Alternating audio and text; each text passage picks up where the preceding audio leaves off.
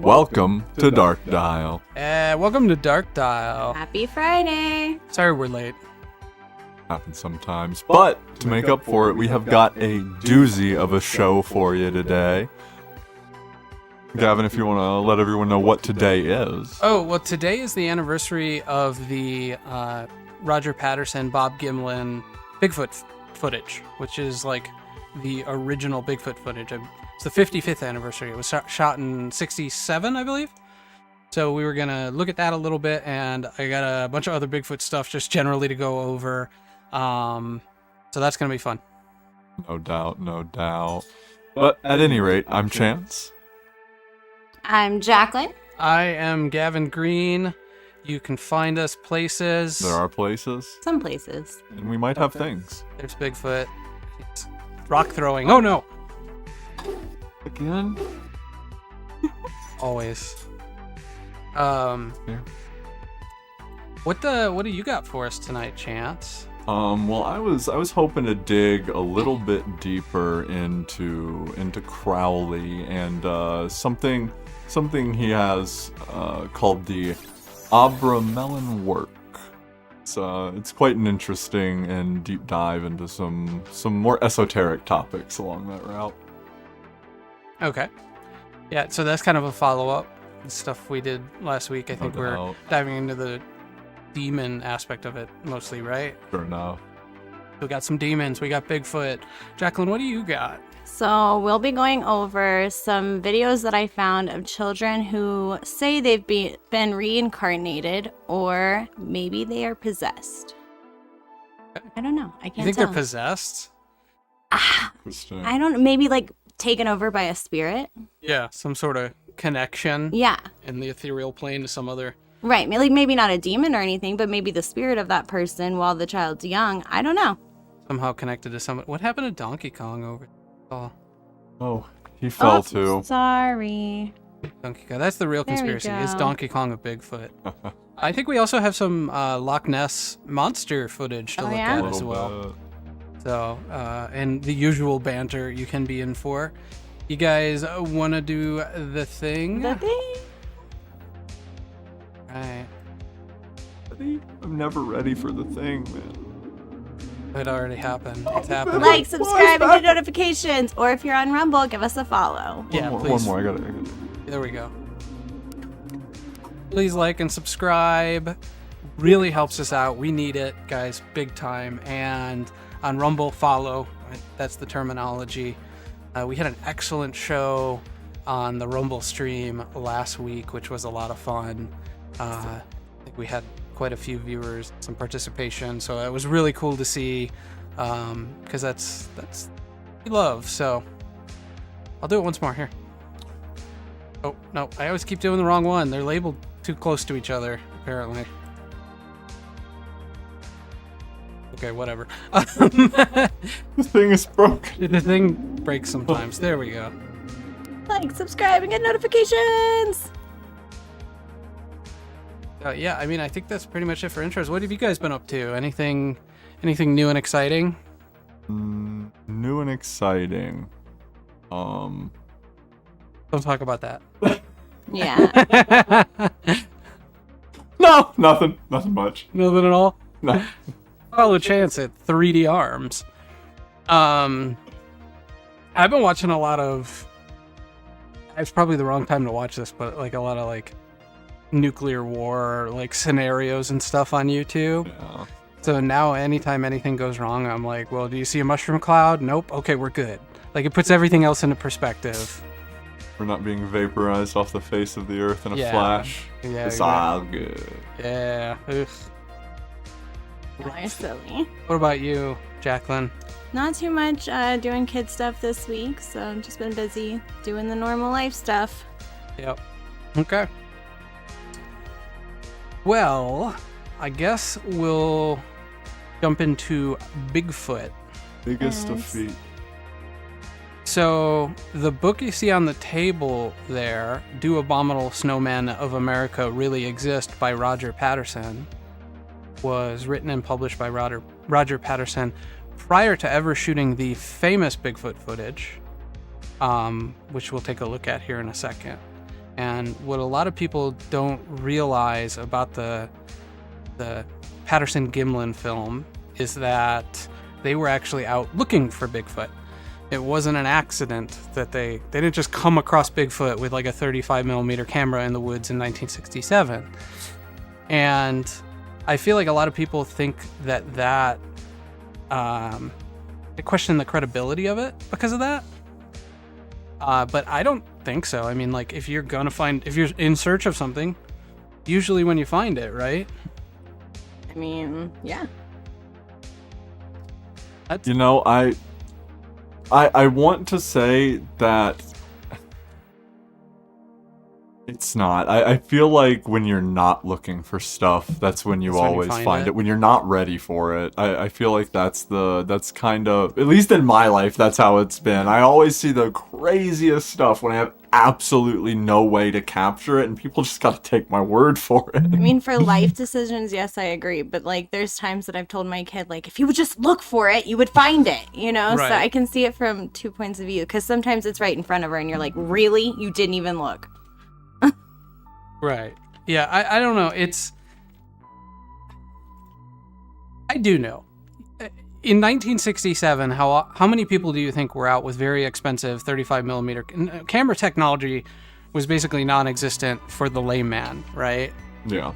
So, no doubt, it was you were pretty much limited to like multi-$1,000, and that's like in that era's money at that point. I mean, there were probably some smaller film cameras that existed, but they probably weren't to a degree that you could tough them through the woods and have them still be able to shoot film by the time you got there without paying a good amount of money. Having that kind of equipment would be something like you'd have it for a reason. It's hard to have that perspective today because everybody's got a camera in their pocket, but they were not common and they were very expensive. Mm-hmm. You know, it's more affordable and accessible to be a filmmaker today than it ever has in history. Especially when you talk about like drone. I always see this where they do like helicopter shots, but with drones, and it like increases the production value of what you're watching to a point where, you know, in the past, like in the 90s or something, or early 2000s, you wouldn't be able to get those shots without like being able to afford a helicopter or to rent a helicopter, and now you just need like a $500 drone and you can get footage like that. But yeah, it's in order to have captured that footage, you would have had to have a very expensive camera out in the middle of nowhere, which probably wasn't happening a lot. So no doubt. So in other words, Roger Patterson writes this book and subsequently finds Bigfoot. If you want to look, I don't remember, or I can Google it here, what year that was published. The book? Yeah. I got it.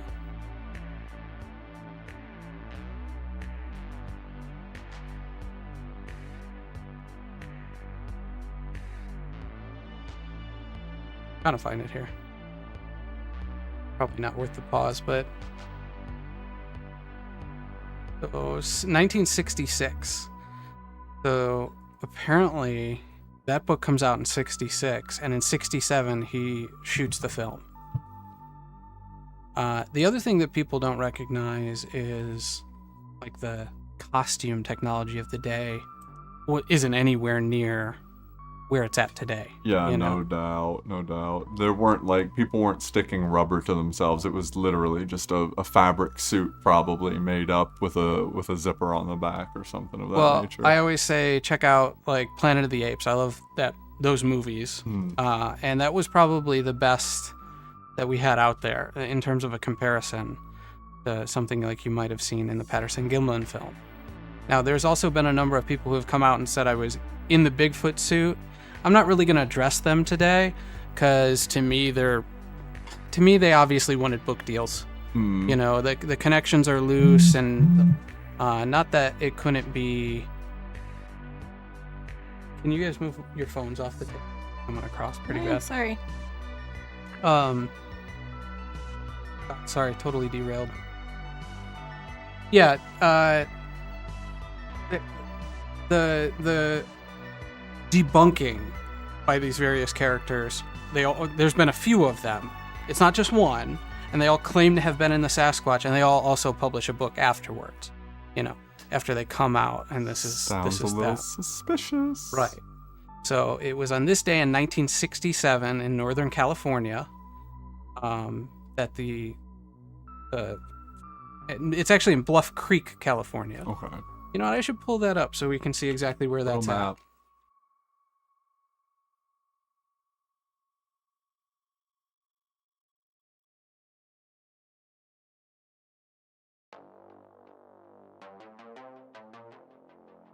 Out by the coast in the mountain. Yeah. So this is where it was shot, or close to it anyway. This Bluff Creek, California.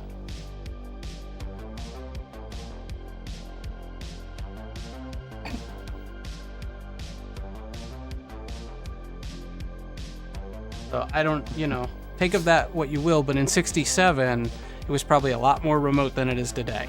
Klamath. Although Klamath there's is a been- city in Fallout 2. Well, in the We've Mount visited. Shasta, it has some crazy stories that's happened there, and it doesn't look too far.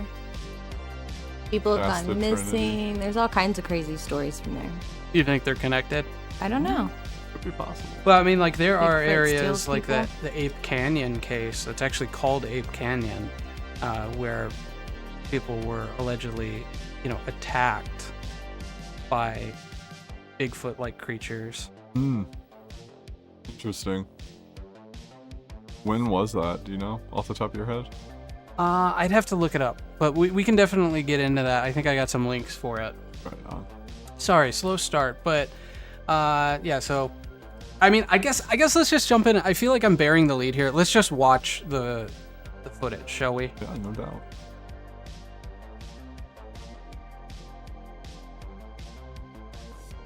So what I'm going to show here is it's not the entirety of the film. The reality is the entirety of the film encompassed other things that were filmed on the reel because they were messing with the camera when they're out in the woods on these excursions. So it's not just this Bigfoot footage. And we're going to show you a stabilized version of the Patterson-Gimlin footage so you can kind of get a better feel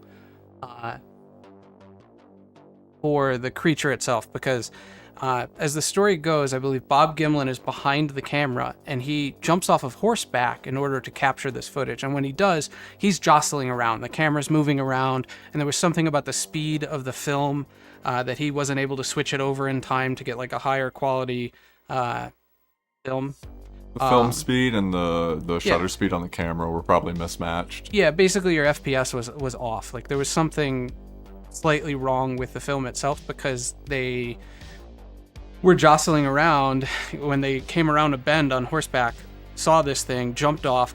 Bob Gimlin grabs the camera and starts chasing it so that he can get a shot, gets the camera up and starts just filming with whatever settings are on the camera. So here's the stabilized footage.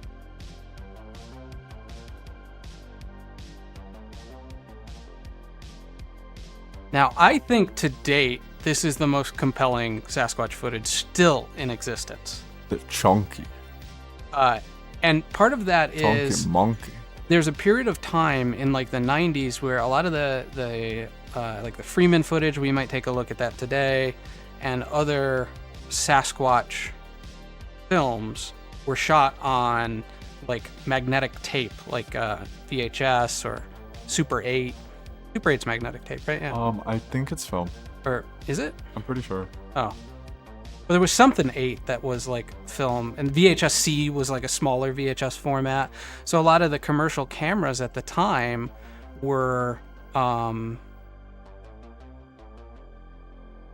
magnetic tape, and they were shooting in 480p interlaced. In other words, the quality that existed. Super 8 has magnetic sound built into it. It's a film, but it's got magnetic for sound. So it has an audio track built into it. Okay, that's interesting. Yeah. Yeah, technology's wild. In any case, the consumer video cameras from the 90s and early 2000s shot in really low video quality, and with later technology, it was impossible to blow them up to get better copies of the footage. Whereas a film reel You see this all the time with early movies. You know, you might go buy a movie that was made in the 70s on Blu-ray, and it's in 1080. Well, that's because they're taking the film and processing it digitally. Your resolution is your film grain, and your film grain's going to be a lot tinier than you can ever get pixels. Typically, right? Yeah. Rex says High 8 and Digital 8. Digital 8. That's what I was thinking of. Okay. Yeah. High 8 and Digital 8 were tape. I've heard of those. That's interesting. I'll have to look at... I've got a thing for old film formats. I'll have to look into that. Well, this creates this, like, counterintuitive thing that you would think the films of Sasquatch that come out later would be better, but there's a period of time when they're not. Because you can take a picture, essentially, of this frame by frame with a high-resolution digital camera and pump out a better quality film. You can pretty much, however high your resolution a camera you can get, you can make the film that resolution, for the most part. There is more footage of the Sasquatch in the Patterson and Gimlin film here. It's just not in this little stabilized clip we're showing you, and it's mostly of it walking away. The only real value of it is it gives you a good look at the bottom of its foot. So, I don't know, what strikes you guys about this? I don't want to ask a leading question here. What do you guys think about this film? As I said earlier, chunky monkey. I feel like it hits the ground really hard, like harder than a normal person would walk. It feels heavy. So, in particular, I think if you look at its thigh, it seems to have muscle mass and recoil. Yeah, there's like as it striations moves. appearing. Well, I'll tell you, there were... you said this was 67? Yes. In 67, there were... I don't know, it probably would have been hard to find someone this large to fill out a suit like that. People weren't as big. People were a lot smaller back then, and if this is a person filling a suit, they are filling that suit out. They're not like stuffed in there and the suit's hanging off. So it would be difficult to find a human being to stuff in there. I mean, I think you could do it, but again, the suit is of pretty high quality considering, and this might not even be the best available, stabilized footage out there. The reality is the original film is lost, and only copies of the film exist. So generally, the highest quality ones are composites of the first copies of the film. They overlay them together to get the best image they think they can get. Because Roger Patterson had passed away in 1972, and I think, wherever the footage was, his wife lost it or something. Which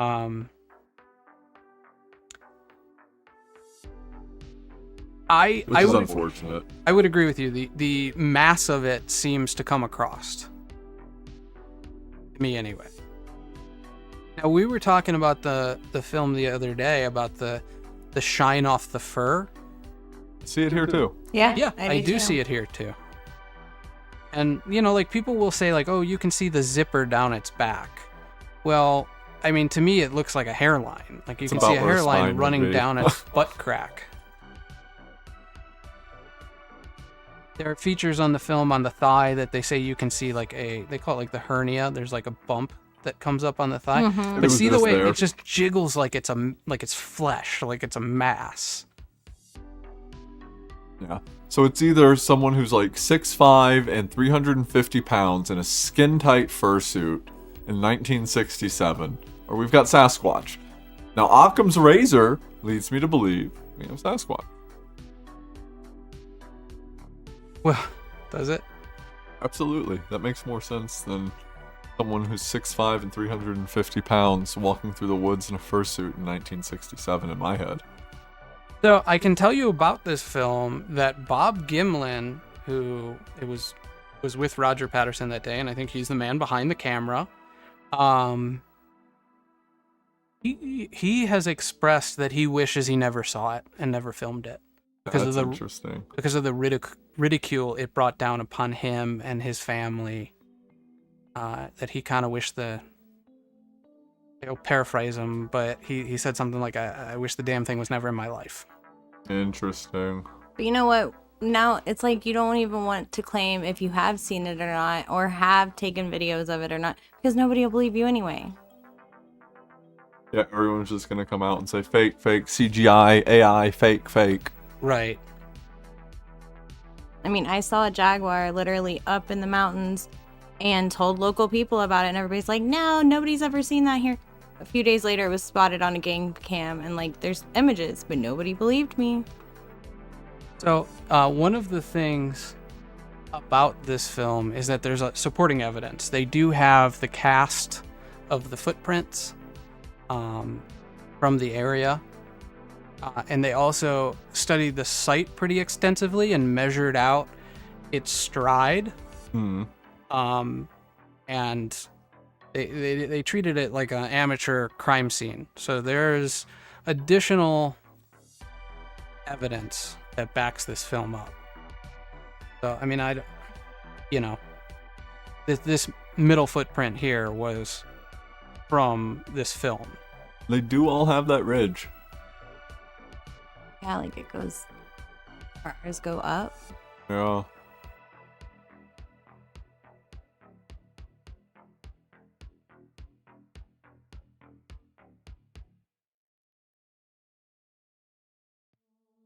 I think it's amazing that in 1967 this was shot, and it's still such a compelling piece that has yet to be truly debunked to this day. Debated consistently. I mean, we're talking about 55 years later, 55 years today, right? Mm-hmm.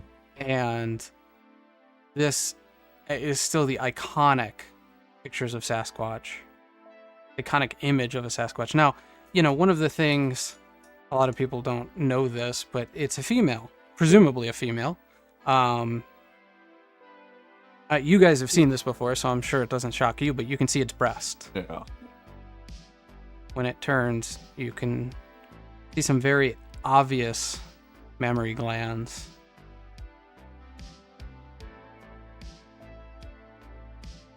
Now, you had mentioned the thing about the hands, right? Mm-hmm. It's not really happening here. Yeah? I mean, maybe, no, it's not. When he turns a little bit. She. She. Her name is Patty, and it's her birthday. As far as we know. Respect. Do we sing to her? No.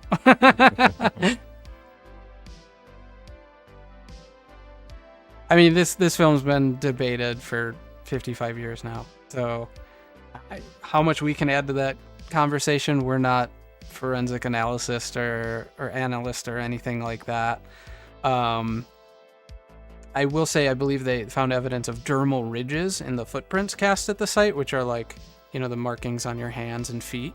Almost, not the fingerprints, but like the lines, the fortune teller lines. Yeah. Okay. I think they find them on like the very edge of the footprint. Like you can see some dermal ridges. Dr. Jeff Meldrum, Idaho State University professor, who inherited Grover Krantz's Bigfoot cast collection, studied the gait in this film and said it's a very non-human gait, the way it walks. That its knees kind of like knocked together, almost like somebody with like hip dysplasia or something like that. Well, it walks kind of like how you would imagine someone would walk. Have you guys seen that episode of Family Guy where Stewie follows people around with a tuba and he's like, "Boo-doo, boo-doo, boo-doo." You know what I'm talking about? Yeah, I think I've seen that. Yeah, he one. walks like that sound, and that sound is definitely not how a human walks. So he walks with that sound. Yeah. All right. He's got the tuba sound. Yeah, I mean, I to me, it's amazing. The better the footage gets, the more stabilized imagery of it. Because when I first started looking at this stuff, the best you had was like DVD quality of it. Sasquatch Legend Meets Science was, and this is still a great resource. Specifically, the book that's the companion of it. But this was like Jeff Meldrum's baby, basically. This whole project, and he studies the gait of it really well in that one. I love the cover of that. It looks so aggressively like 2000s history, sci-fi Discovery Channel-esque documentary, and it makes me so happy. 2003 is when this one came out. I mean, the man's not a quack, you know. He's a university professor, like I said, and he obviously had a close relationship with Grover Krantz, and Grover Krantz is largely respected as well in his field, but was like the original Bigfoot guy, you know? I don't know much about the name, to tell you the truth. Well, let me pull up here. We'll watch a little bit more of the uncut video. It's not as high quality, but so we can watch a little bit of the events leading up to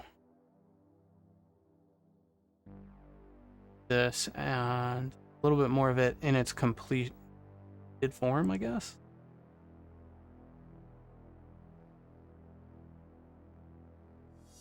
It's like B-roll, right?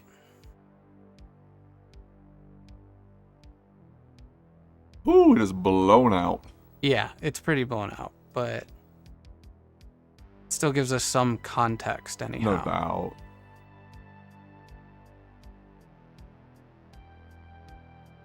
I want to say Roger Patterson and Bob Gimlin, or maybe it was just Patterson, but they were like rodeo cowboys. Okay, interesting. So they were pretty gruff guys. Like I said, Roger Patterson passed away in 1972. And Bob Gimlin, I believe, is still alive. He was born in 1931. How old does that make him today? Up there. Almost 100. He doesn't talk about the film much. Like I said, the last interview I saw with him, he just said he wished he wants nothing to do with it, you know? Seemed like a super nice guy, though. Yeah. Did he seem like someone that would fake it? No, neither of these guys. I mean, I can't say that about Roger Patterson because the material just isn't there. Yeah. He didn't seem to live into the information age the way Bob Gimlin did. Gotcha. But Bob Gimlin seems about as credible and as humble as they come. I feel like I'm watching an episode of like Little House on the Prairie that's been re-recorded on tape 17 times over. Right, yeah. When you can see these guys are on horseback. You know, these are just little details of the story that people don't know, you know? Oh, it's interesting. I've never seen this side of the footage.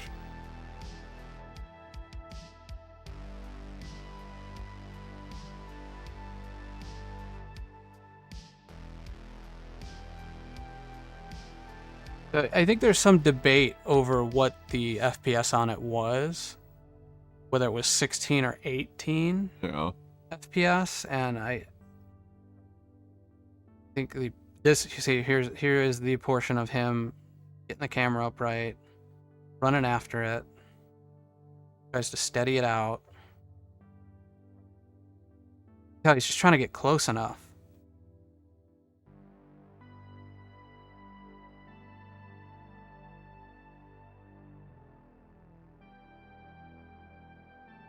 I believe this includes the walk away, which is a little bit more than what we saw. He tries to get closer again.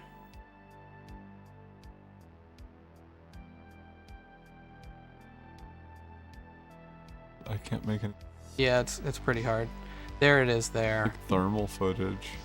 Like directly in front. Now I've seen this frame zoomed in on, some of these frames, and they show the bottom of the foot. You know, it's interesting anyway, in terms of what would you expect from a living, breathing species in terms of how its footfall happens. Mm-hmm. And the general consensus is that it doesn't walk toe heel like a human, or humans walk like heel to toe, right? It doesn't walk like heel to toe like a human. It seems to walk more flat-footed, where the ball of its foot almost comes down first. Kind of like almost waddles, but not really. It's like a plop, like that. Yeah, pretty much. And again, Jeff Meldrum's done really good work on it, anthropologist, and he specializes in bipedal locomotion. And his insistence is that the creature caught in the film has a very non-human gait. That's consistent with the footprints that are found, not just here, but in other credible cases. That's interesting. Going back to that picture we were showing earlier with the ridges, I mean, that is a consistent, I don't know the word I'm looking for there, but a consistent, like, physical marker across the board, yeah. Yeah, I mean, like, Jeff Meldrum is kind of the guy they go to if you want to know if what you got was real, you know? Pull up a picture of him. Just for funsies here. Are you, buddy? There he is. Oh, I thought that was I him thought up the top, first yeah. one was, I was like, dang, really? He's one hairy boy. Yeah, I mean, like, you see, like, Finding Bigfoot shows, or I don't know about Finding Bigfoot, but there'll be, like, Discovery Channel shows that'll go to this guy with evidence and ask him to analyze it as to what he thinks it is. And I mean, I've seen him call fakes a fake, and I've seen him say, "Oh no, that's a sun bear. That's not a Yeti footprint." And What's a sun bear? a sun bear? Let me look it up here. It sounds mythological. It doesn't sound. No, it's a real, it's a bear. It's a fairly small bear.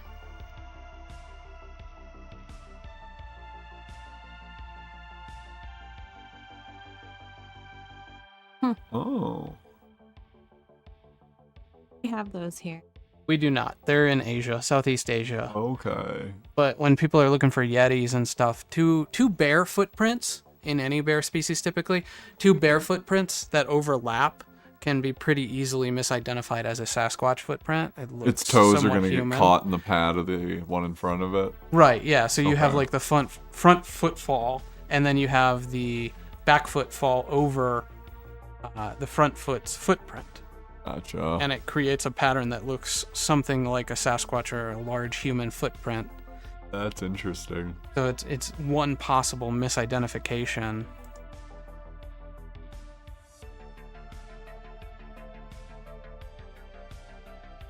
I don't know, anything else you guys want to say specifically about the Patterson-Gimlin film? You know, I am...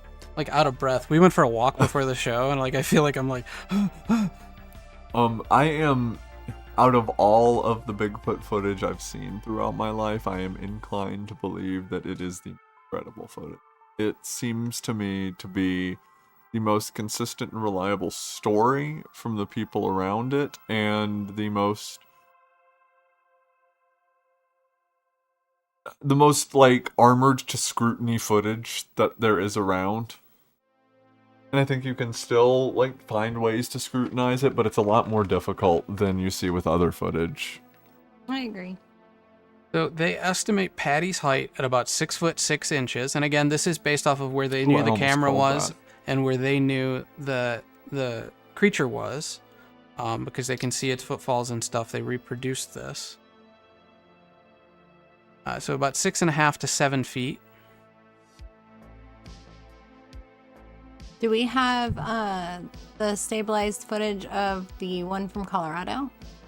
I do. Yeah, the one Rex sent us. Yeah, Yep. Yeah, I was gonna play that. because I still haven't seen it. Okay, let's pull that up.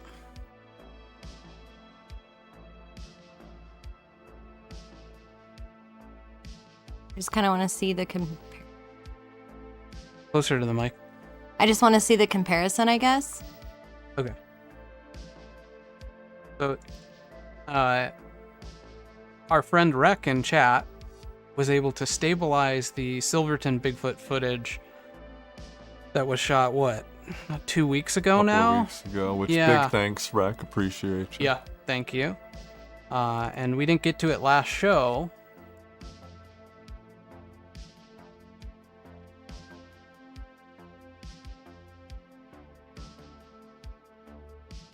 Big. Oh, This makes this a lot easier to... Doesn't it? Yeah, anytime these are stabilized.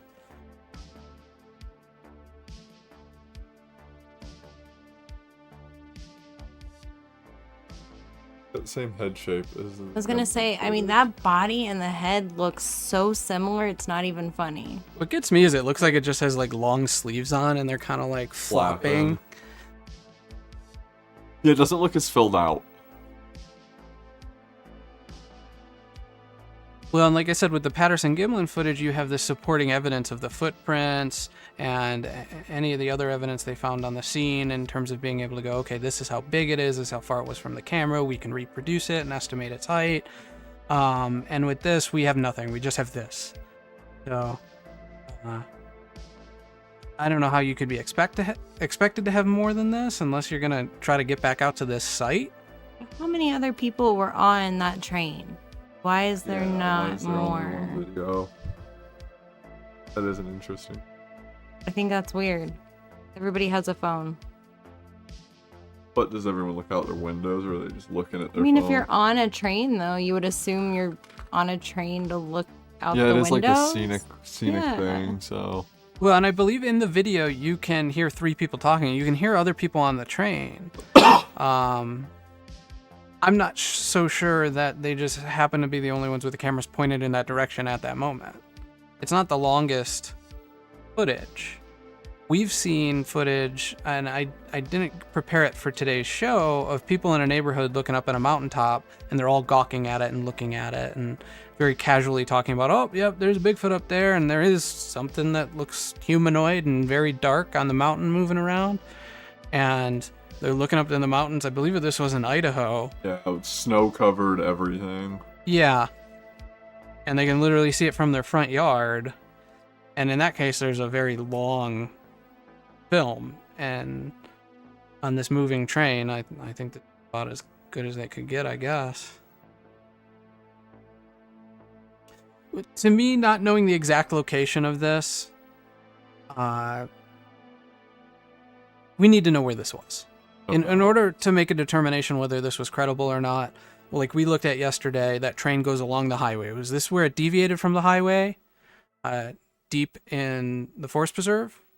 I would have to imagine, because we are looking at a canyon facing the left side of the train, because they're moving to the right in the video, so they've got to be looking out the left window. And when we looked at that map, the only place that had a canyon to the left and not a road or a town was the area where it diverged off the road into that preserve. So this has to be somewhere inside of that canyon. Maybe. I feel like that's a jump. I want to see specifically where it was. A lot of people's phones geotag stuff today with coordinates as to where the footage was taken. You know? Is there a way to get that data? Yeah, I mean, if you can find the original pictures, you can pull the EXIF data on. I was trying last week, but I couldn't get, like, when I say the original, I mean, like, the actual file, because, like, even the Facebook scrubs the EXIF data. Exactly. Very cool to see it stabilized. Thank you again, Rec. It does sit the way that we said it did, and I'm just saying that's not an easy position. We all tried it. It's not easy. Yeah, it's a little painful. I'm not gonna lie. My back stretched in ways that it should not. Yeah. After the show last week, the first thing Jacqueline did was try to sit in a funny position on the floor and fall over. Like immediately when we wrapped.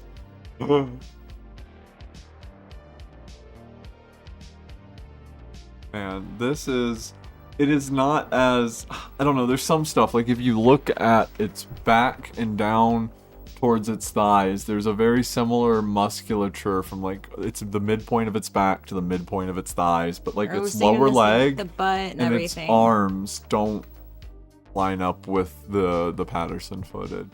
Agree. This comparison.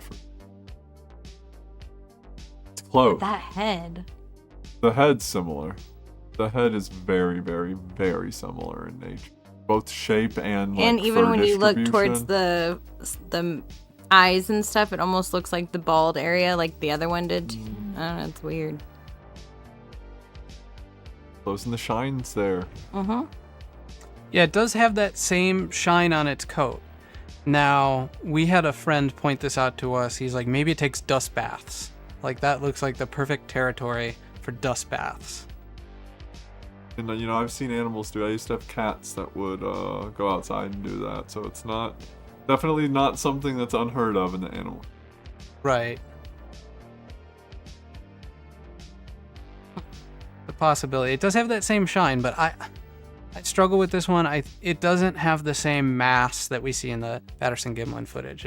I don't think it walks with enough authority. It almost looks like it's creeping along. It's like high stepping. It's not just like plopping its feet down. So even like as it squats, when I look behind it, and maybe this is just an effect of the fur, but it looks like loose cloth to me.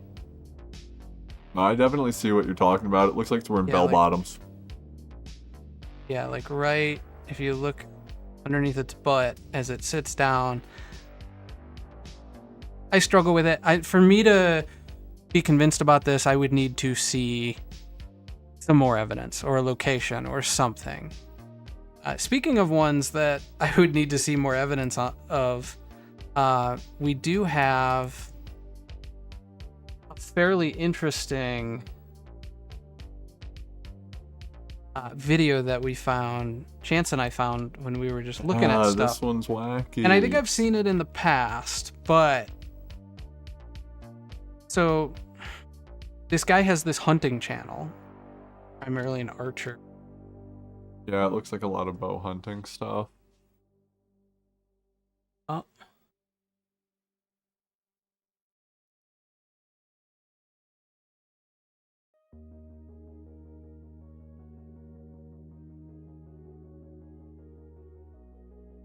So this is Tim Wells. You can find him on YouTube. As far as I can tell, he's done no Bigfoot content outside of this video. Yeah, we scrolled through pretty much all of his videos and didn't see anything. Now, if he mentions Bigfoot inside of his videos, who knows? We didn't watch through all of them, but it's not like a common thing that repeats itself on his channel. I mean, the guy's primarily a bow hunter, and it's a hunting channel. So presumably somebody who is familiar with the outdoors, familiar with local wildlife, and seems to be removed from the Bigfoot issue. So why don't we watch it? We skip to the good part? Yeah. Okay. So this is just them describing it, and then... I got the camera and stood up, and you grabbed your bow. When it stopped right there at that pine, right next to us, it stared at us, which seemed like 5 minutes. Yeah, it was staring back for a long time. At that point, I knew it wasn't a bear. Oh. Give me the camera. And you will miss it. Oh. Says, give me the camera, he grabs it and runs after it. Now, I don't think they ever get another shot of it aside from that short little spot. But I do think there's some value here in terms of his reaction. It seems very genuine. There's like panic search going on right now. Eric, get out, get my bow, get out. Get down, Eric, get my bow. Come here.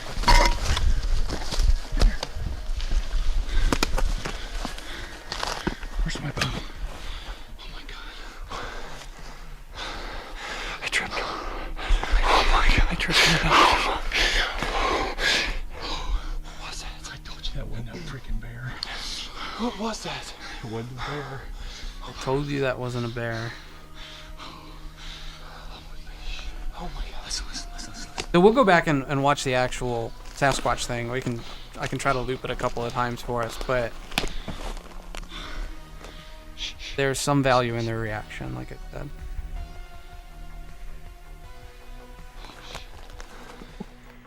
Need to open this Red Bull.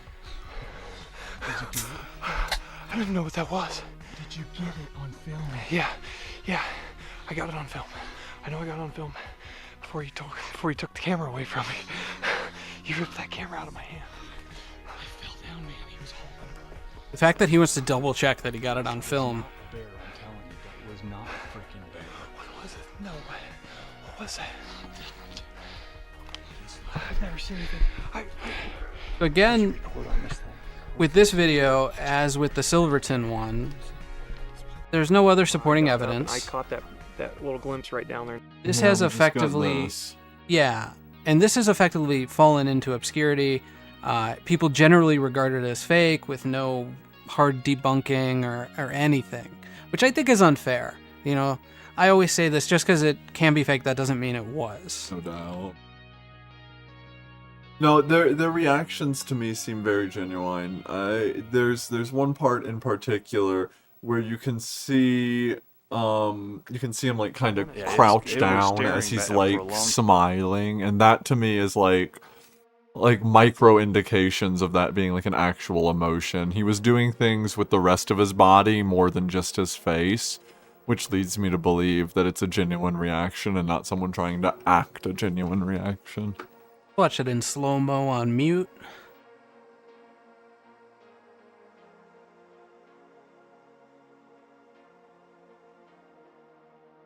I mean, what they were describing earlier was they were eye to eye with it for a minute, trying to figure out what it was. Was it a bear? Was it not a bear?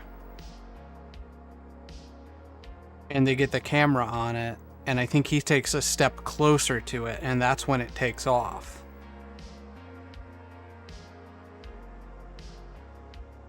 You don't see him take the step? I mean, you see him like Yeah, he's like rising up, moving. but presumably he was inching closer to it before the film started, because he does describe that. Seeing his face in slow-mo is interesting.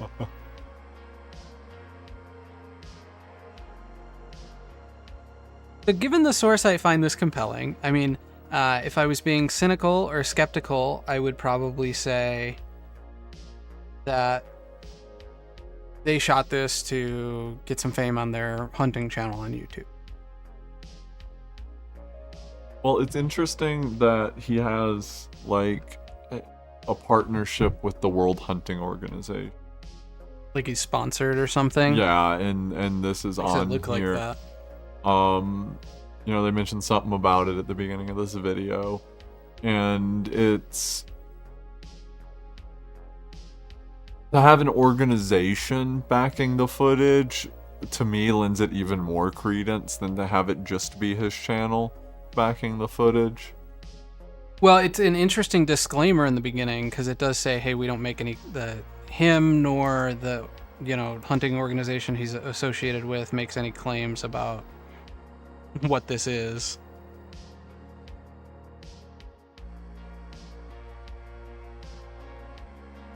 I find it compelling given this source that this guy would have been out in the woods, with a camera, clearly. That's how you get this kind of footage. Yeah.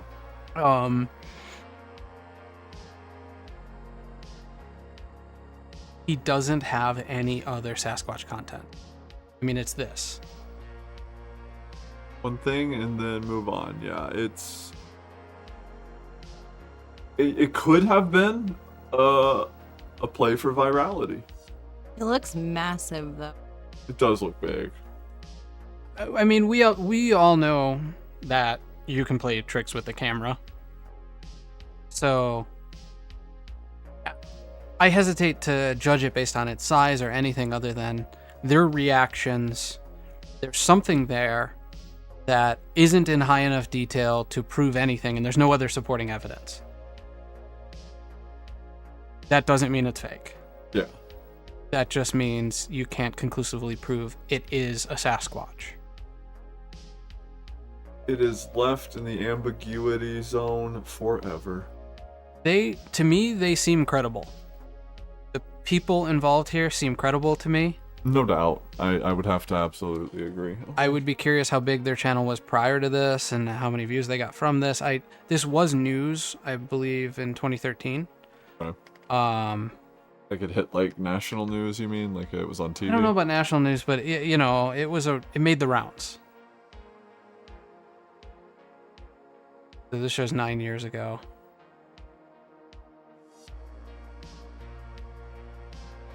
And I mean, it has a lot of views, 5 million views. That's no small thing.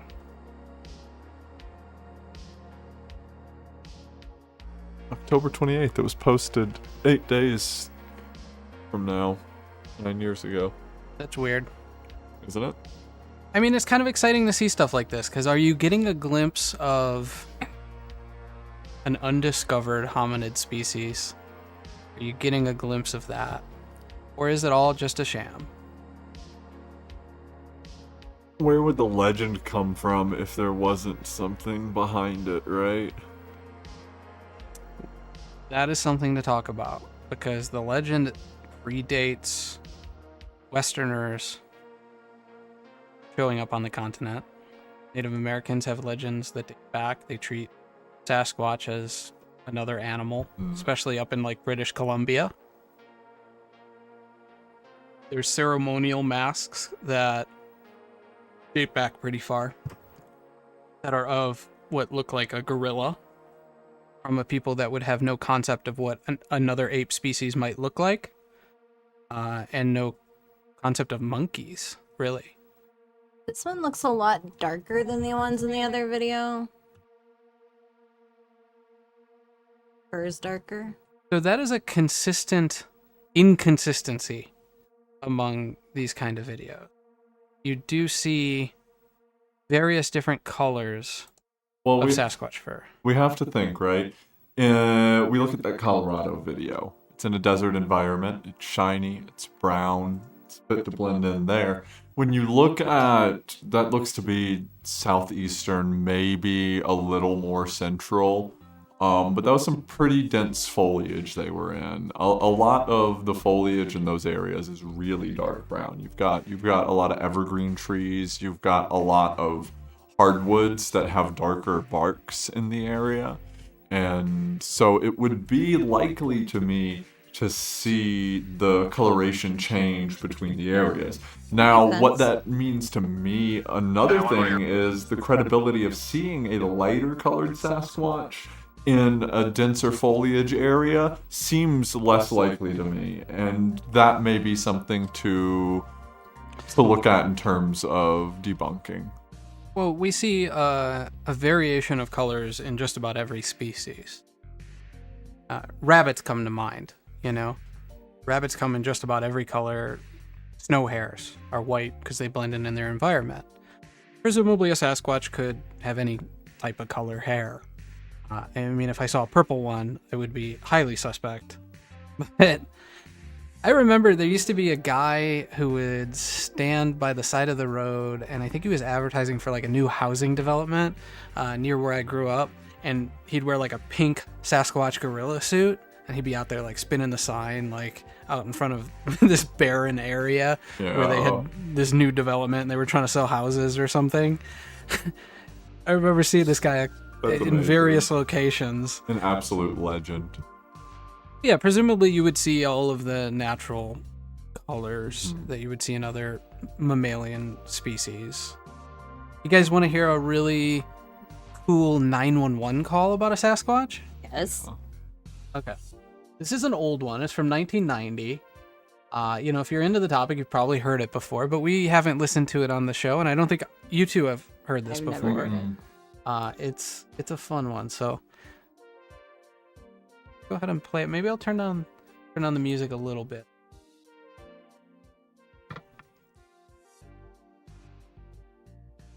Balancing a lot here.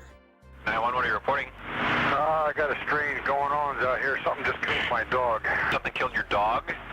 My dog went flying through the air over the tree. I don't know how it did it. Okay.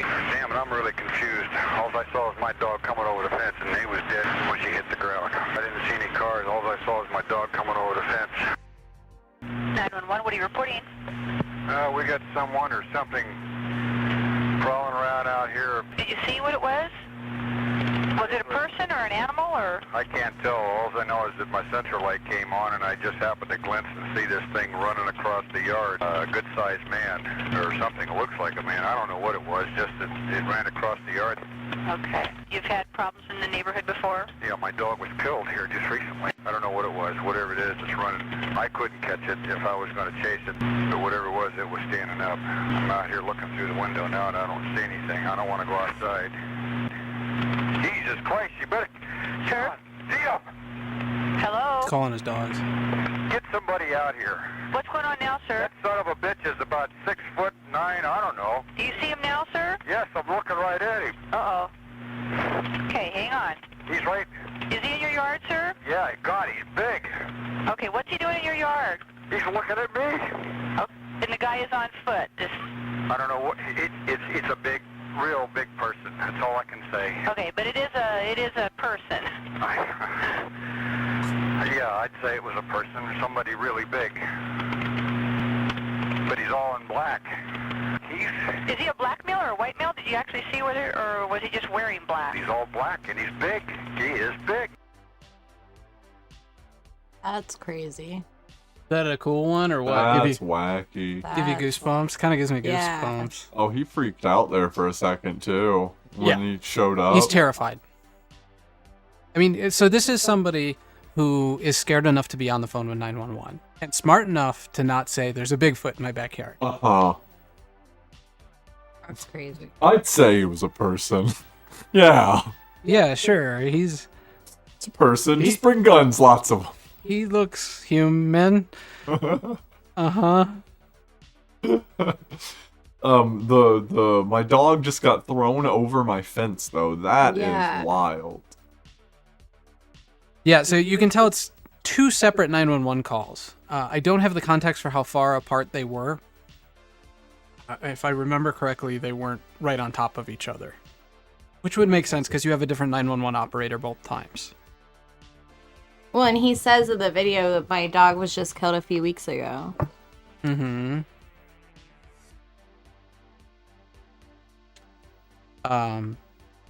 I hear terror in his voice. Mm-hmm. Oh yeah, me too. Especially when he's looking at it, where he goes, "It's looking at me." I mean, he stopped, like, his words, like, mid-sentence dropped from existence as once he actually noticed it.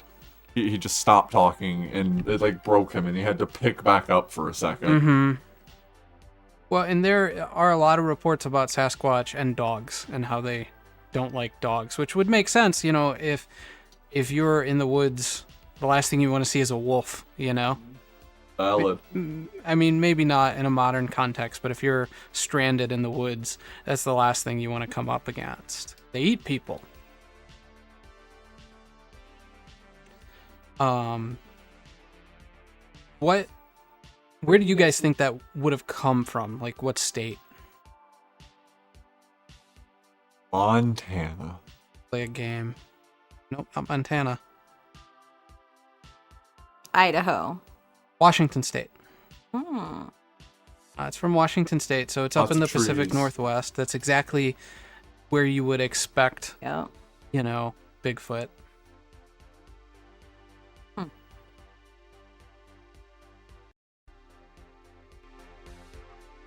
You have any more calls like that? I don't on hand. That one is particularly incredible. That one, yeah. Yeah, and it's like he got two different instances. I wonder if they sent an officer out when his dog died. Yeah, I wonder I wish what there was happened more with that. to it. Well, I think some of the takeaways from it are, you know, obviously this man is terrified, and he's calling 911. He's calling the authority. He doesn't sound drunk or on drugs, and he's competent enough to not say it's a Bigfoot. But clearly, he's talking about a Bigfoot. And you can almost hear the operator condescendingly go like, uh-oh. Like, you know, like, okay, dude. You know, I don't know if she didn't believe him, but it sounded condescending, or at least patronizing. Yeah, no doubt. There was a tone there, 100% of something. It wasn't just like, it wasn't uh-oh. It wasn't like a legitimate uh-oh. It was like, uh-oh. There was something else going on, yeah, underneath that. Yeah. Yeah,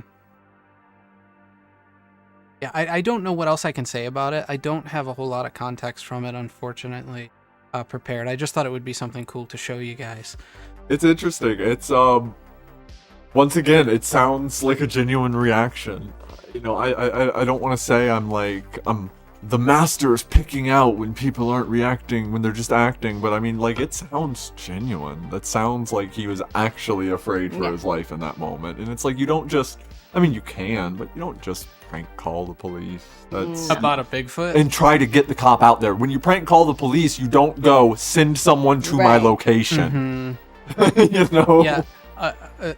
Especially given the context of his dog being killed. So, I mean, what are we to believe? That somebody's running around killing his dog? Some very, very large, deranged man living in the woods. He's just got mountain men attacking his homestead. I mean, what is a Bigfoot but exactly that? Wrong. So I've got another classic on our agenda here, I do. which is the Freeman footage. Gordon Freeman? I don't know who that is. You never played Half-Life? No, I actually have not played Half-Life. Oh, man. Sorry. You gotta, bro. It's good. You've outed me. Top notch. Okay, I've only ever played Half-Life 2. I'll out myself. So this is, again, another stabilized film.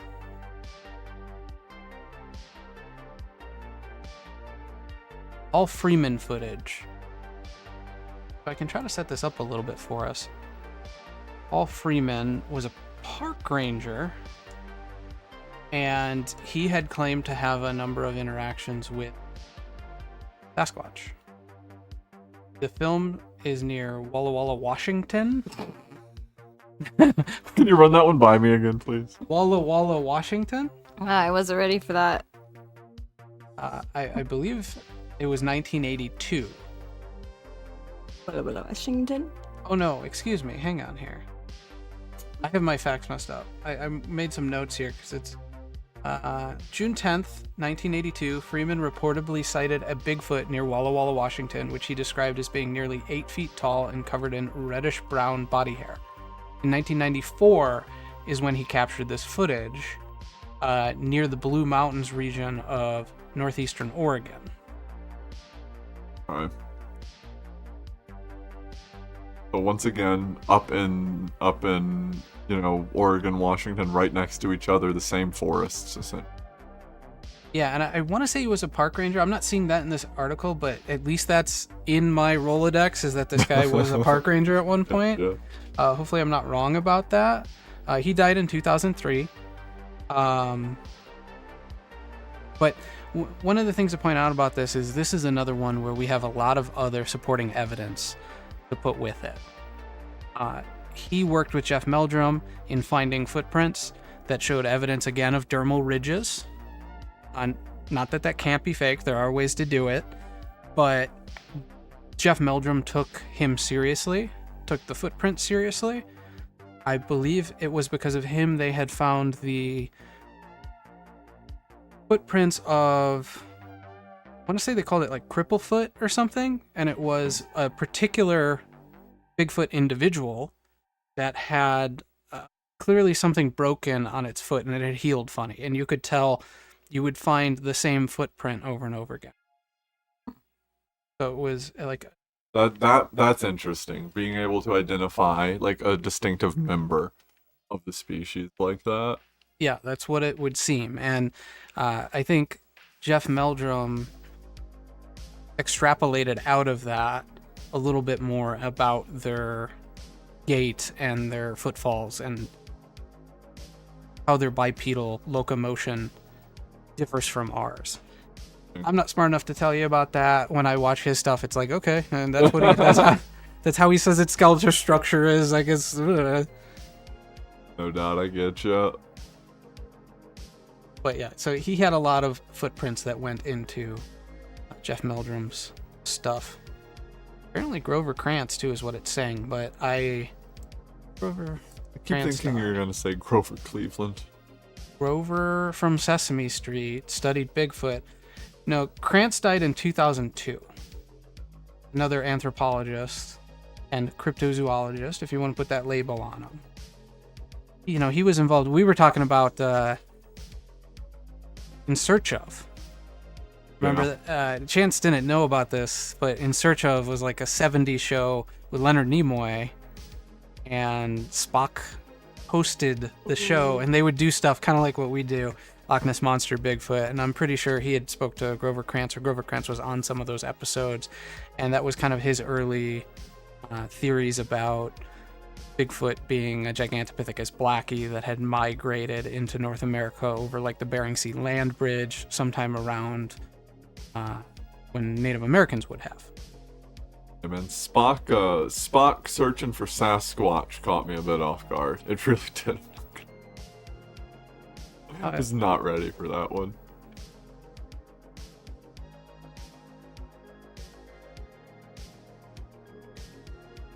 I feel like I'm going really slow. Are we going real slow? Going. We're going. All right. So here's some stabilized Freeman footage. Now this is again, what year did I say it was? It's in the 90s. It's the early 90s, 92, I believe. So this guy's shooting this on magnetic tape. It's on a VHS tape, essentially. Maybe even worse than a VHS tape. They shrunk them down to fit into cameras, and you got even worse resolution. This could be on floppy disk for all we know. Could be one of those floppy disk cameras. Yeah, I've got a couple of those behind you in a bin. Really? I always say Those are that. so It's cool. like a magic bag behind you. Bag of holding. In parentheses of small electronics. And it's counterintuitive, but you can't take a magnetic film and hold it up to a digital camera and take a really high definition picture of it. That's not the way it works, and encodes it almost. It's not digital; it's an analog encode. But let's check it out. I guess we'll unmute this too. Oh, there he goes.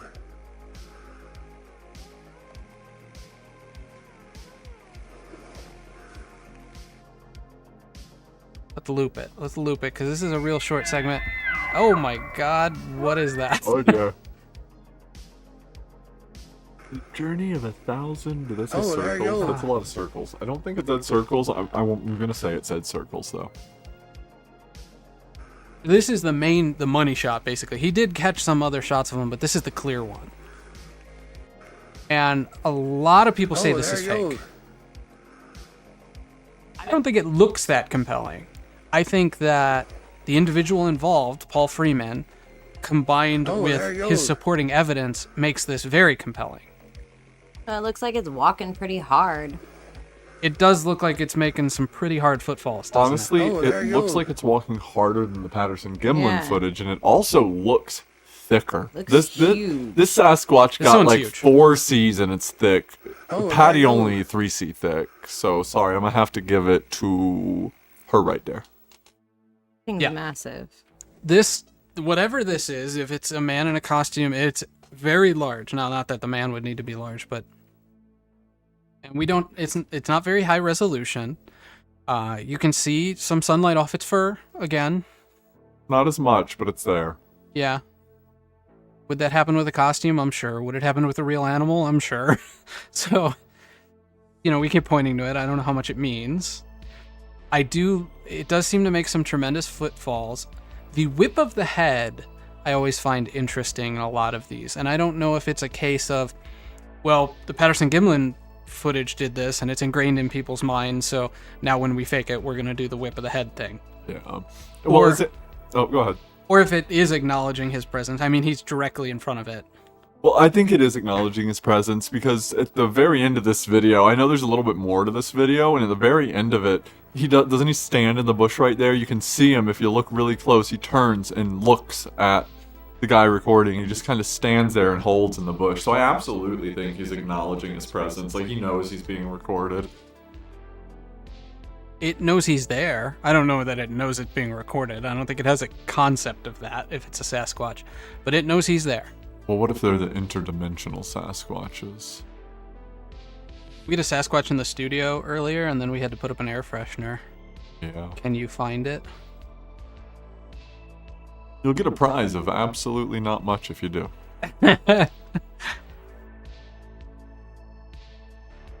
I tend to lean towards this is an authentic Sasquatch film. Why that is again the supporting evidence and the characters involved when you throw Grover Krantz and Jeff Meldrum into it, anthropologists. Yeah, And it seems that the credible sightings have those names following them around, too. They come up more often than not, so... I keep pointing to them specifically, and that's because I want to point to somebody in academia who is a professional. No doubt.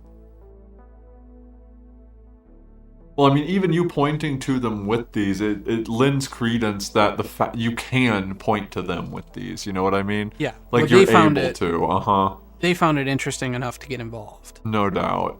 You know, and they sound like well-educated individuals from everything I understand. And it doesn't sound like they are regarded as hacks in their general fields either. You know what I mean? I don't think they are. I know Grover Krantz was not. I think he's well regarded for things outside of Sasquatch. Meldrum kind of walks that line, but you know how it is in academia. If you're going against the mainstream, you're liable to be shot down. It's hard. And even if it's just like going against, even if you have evidence, like going against the mainstream is still very, very difficult. Yep. Yeah, I mean, because it's hard for somebody to conceive that such a large species could be wandering the woods right next to us, basically. It'd be so elusive. Yeah. And still be undiscovered, excuse me. Hey man, I said this last week too, I think, like the Amazon.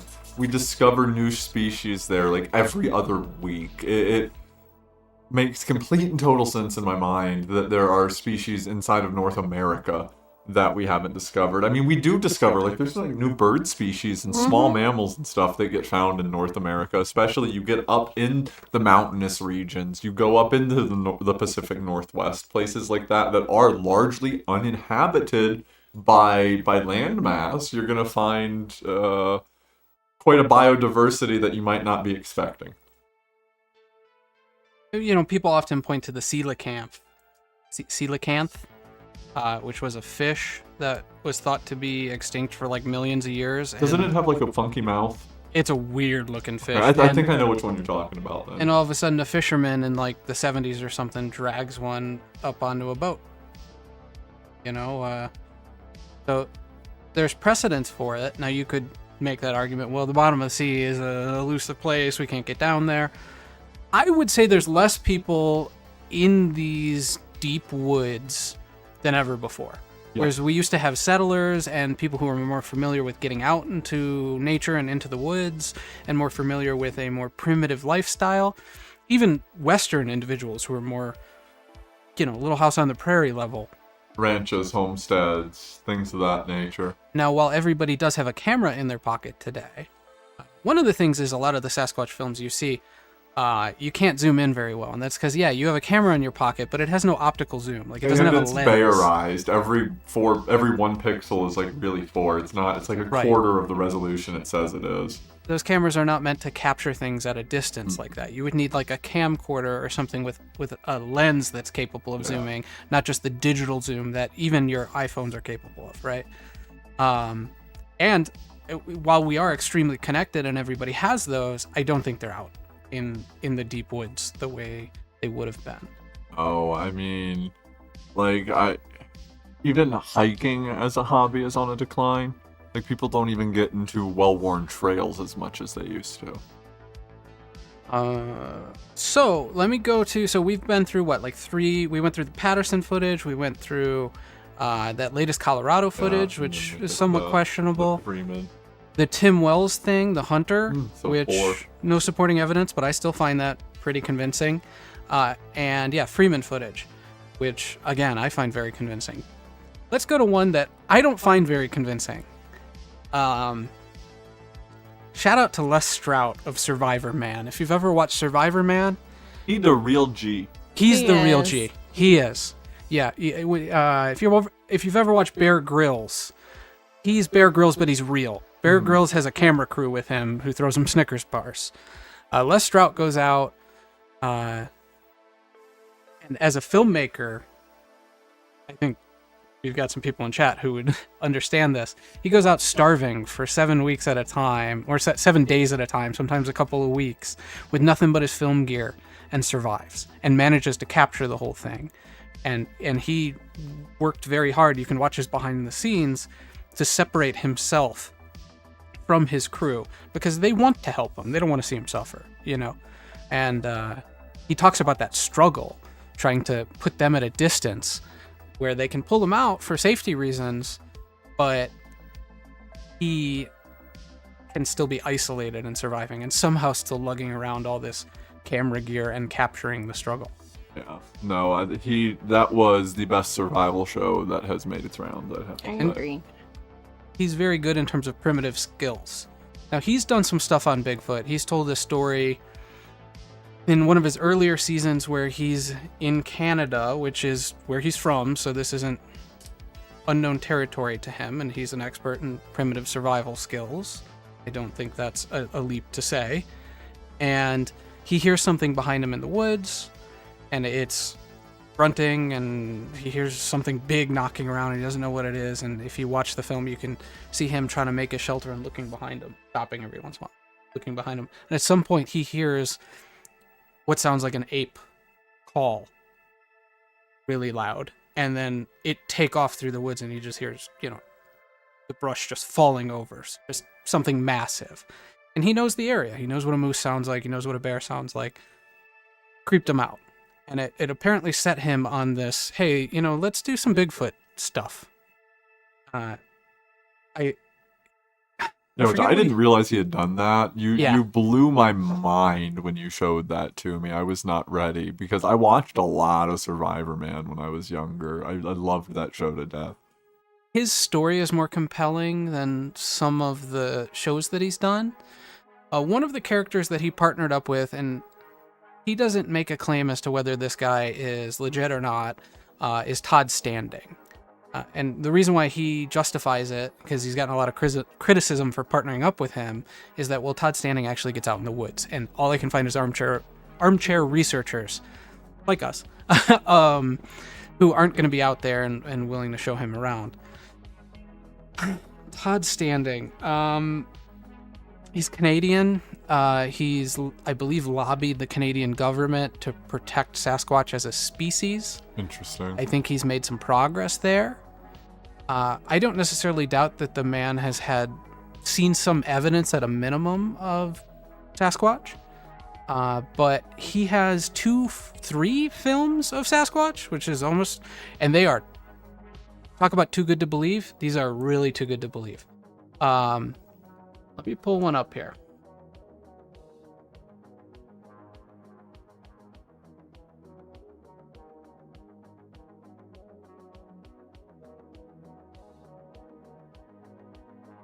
I've got 2 of them we'll go over. There's another one where the Sasquatch is this close as it is in this one, and it looks very different than this Sasquatch. It looks like an Ewok. I didn't find like a good stabilized version of that, so I'm not going to show it, but we'll show you this one and one other of the Sasquatch running away. But he is up in its face, presumably. I mean, maybe he's got a lens, but still, with the brush, you can see the brush in the way. He would have to be very close. Yeah, no doubt. Just sitting there chilling, not moving a muscle. It moves a little bit. At least it appears to move a little bit, and it does blink right there. Now, you and I have talked about that blink. That blink looks like an animatronic. Yeah. I believe you said phony baloney to that blink. Yeah, those were my exact words. I was there. Now, all due respect. I said phony baloney rigatoni. Oh, maybe the second one is in here. There it is. Oh my god, that thing freaks me out. Looks very different, doesn't it? It looks like it's felt. Oh, that thing freaks me out, man. I hate it. It looks like an Asquatch. You want to explain what that is? So, Asquatches. They are taxidermied deer ass. Made to look like a Sasquatch. It's and literally, I absolutely think that's what that is. It's literally the rear end of a deer that they try to make look like a Sasquatch. It's just kind of like a jackalope. It's a taxidermy joke. Oh, okay, so here's the third one of a Sasquatch scurrying up a cliffside, call it. They are all in here. I struggle with these big time. I'd love to believe they're real. I believe this one more than the other two. Yeah, I believe this one more than. But he moving quick. He booking it up that hill. Here's what gets me about this one. Let's go back a little. Take a close look at its gait and its arms. It's like running up that how a human thing's would. like It's catching its balance as it goes up. Balancing with its arms, and it doesn't move gracefully. It moves like a person trying to hastily run up a cliffside. Not that a Sasquatch doesn't have a similarity with a human, and that's what's so difficult about a lot of these is... But that's their natural environment. You think they'd be inclined to move up it a little bit better. Right, yeah. While, of course, a Sasquatch is going to move similar to a human. And so it's easy to say, oh, it's a guy in a suit. Well, it's a bipedal thing. There's not a lot of bipedal mammals out there, right? Not many. But that particular film to me looks like it is struggling to get up that cliff. And it's using its arms for balance.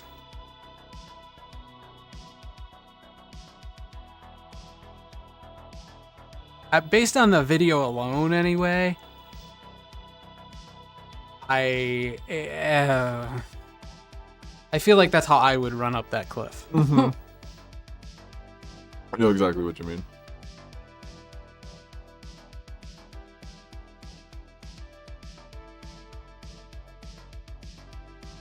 Like it, especially its arms, the way it's like moving its arms to balance.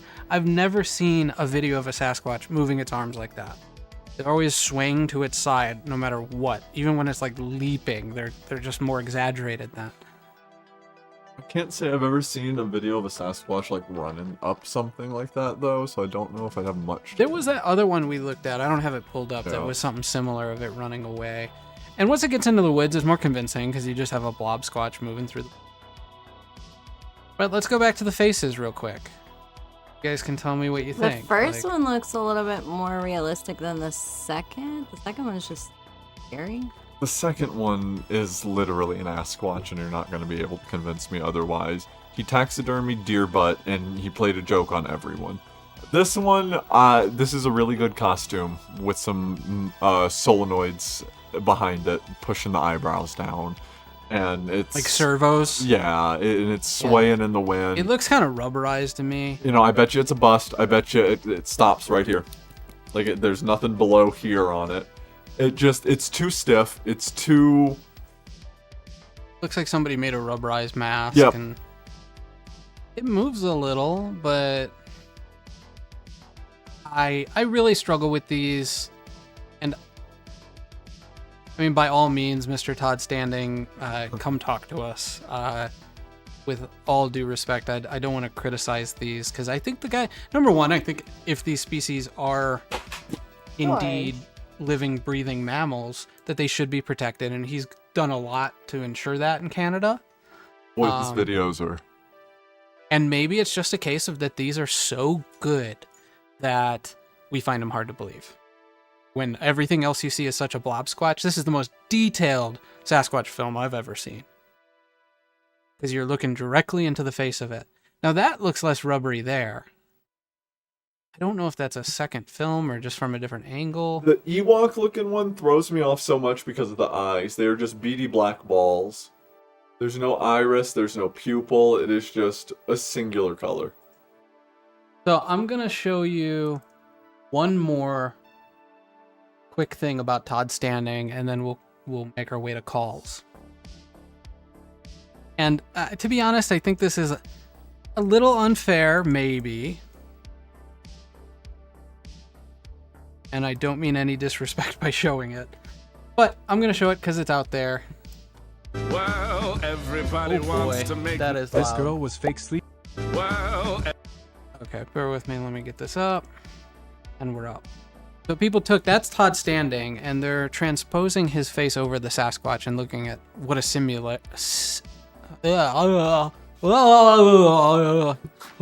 gremlins got to him. how similar. Oh god, I can't speak anymore. Wait, You was guys that a gotta different angle of that face? Yeah. You guys got to do the rest of that show. Yeah, I don't know what they did there. transposing his face over the Sasquatches and showing how similar they are. And, you know, if it was like a rubberized mask or something, maybe you would use your face to like cast it or something like that. I think it's a little unfair. I think you could probably take any human face and do that. But the nose is a little wide, and he has a little bit of a wide nose. Nose do be wide. He's not well regarded, standing in the Bigfoot community, and I can see why. I struggle with his stuff. I faith in it. Yeah, man, you know, and you may be right. It may just be that they're so unbelievably too good to be true that they're like, we just can't believe them, Brain right? rejects it, yeah. But it looks like animatronics. It looks like there is a bust that cuts off halfway down, because on both of them you never see below the neck, right? Yeah. And it's Ever. like, not like it does. It like he doesn't have footage of it coming or going away, as far as I know. It's it just sits, looking at its face. And the movement that it makes, I'm gonna try and recreate that one little movement it does, because it's like it didn't actually turn a joint. It like if it was as if its upper body rotated completely stiff up like this, like it was just like the top half of something being manipulated. Well, and some of the videos featured in the Les Strout Survivor Man Bigfoot stuff, I think he called it Surviving Bigfoot, although he did like 2 specials and then did like a season on it. He shows this video of Todd standing in the woods, and he's got his camera on, and all you see is a flare in the darkness, and he's screaming, and you can hear Bigfoot vocalizations out in the distance, or presumably Bigfoot vocalizations, and he sounds like he's terrified, and he's like, get away, because he thinks he's being attacked by him. Yeah, it does sound spooky. He does, like, once again, sounds legitimate. Like, yeah, it sounds legitimate. And it also sounds like other Sasquatch vocalizations, and I forgot we're going to play a couple of those, too. I'll try to speed up here, but I once again, I don't doubt that he is Bigfoot adjacent. I just kind of doubt the film. I don't know what his motivation is there, but he has some other compelling stories, at least, in that footage, and one where he's screaming at him, and sometimes I feel like it's a mixture of fact and fiction with him. It does feel like maybe he has some actual information, and he's trying to use maybe a viral stunt to boost himself enough to get the actual information out. I think that's a definite possibility. You know, I'm not saying he's doing that, Mr. Standing. Please do not sue me for defamation. Yeah. Well, not even that. I'd love to talk to them. Oh, yeah, no doubt. I think it's understandable that with something so incredible, we would have our doubts. And if you don't understand that, I'm sorry. But it is incredible. Mm-hmm. If that's real, that's the best that's ever been. So, real quick, one other interesting Bigfoot thing I found. Very strange YouTube channel. Has 3 videos on it. Jim Burrell. Now, Jim Burrell has 3 videos from 2023 of apparent Bigfoot sightings. None of them are extremely compelling because they're at a distance and it's like a pixel squatch. But I love his channel description here. You want to read it for me? So we have Crownest Pass, Alberta, Canada. Lived here all my life, and I promise Sasquatch is real, and he's here. I've decided after 67 years, it's time to leave the world with something before I go. Kind of cool, huh? Oh, that's interesting. Oh man, that's interesting. Right? Liberty Mutual commercial. Please don't play that. I think it's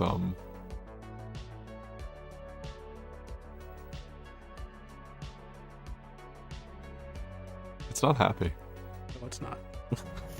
There it is. Okay. So just leaving my friend Bob's ranch here, picking up some eggs, and on the way out of his road, saw this guy run up this hill here. He's still up there. At 67, I'm not going up the hill. I will get one on video clear here, but he's hunkered down I'm gonna go behind this. So I feel like a lot of people criticize when people are too casual in the Sasquatch film. But if you live in an area where maybe they have their territory and it's something you've become accustomed to, you might be more casual than most.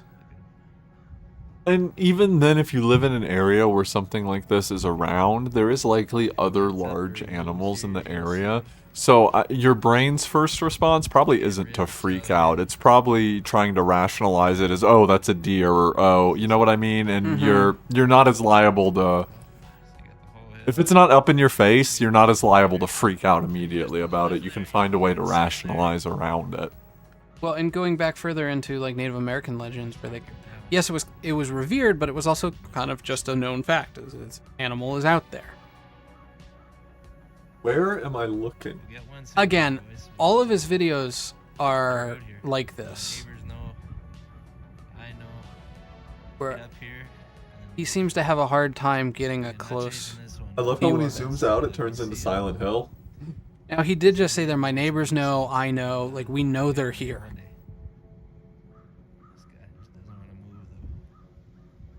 Now, if I'm this guy, I'm getting out there and I'm putting some trail cams up. Oh man, are we suiting up and going out in the woods and If we were in the Northwest, I would definitely... It's really hard to distinguish anything from brush. I think I saw something. He also doesn't hold on it. I don't think he knows what he's doing with the camera. What are you pointing at? What's up with these weird cuts? Are you seeing this? Like, as he's zooming, it's like, what's happening here? I think we're just... I might be seeing something a little bit different on my screen because it almost looks like a frame drop. Yeah, it's like it jumps out of existence for a second. If not, we'll get him soon. Talking about how I'll get one at some point. Jim Burrell, weird. Ish, right? Go to another one real quick. These aren't very long, so we'll just kind of come through these. If it was a bear, I got my spray ready. I mean, he seems convinced that they're out there, and he's gonna get one on footage and get it uploaded. He's got the bear spray with him. I mean, that kind of, in its own, lends some credence to this, right? Yeah. That stuff's expensive. Well, it's just indicative of somebody who they're in the woods and knows what he's doing and doesn't. Oh, we see it this time. Is this what we're seeing up there? Yeah, you could see it a little better a second ago. There's snow everywhere, yeah. Like I said, I feel like he doesn't know what he's doing with the camera. I don't know what he's using to film this. Presumably, this is in... phone. Yeah, this is in like 9/16, so it's like portrait on a cell phone. So he probably doesn't have any real optical zoom. He's a blonde one. I'm trying to see if I can get an angle here. Trying not to spook. Oh, yeah, you see him right there. Right there. Look at his face. Look at him. He's staring at us. Holy fuck. Right there. Jesus Christ. What? Do you guys see it?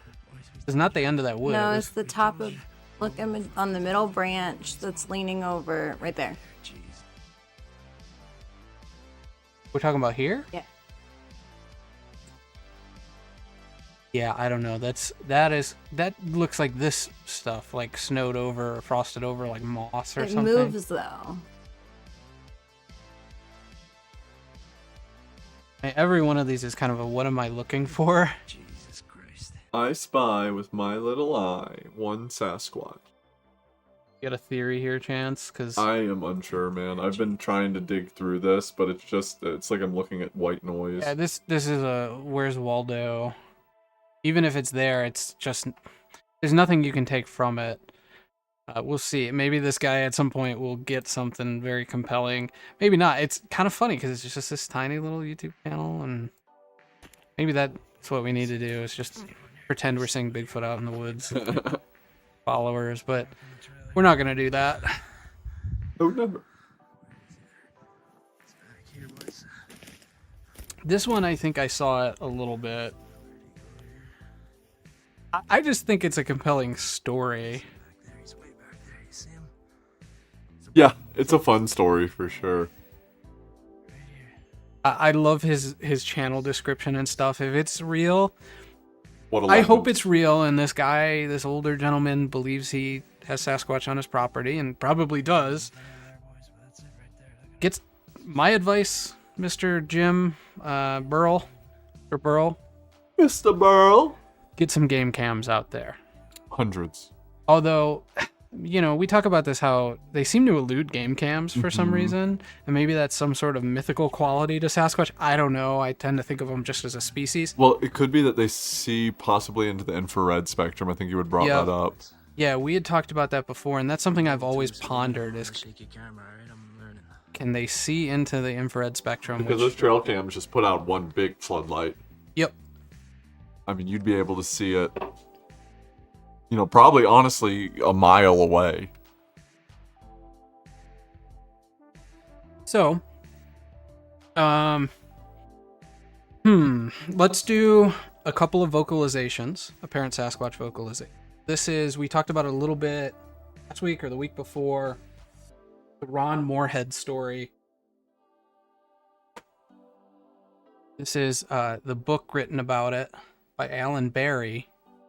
And it was these guys who were encountering Sasquatch in the woods and capturing vocalizations of the Sasquatch. They had set up microphones around the woods in order And it to was try a pretty, like, extensive setup, wasn't it? You had a picture of it, I think, at one point in there. Yeah, I had, it's in one. These are the tapes. And you can see Ron Moorhead's still around. He talks about these. I've heard him on like Coast to Coast AM still. And it's kind of a novel approach to collect Sasquatch evidence. Instead of trying to get a film, why not get audio? And let's see what we can learn about that. The thing that they point to is that it's outside of the human vocal range. That's true, but that doesn't mean it's a Sasquatch. Lots of things are outside of the human vocal range. You could cup your hands. You could, you know, use a trumpet, trombone. You know, it could be a recording out there. But regardless, it's a very compelling story. The sounds are very interesting. I almost don't know what to make of them. It sounds like there are a couple different animals mixed together, from what I remember. There's noises that sound almost monkey-like mixed in with dog noises, and then there's what sounds like facsimiles of speech almost burned into the audio as well. And it would make sense if they do steer clear of cameras because of infrared light. It would make sense that they would be more apt to be around the microphones that they don't notice, right? You can't see any light coming off of them. So if you want to analyze this a little more, you can go to his website, ronmoorhead.com, and order the CDs. We're just going to play a snippet from him. He's got some snippets publicly. For Moorhead, if you ever, again, want to talk about this, we'd love to talk about it. I'm a big fan. I know the story. And I find it very credible, honestly. Not like it's something that could be proven or disproven anyway, but still extremely credible.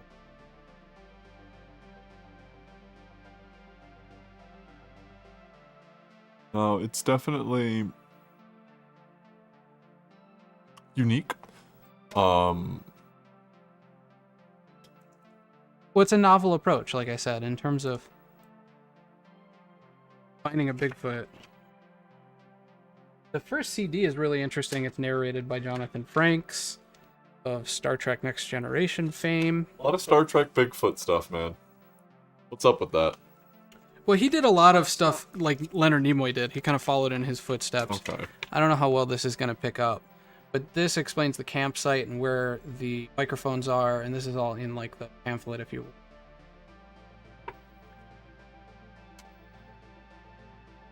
But we'll play a sequence here that is apparently what they believe to be a male and female Sasquatch going back and forth, like arguing.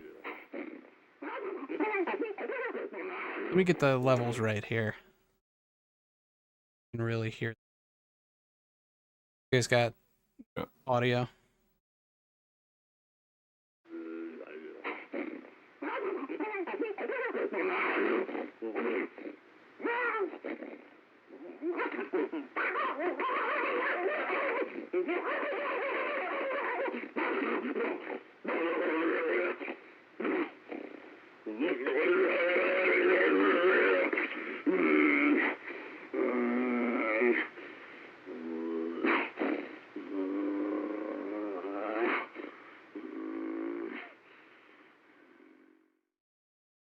So the story goes that they were having a lot of interactions with this family group of Sasquatches that were in the area, and they would do like whistling back and forth and little communications. I don't remember if little gifts were involved, but that's a common thing of these stories. You know, people leave out apples or something like that. And I believe the initial story when they found them is that one had broken into like their kitchen at the campsite and made a mess of things and freaked out.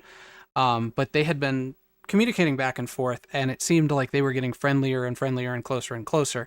And the presumption here is what you're hearing is a male and female arguing back and forth as to whether or not to approach these humans that are in their territory. So I'll play it once more here. Oh.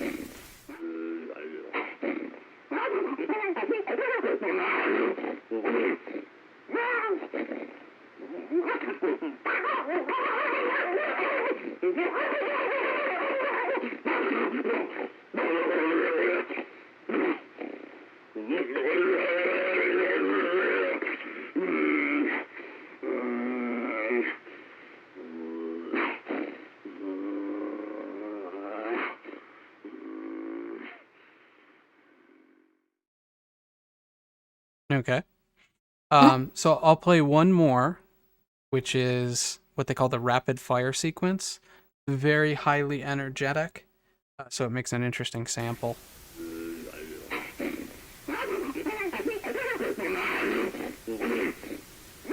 Oh, I believe this is the same one, just longer. Maybe? No, it's gotta be different. It sounds static different.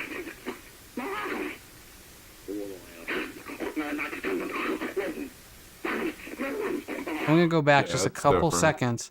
I want you to hear that. Does it not sound almost like some sort of language?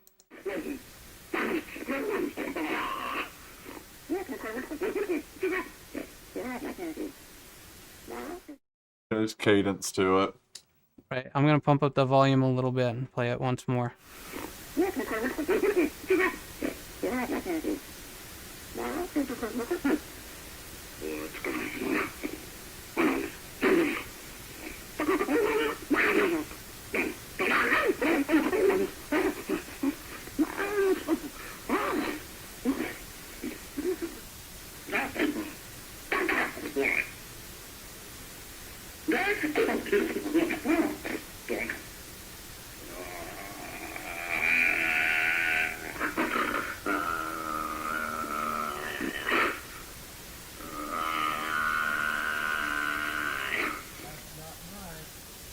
You can hear the human voices because they're talking back and forth too.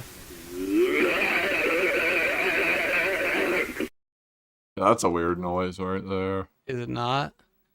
So again, if you're interested in these, ronmorehead.com. What do you guys think?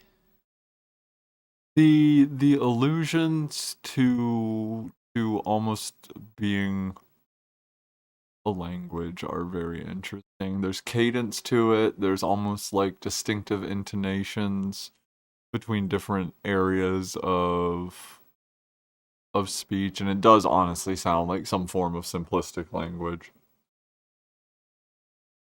That's what I'm always listening for when I hear them is, do I hear some, as you said, cadence? Do I hear like syllables? What am I, do I hear something that sounds like a primitive language? And I mean, we could go back to like early hominin history. We don't know exactly when language developed. There could have been things that we see as very human traits I've spoke before about burial ritual that might predate actual language. Or something that we would call language today. Maybe they had a much simpler, more primitive language. I think language showed up here on a meteor. Panspermia, but for language? Yeah, man. I don't know. Language is one of the most interesting things. It is so... We could go deep. Yeah, I know. Yeah. Just a tangent here, but it is so directly tied to sapience, to like, or not necessarily sapience, but sentience, like to intelligence, and being able to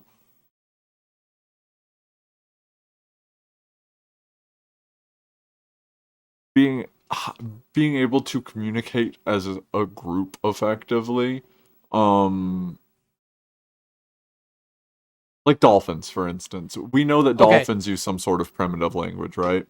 You're gonna set me off because everybody talks about how we were promised flying cars for 50 years. That's not what bothers me. We were promised dolphin to English translators. We were. And we don't have them, and I want it. I want to talk to dolphins. I want to know what they're saying. I want to be able to communicate with them without having to do a bunch of whatever Jonathan Lilly was on. I don't know. I think the man advocated for PCP, but... Oh, man. I got a gallon of liquid PCP right here. Jacqueline, what do you think about the audio or just any of it before we open calls? Oh, it just sounds like when I was playing with my kids when they were babies, and I'd give them raspberries, and they'd make weird little noises. Well, I will say when I play with the dogs, I try to make ape noises. It takes me a little while to get into it, but you like have to make a noise on the inhale as well as the exhale. Where I'm like... Run it by me again? We got it down. And it drives them nuts. Looking at me right now. Georgie. Oh, well. Okay. All right. Calls, guys? Yeah. Let's do the calls. 857-32-D-Dial. That's 857-323-3425. You want to call and talk about Sasquatch? Now's the time. Opening the lines right now. Back on. The gyms. And then we'll probably have to take a break because I already have to pee. Me too. It's the absurd amounts of caffeine that we're ingesting. This show is powered on caffeine. Yes, it is. Why does it still say no? Oh, there we go. Okay, we're on. Lines are open. 857-323-3425.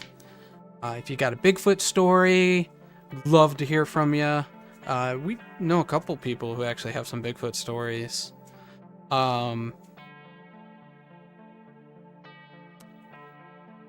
Anything, really. Anything you want to talk about? 857-32-D-Dial. The vocalization.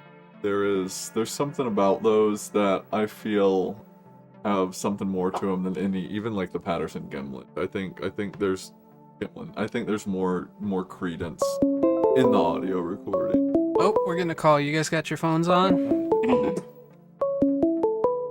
Bear with me. Let me get... Call from... To accept, press 1. To send a voicemail, press 2. I did not hear a name either.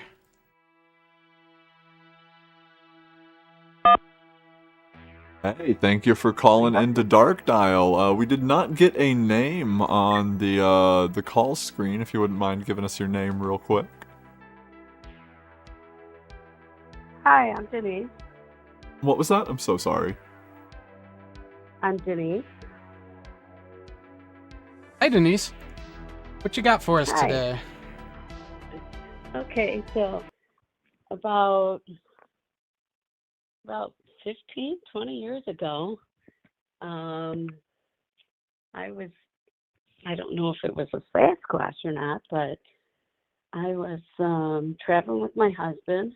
We were going from Las Vegas on a bus tour over to the Grand Canyon. And it happened to rain profusely, which we're from the Midwest, and we're kind of used to that. And everyone in Vegas was freaking out because apparently rain is a big deal with soil erosion and whatnot there. But Oh, no so we're doubt. on this bus, and yeah, so we're on this bus and we're driving along, and we're kind of on high alert because we're like, why is everyone freaking out about all this rain? And we were kind of watching the roads, and you did see that there's a lot of erosion, and you can see, okay, maybe this is why everyone's freaking out about this. So we're on high alert, and we're watching out, and we're going through all this mountainous desert land, and we're on this bus, so we can't stop. But all of a sudden, I see something, and I look at my husband, and I said, did you see what I just saw? And he says, yeah. So it looks like there was a big boulder, and on top of it, it kind of looked like a big, shaggy sheepdog, but it was giant, and it had like dreadlocks all over it. Now you're showing these pictures of the Sasquatch that are shiny. This thing wasn't shiny. It was full of dreadlocks. It looked dirty, and it was kind of a darker gray color, and you couldn't tell appendages. It was sitting like it's kind of an A-frame, but the thing was giant. And we both looked at each other and said, oh my gosh, what the heck was that? Wow, that is... So it was standing on a boulder on the side of the road in the rain. I think the only thing that could make that more cinematic is if lightning struck right behind it as you were driving by. That's awesome. When you say it's huge, about how big do you think it would be? How big? It had to have been. Now, it wasn't right on the side of the road. It was up in the mountains some. Okay. But close enough to the road that we could see it. It was, and it seemed like it was sitting because we couldn't see any arms or legs. About 100 to 200 feet. How big would you say it was, huh? It was hard to maintain scale, but it was big. It was huge, yeah. Gotcha, right on. Yeah, Sitting. I mean that... Go ahead, I'm sorry. That's all right. Sitting, how big do you think it was? 6 feet sitting? It was hard to tell, but it was big. Yeah. No doubt if it was a distance away. Do you can you tell me exactly where this was? I know you said you were between Vegas and the Grand Canyon. Were you still in Nevada? Were you in northern Arizona? We were in Arizona. Yeah, we were in Arizona at that point. I'm just pulling up the route here that maybe you took. You said this was a tour bus? Yeah. Charter bus that took us from Vegas over to the Grand Canyon. Okay. There was no alcohol or drugs involved in this trip. That is true. No Okay. alcohol or drugs. That's fair. I wouldn't have judged if there was, but we're glad you clarified that. So it looks like there's, an Indian reservation there. That's interesting. How do you pronounce that? It was just all no man's land. I mean, there was nothing. And it was all desolate. Deep crevasses along the side of the road that our bus driver was doing 80 on. Oh, did you hear that? Dear. Oh no. Sounds a little frightening in and of itself. Yeah, are you sure you didn't accidentally end up on the bus they were using to film Speed? Do you have any idea, like a landmark or a city you were near? No, it was all desolate. Okay. So maybe right there between Kingman and Seligman? Maybe. And you said its fur was very matted, and I want to say you said gray, right? Yeah, it looked like a bunch of dreadlocks just all over it. Do you remember what time of year this was? Summer, yeah. Do you remember what year? I know you said like 15, 20 years, I want to say is what you said. We think it was 2004 or 2005. 2004. Okay. Now, sir, are you the husband? Did you see this too? I did. Did anybody else on the bus notice it? We don't know. We didn't talk to anybody else. Okay. We just looked at each other and said, did you just see what I just saw? What the hell was that? And had we been driving, I'm sure we would have turned around and gone back. But we were not in charge of that because it was this bus trip. You got to just pull the emergency stop handle real quick. Yeah. The most terrifying bus ride I've ever taken. I can imagine. It sounds like it. On that, were there? It sounds like that wasn't due to the Sasquatch, though. Right. No, that was not. During the drive, you could see rusted out vehicles down in the crevasses of the road during our drive. More than once, I saw an old rusty vehicle down in the crevasses. We weren't like on an interstate freeway. It was more like a state road type of thing. It was interesting. Did you have any feelings about Bigfoot before this or after it? Like, did that change your view, or?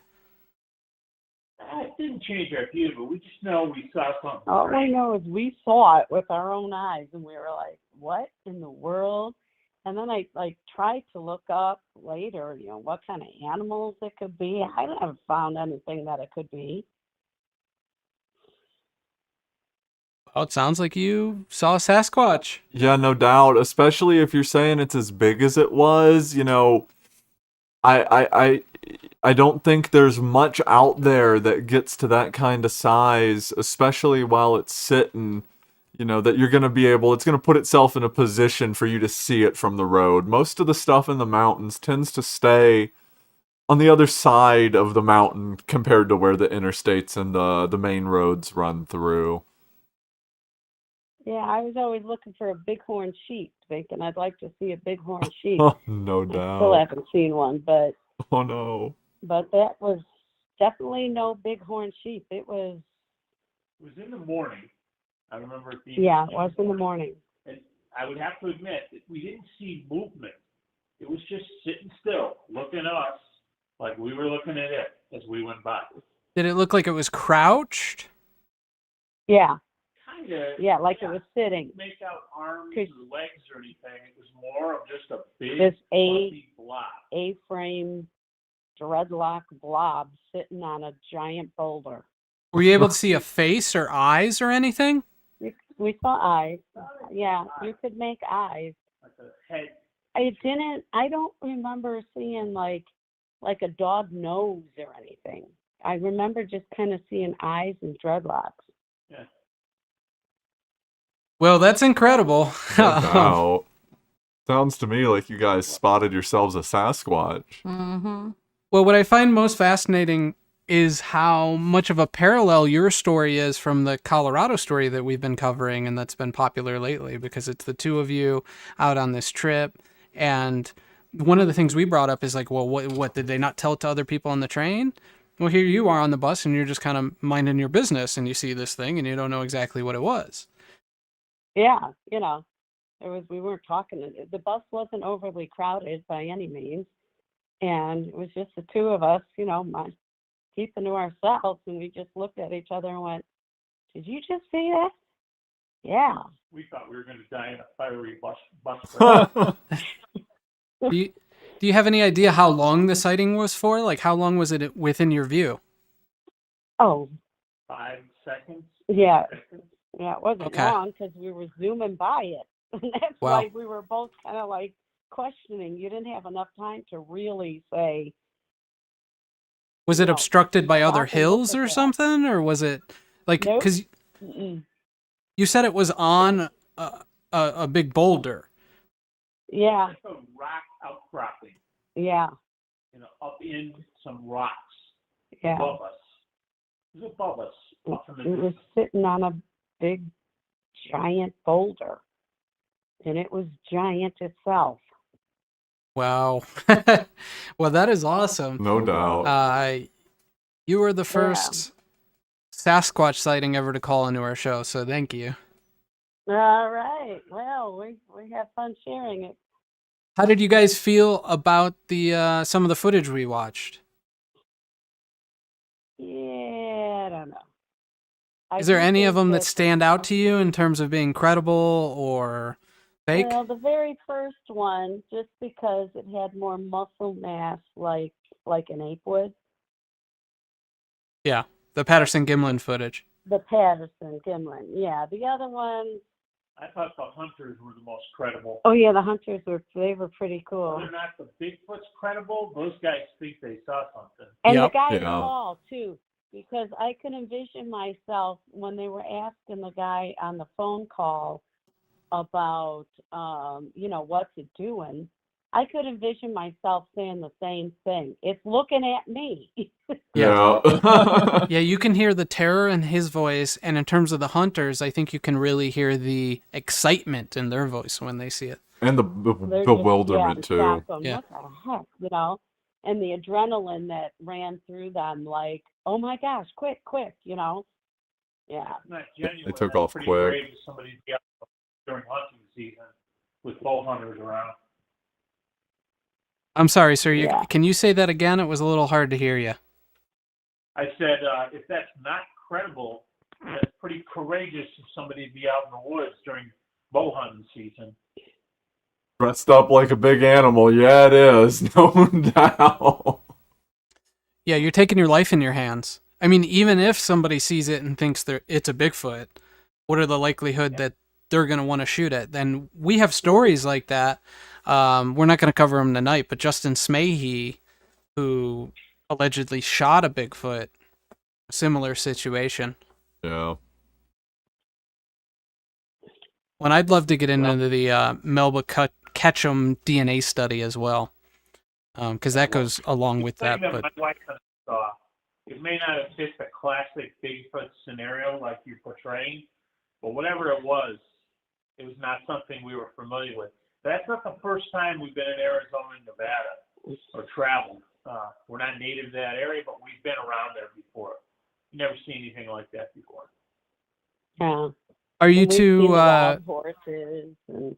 Are you wildlife lovers? Like, do you know what's out there in terms of the local wildlife? Yeah, we like to hike, and we like to, that's kind of our thing, more so than casinos or anything like that. We'd much rather be out exploring. I don't think anybody ever saw Bigfoot in the casino in Vegas, so... No, but man, if that isn't a dream right there, that would be a legendary sighting. Sit down at the poker table, you look to your left, and you're just like, wait a minute.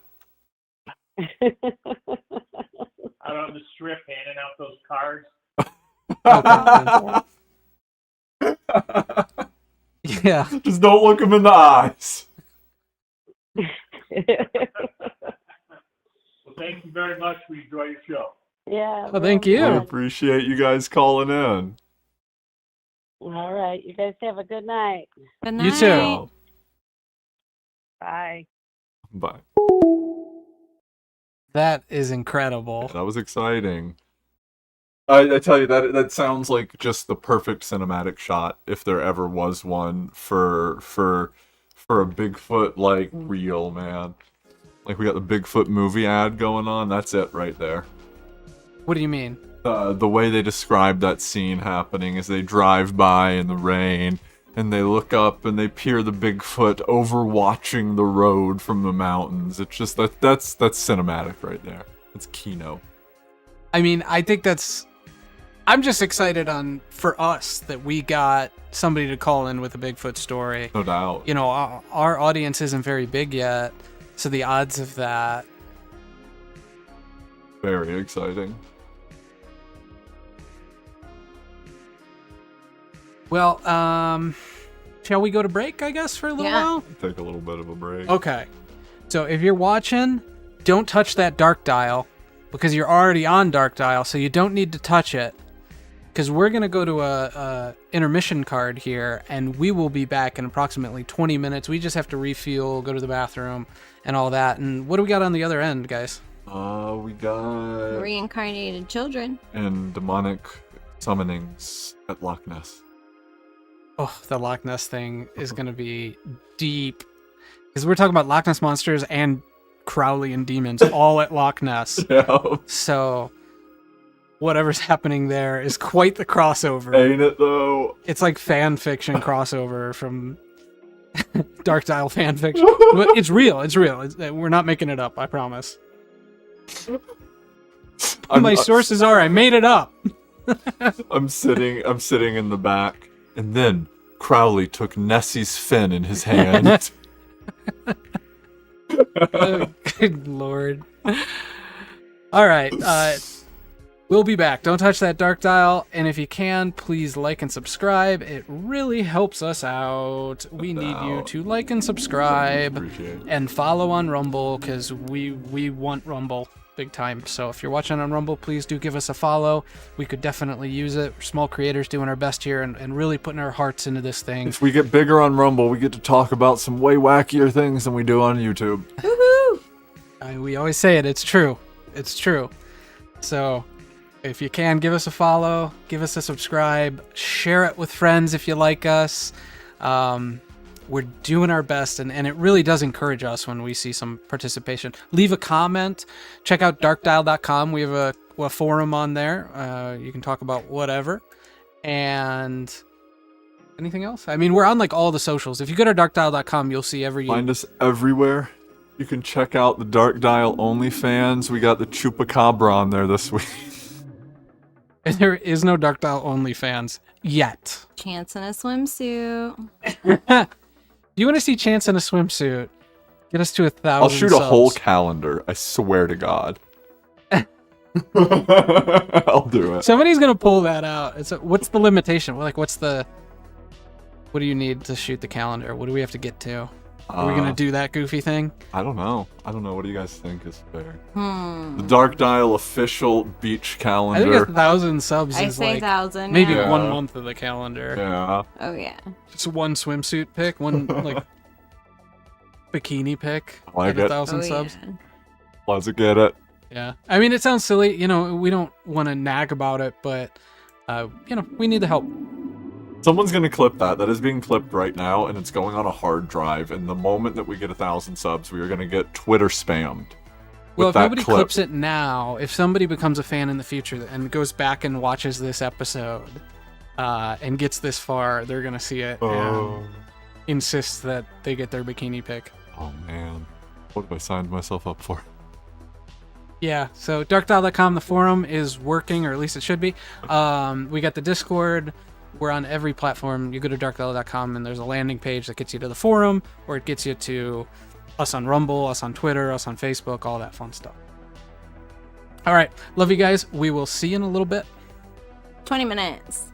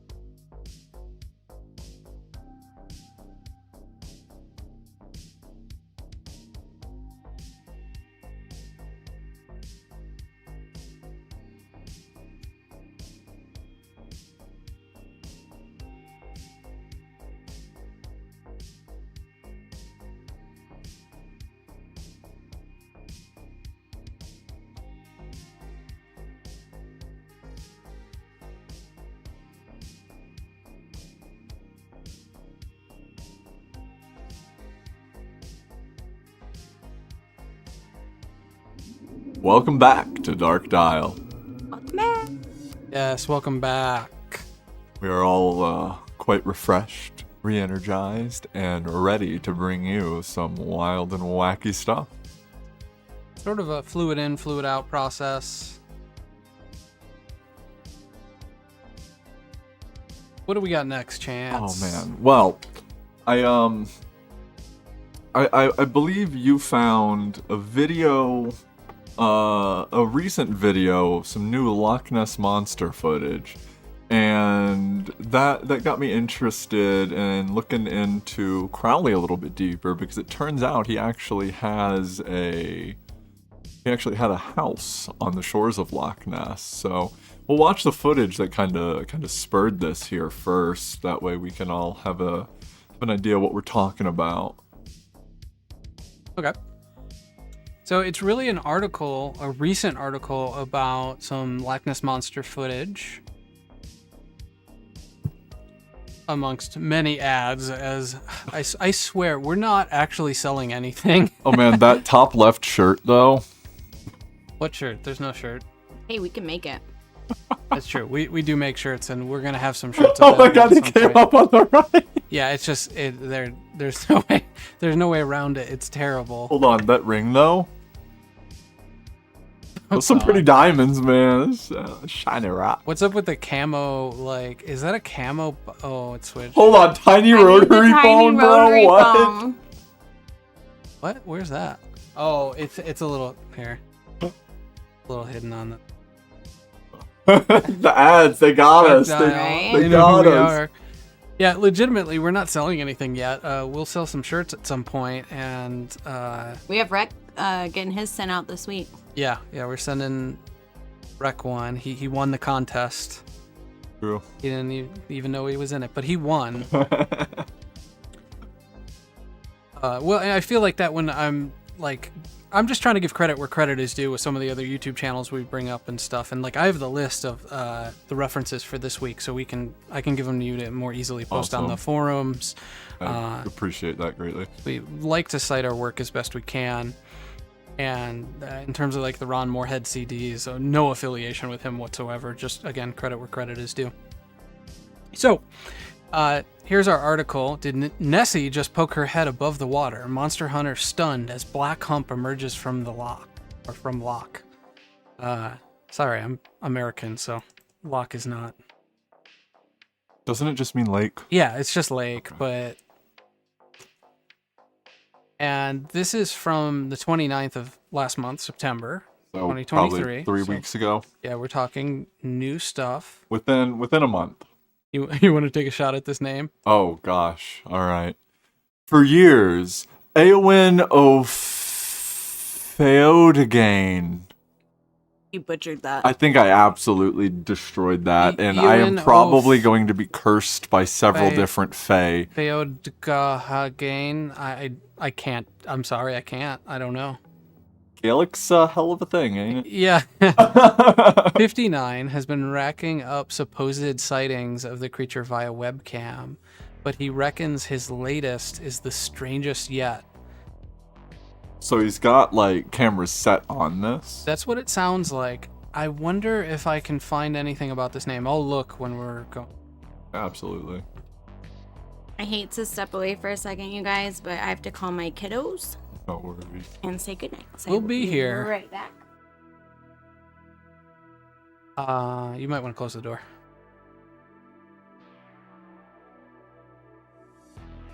So yeah, presumably this person has cameras set up on the loch, which is not unique. That's a thing. There's a number of people who have cameras monitoring the loch at all times because they're looking for the Loch Ness Monster. I was watching one of the live cams on the Visit Inverness website. Visit Inverness. Oh, check that out too. Maybe this is just a Inverness, a town around City in Loch the Ness? Scottish Highlands. Inverness, Loch Ness. I will try to find the camera.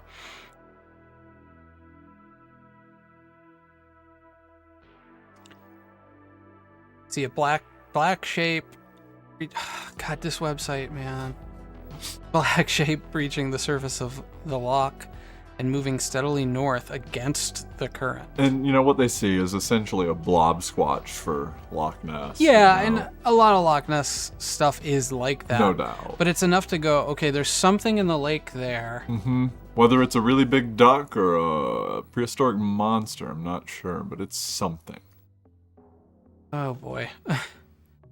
Oh boy, we'll indeed. cut this ad in post. Uh-huh.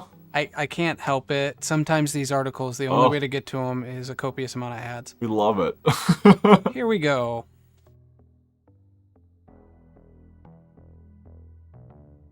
So this shows 9/19/2023. 1908. Is it a buoy? In the evening. Like a plastic bottle? Well, it is flowing against the current, though. It also seems to submerge and come back up. But it might not actually be flowing against the current. It looks like it's caught in a little wake right there. You can see current flow coming up towards it. Like looping up to the left out of the current there. Now, I do have that more substantial Loch Ness video that we saw queued up too, so we can look at that. It's a little less of a disappointment than this. But it's news, because there's something in the loch here. I don't know enough about, like, local birds or anything. Might be just a really big pigeon. Well, what I'm thinking is, you know, are there any ducks that submerge, you know? Some kind of waterfowl. Because it is small. I mean, relatively speaking, right? I mean, on this camera, it looks small. But what kind of perspective are we playing at here? Mm-hmm. How far away is the lake, really? Well, one of the things about Loch Ness is there is a lot of eels in it. Eels? That's... What? You're kidding me, right? No, I'm not. There's eels in Loch Ness. Like, big ones. That's wild. I was not prepared to hear that. That's wacky. Is Nessie just a giant eel, bro? What? Well, maybe. Maybe. I think Nessie's a giant eel. Dude, she looks like an eel. Everything you see from Nessie looks like... We talk about serpents. Well, that would be I mean, we know very little about eels in general. They're freaky. Freaky. You know what's worse, or lamprey? Oh, yeah. Oh, yeah, I know. I mean, they're like a kind of eel, aren't they? Yeah. They're like the same genus. I don't think they're the same. Or, that doesn't make... There's different species of eel. Disregard me. I was not an evolutionary biologist. Well, you know who is Charles Darwin, who studied eels. Because they couldn't figure out... It was something about their sex organs. Like, they couldn't figure out how eels reproduced. That doesn't surprise me in the slightest. They're just a tube. The water tube full of electricity. Thanks, Bodie. Yeah, I mean, I've got an ad blocker on. It kind of kills the site if I do that. I'll try it, though. I mean, I know Brave Browser, but I use on my phone. Yeah, we're not unfamiliar with it. I tend to use Opera, but the built-in browser ad blocks are doing less and less, and they're having a harder and harder time bypassing the ads on YouTube lately. Yeah, it's been troublesome, to say the least. Yeah, so I've been using AdBlock Plus. I know you've been using uBlock Origin. Yeah, the extensibility on that one is kind of what drew me to it. I don't know much about AdBlock Plus. I don't know if they have like a plug-in ability to it or not, but uBlock has this is unsponsored shill, phenomenal little script. Yeah. I like it. So, Jacqueline, now that you're back, sorry about that. We're just looking over this Sasquatch footage. Yeah, it's a swimming Sasquatch. Swimming Sasquatch. We're looking at this Loch Ness footage. Yeah, there was something about Darwin not understanding how eels reproduce, and they were like looking for sex organs, and I don't remember. They've since resolved this, I believe, but eels are very mysterious. It's kind of like almost like jellyfish. They have like a weird life cycle. Oh, jellyfish aren't real. They're just as not real as mushrooms. Loch Ness is extremely deep. Not to blow past your mushroom thing. No, you're good. It's some nonsense. I'm with you. Yeah, it's like what, 4,000 feet or so. I would have to look it up. I think I heard 4,000. Feel free to Google it. Yeah. I'm not sure offhand, but I know it's extremely deep, and I know there are eels. So yes, are some of these lake monsters just giant eels? And that's a possibility. Would it have to be a different species of eel, or could it just be a giant one? It's roughly 800 feet. Is that it? 900. 889. However, a tour boat skipper has recorded a new deepest point in Loch Ness on his vessel's equipment, indicating that the loch goes to a depth of 889 feet, 270.9 meters. Okay. So not crazy. I mean, that's very, very deep. That's very, very deep. I mean, how many atmospheres of pressure is that? Because every 33 feet is 1 atmosphere of pressure. Feet of water. Much pressure. Yeah, you're gonna need a submarine to get down there. Yeah, effectively. Version tape. Oh, head feet of water. This only goes up to 50. You were with me when I watched the one where they tried to remake it, right? Was it this particular video? No, because this is new. Well, no, not this particular one, but they tried to remake they tried to reproduce it. Yeah, and they couldn't do it. Nothing looked similar. Nothing floated the same. I don't necessarily know. Man, I really want to believe that there's plesiosaurs out there, some of these lake monsters, because in my mind, that's like when we talked about the Makili Mbembe in the Congo being some sort of lost brontosaurus or plesiosaur or something like that. Like that speaks to my heart in a way that nothing else does. If I had to put money on it, giant eel though. Yep. You had me actually do some math over here, and it is 27.6 atmospheres at the bottom of Loch Ness. Yeah, I mean you can't dive like in a suit to it. I don't think there have been any submersible explorations of it. My knowledge, I'll look up, but it's murky. It's very murky, so I don't know what you would even find. They usually use sonar. Okay. Like I know, like in Lake Champlain, for the uninitiated, there's Champ, the Lake Champlain monster, and they've at least claimed to have found echolocation in Lake Champlain. Like something was in there echolocating. That's interesting. That's really cool. I don't know of fish that echolocate. That's a normal thing, or do you think it's like a mammal? I have no idea. Because we have evidence Lake Champlain? Mammals, yeah. We have evidence of mammals echolocating, and that raises an interesting question. Is it like... Do we have evidence of anything other than mammals? Because it's like bats, dolphins... Yeah, I don't think so. That's what I'm saying. I'm not sure there's... Yeah, I think that's a mammalian thing. You would almost want to say some insects do it, but not that I'm aware of. Do insects even have ears? I'm serious. Like, I'm dead serious. I don't know if insects hear. Well, like... I think they, like, feel vibrations in their exoskeleton. My entomology teacher is cringing right now. Your entomology teacher? We're not talking about spiders. Oh, don't talk about spiders. I hate spiders. Entomology, isn't that it? Yes, I'm just study of insects. I'm being dumb, brother. Sometimes, so one of my favorite things on this show is when you make awesome jokes, and we don't respond at all because it takes me a minute to get most of them, but that's like anybody's jokes. Yeah, no, it's just we're immune to Chance's humor, and it is pretty funny stuff sometimes. Like I laughed last week when we rewatched it, and I was like, "Oh shit, that was funny," and I realized why did I not respond at all?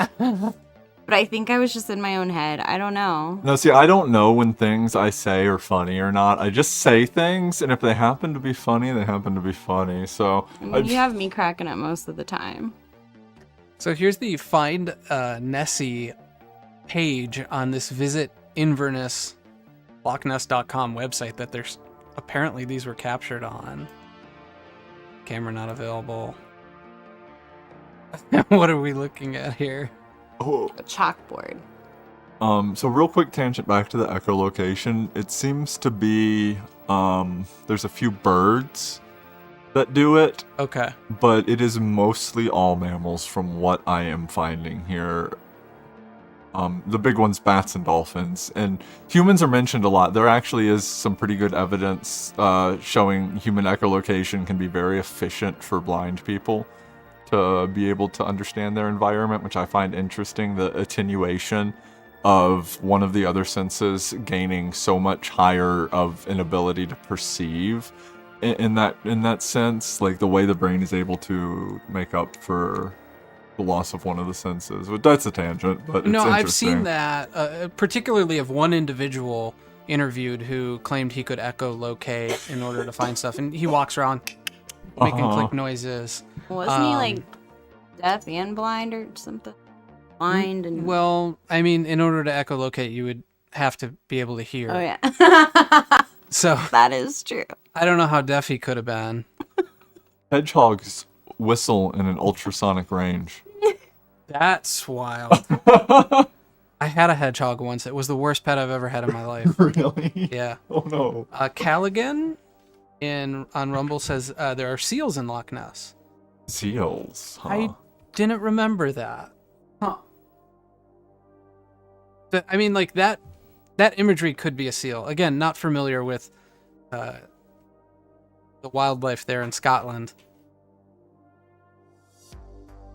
Could be a seal. In all likelihood, the large gray seal. Well, I found something on this. This is interesting.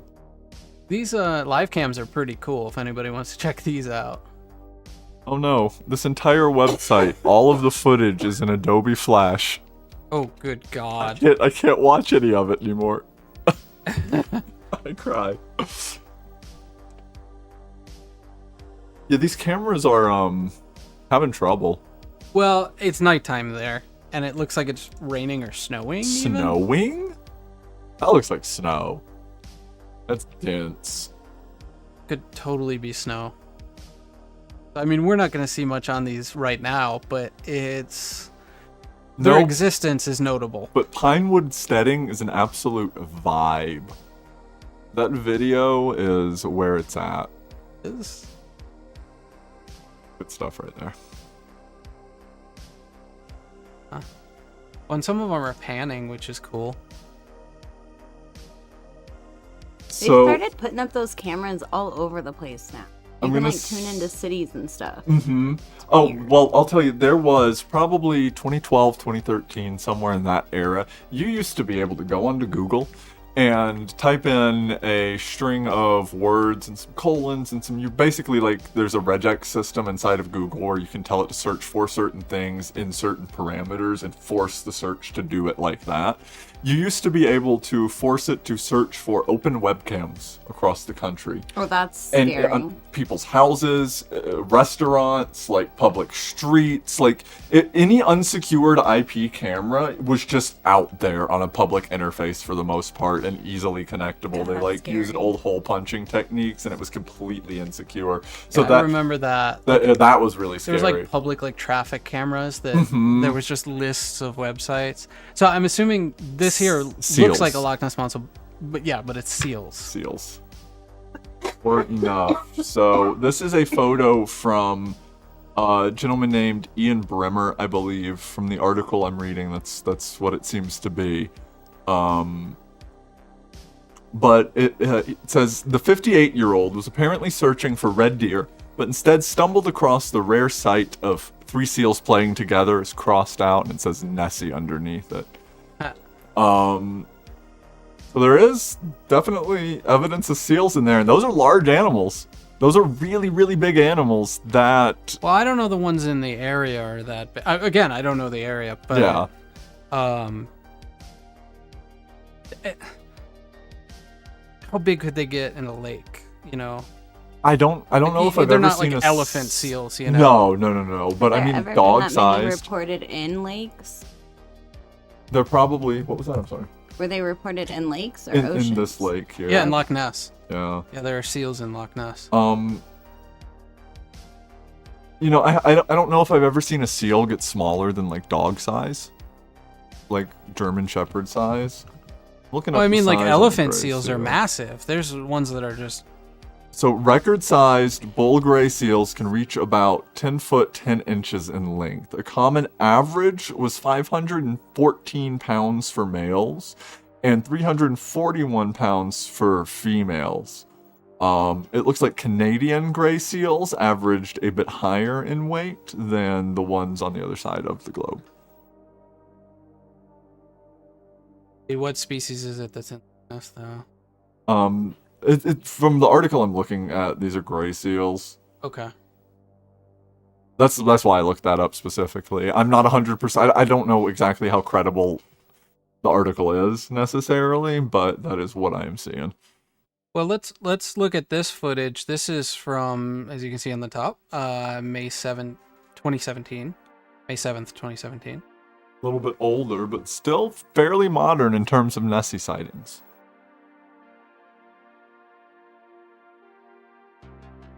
I think this one is cool, because this one gives me hope of a plesiosaur, you know? Mm-hmm. It looks like it's turning its head.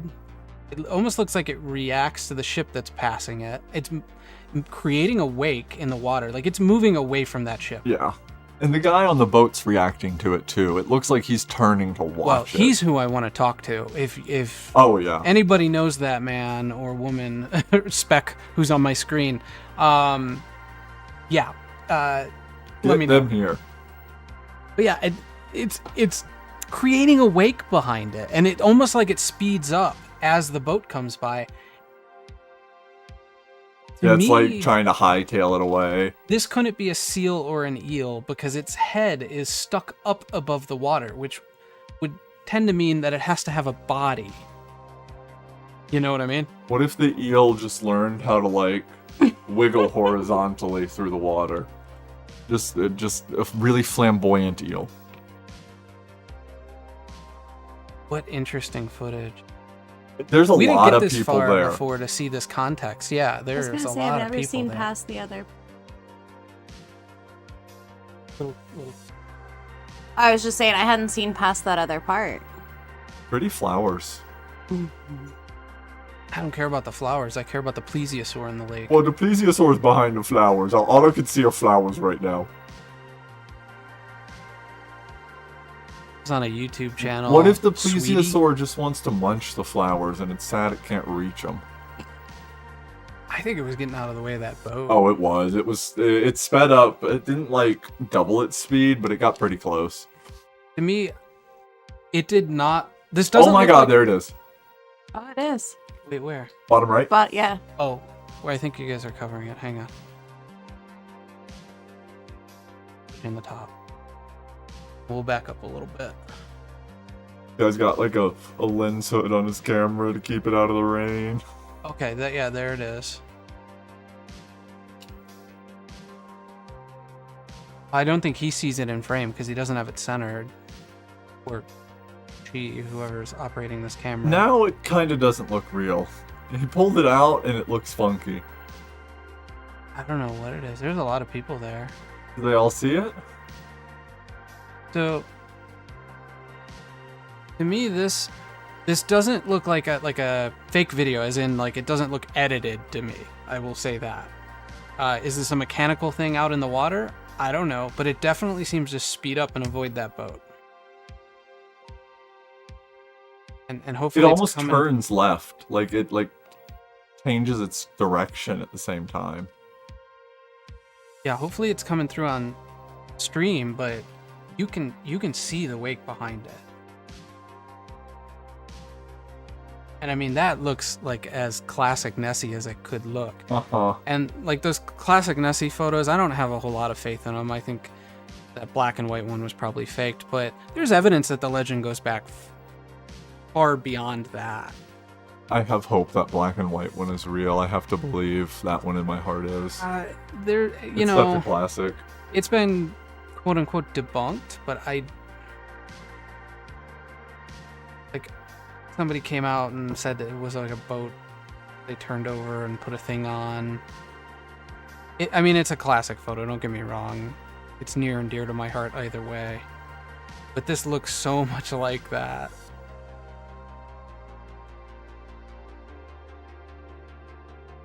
Still pretty flowers.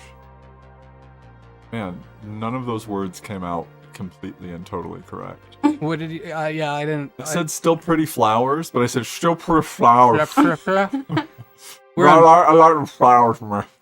we're on break, all hyped up about the last caller, which was freaking awesome. Oh yeah. And we're on a high because of that, and Chance is like, "I'm dying, my head hurts. I don't know how I'm gonna do it." I needed food. I shoved a Hot Pocket down my throat, and I am rolling. Okay, so I didn't want to say this earlier. Are we seeing it cast a shadow on the water, or is there something preceding what appears to be the neck?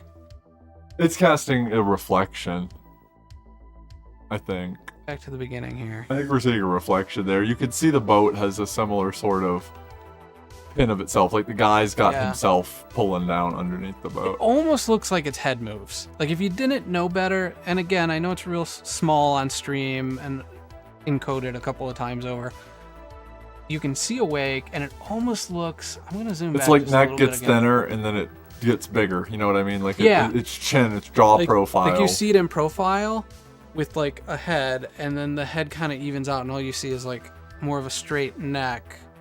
And it almost does it again. Profile. If you keep watching it for a little bit, I noticed this a minute ago. If you watch it right about here, it kind of does it again. It's like almost turning around here. I want to dive deeper into this case in particular. Is while we found the footage, we don't know a whole lot about the case, who's on the boat, if anybody followed up with anybody on the scene. I would like to talk to the boatman here. The boatman. 1-800-BOATMAN. Lockman. Lockman. Not a seaman. Lockman. You gotta get the... I'm Scottish, but I can't do a Scottish accent to save my life. Dude, I don't know anyone that can, honestly. Michael Myers? Annie? Mike Myers? Austin Powers? Yeah. I've never seen Austin Powers. Really? Yeah. Oh, you should. I mean... Every time I say that, I normally get, lynched. I love Austin Powers. We were just talking about it the other day, and it's one of those movies, or really it's a series, like that humor to me doesn't necessarily make me laugh out loud, but I'm smirking the entire time I'm watching it. And that is equally as entertaining. It reminds me of Leslie Nielsen's comedy. Okay. It's kind of like that to me. Yeah, and I mean his is less dry, but for some reason it's like I was watching What We Do in the Shadows, especially being around Halloween time, that show about vampires. It's like a mockumentary about vampires, and that one makes me laugh out loud. Like you'll get chuckles and stuff out of me. See, it's closer now. I don't know what camera person thinks they're looking at when they're zooming in, because it's like in the corner. I don't know if they can't tell where it is in frame. What are all these people do? I want to know if they see it. Why are these people here? Are they just tourists? It looks like a pullout, like a scenic view pullout on the side of a road or something. It's got like the fence that cuts into the dirt there. Yeah. That's where it, to me, looks like it turns around. Mm-hmm. I mean, going back to the Patterson-Gimlin footage for a moment, very compelling because it would have been harder to fake it then. Stuff's so much easier to fake now. We can have that direct Todd Standing footage where we're up on the Bigfoot's face and it winks, and you're like, is that a servo? Yeah. Is that a Chuck E. Cheese mouse? 3D print a submarine and stick a go-go dancer's boot on top of it and make this video happen. And an animatronic, like Five Nights at Freddy's Showbiz Pizza Bear thing. Chuck E. Cheese jumps out of Loch Ness 30 feet tall. Charles Cheese. Oh, no. Oh my gosh. Go back. Hold on. Back up a second. Oh, I literally just clicked off of it. Hang on. Yeah, you're good. I caught something really interesting. The guy, you can see him. He moves to the back of his boat. He's standing right here. He's standing Oh, yeah. He moved to watch it. Like, yeah, he knows. He saw it too. Uh-huh. Yeah, he saw it too. I didn't catch that the first time. I just saw him standing on the bow there, but Yeah, he moved. He moved, man. He went back to see it. That's interesting. That lends even more credence to this in my eyes. they're looking at something out there. It could be an RC boat rigged for all we know, but there's something out there, and well, if it's not like if it gave that guy enough pause to go to the back of the boat, we can pretty much clearly say it's not like a log or it's not something mundane enough that who's gonna go? Let me go look at that log, right? So the person who uploaded this said the description is literally, "What the hell was it? Did anyone else see it?" Well, clearly, you must know somebody else, or maybe this isn't the camera person. This is a found footage video. Ooh, On the Turning Away, though. Good song. Yeah, some random stuff on this channel. Did we just discover an ARG on accident? What's an ARG? Alternate reality game. Oh. You ever play one? Not really. They're fun. I remember my favorite one I've ever been involved with was Portal. Did an ARG at one point. Explain what this is. You mean an ARG? Yes. Okay, so it's like essentially you'll end up. I'll describe the process of one. It's hard for me to explain one without getting into the process of it. Imagine you stumble across a YouTube channel that has extremely cryptic videos that seem like they have coded messages inside of them, and it's a very small channel. And so as you're watching the videos, maybe lights will flicker in the video in Morse code, or maybe there will be a picture in the video that has steganography done to it, and there's bits of information hidden inside of the picture's data. And generally, communities will form around these, and you will... They're essentially puzzle games. It reminds me of that cryptography terms. Yeah, what was that recruitment one? Cicada 3301. People think that was a big ARG.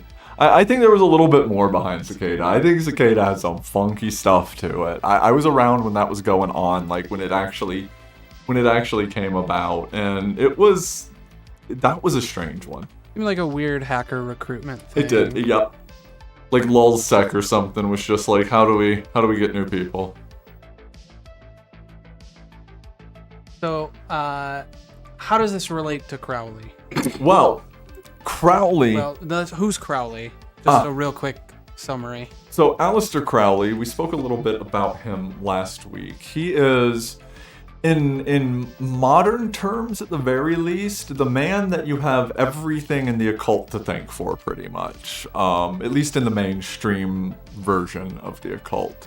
He was known as the most wicked man in the world. He practiced several different forms of almost Kabbalistic magic. He founded a religious order, religious/philosophical order called Thelema. And he was very influential inside of the spheres of entertainment, especially in music. There were various artists that attribute a lot of their success to his teachings. When we looked at that last week, exactly. There's a segment about Absol that we we're going to drop this weekend. This weekend, sure enough. So, and that's stretching back. He was around, it was one of his most famous events, something that we're going to cover tonight, the Abramelin work, happened, I want to say, in 1918. So Crowley is a figure that is, 20th century as 20th century can get in terms of his influence. And I think that's a lot of the reason you see his influence stacking up the way it does in the modern world, is because he was at such an early point in the media revolution in the culture that we exist in, that he was able to get into it pretty deep. We were looking, he's on the cover of Sgt. Peppers. Sure enough, Sgt. Pepper's Lonely Hearts Club Band. He is in the back left corner. They got a lot of... the album covers a lot of famous people. They have some Indian yogis. They have some...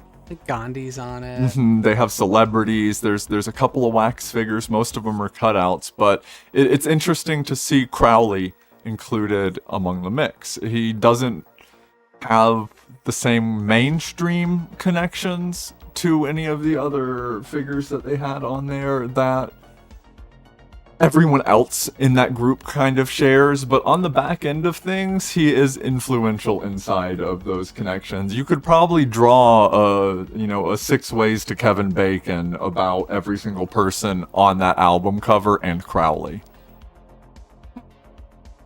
You guys know what I mean by 6 Ways to Kevin Bacon, right? Yeah. I don't actually. No, okay, It's like 6 degrees of separation. Yeah, thank you. Degrees of separation. You're only like 6 people away from anyone in the world, basically.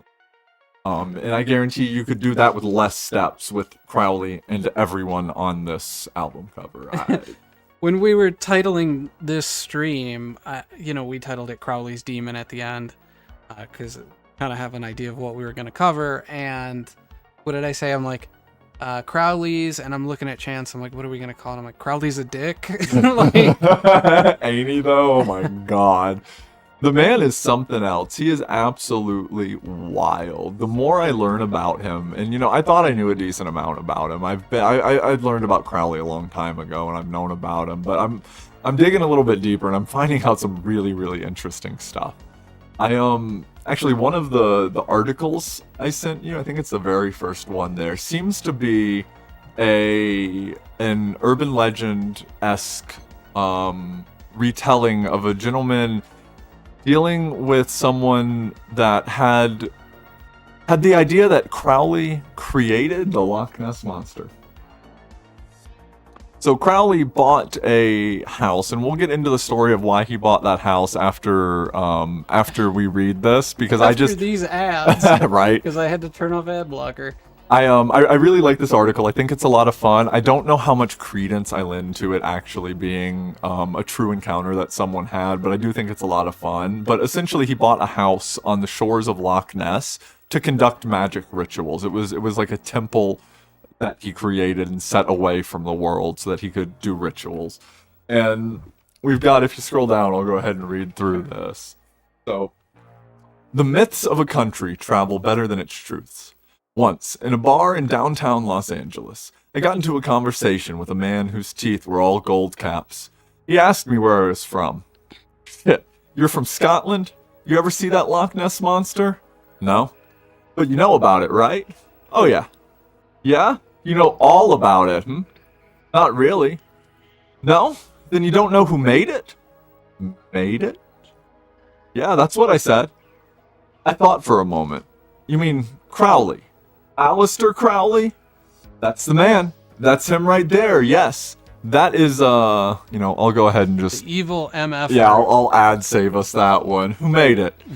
Crowley allegedly... Right? Crowley's a dick. Crowley allegedly made the Loch Ness Monster when he failed to complete a complex magic ritual at Bolskine House. His failure was said to have unleashed a demon. Crowley had purchased Bolskine House on the southeast shore of Loch Ness in order to carry out a series of rituals from the Book of the Sacred Magic of Abramelin the Mage. He had chosen Boleskine because he required a house where proper precautions against disturbance can be taken.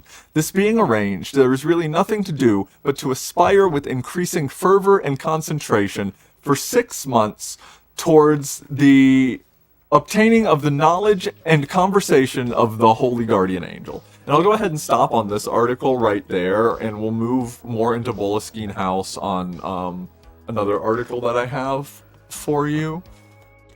Have you watched this video? I just not this one. No, it's about 28 minutes long. Yeah. I haven't seen it. I'm not gonna play it. Yeah, I like the title, The Other Loch Ness Monster. I am definitely interested. I was gonna take a look at it later on and see if there was anything that could be pulled out of it, but I have not seen it at this point. No. So if you go to the Atlas Obscura article that I sent you, it's the next one over, and we scroll down to number 2. In the article. This is an article describing just a few of the different places that Crowley ended up performing rituals or doing magic or was influential in some way in the world. Magic with a K is bad news. Magic with a K is bad news. I've never seen Magic with a K go well. But yeah, if you scroll down, number 2 in this list is going to be the Bolskine House, and I'll read a little bit about its history. Inverness. Mm-hmm. right there on the shores of Loch Ness. This is like right at the edge there.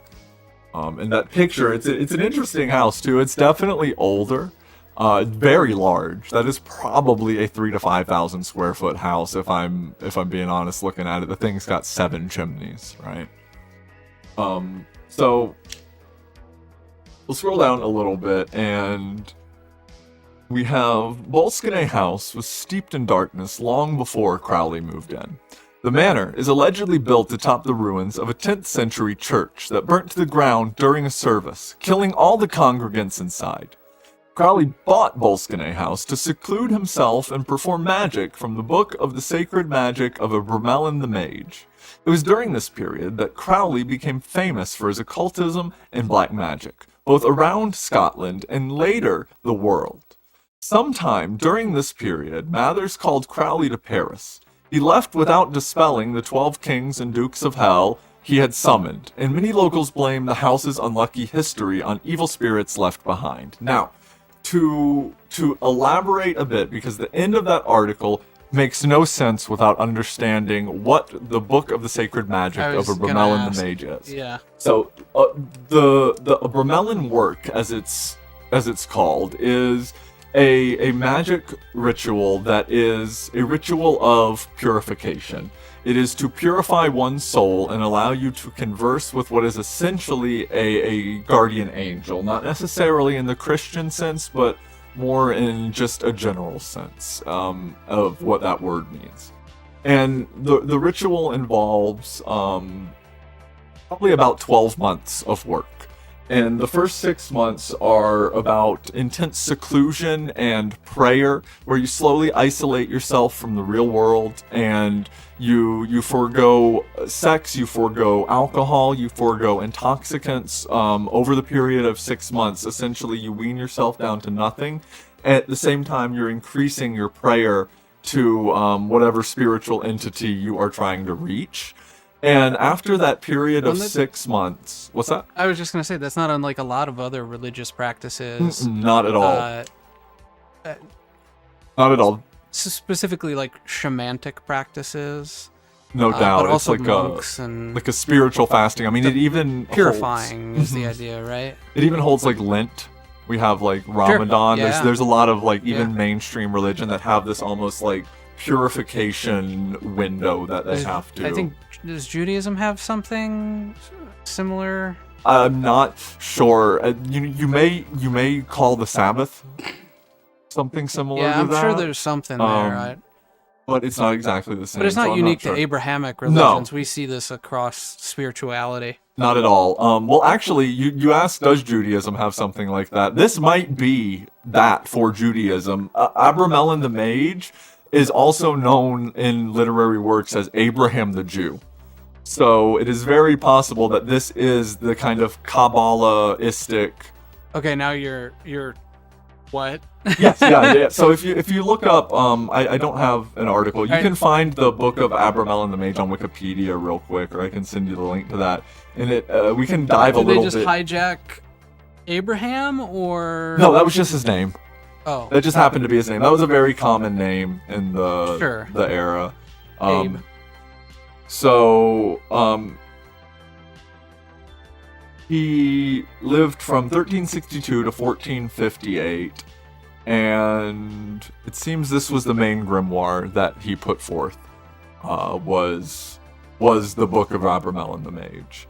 And the Kabbalah is kind of a Judaistic mysticism, very specifically, and a lot of Crowley's work leans into the Kabbalah as a base for its operation. There's a lot of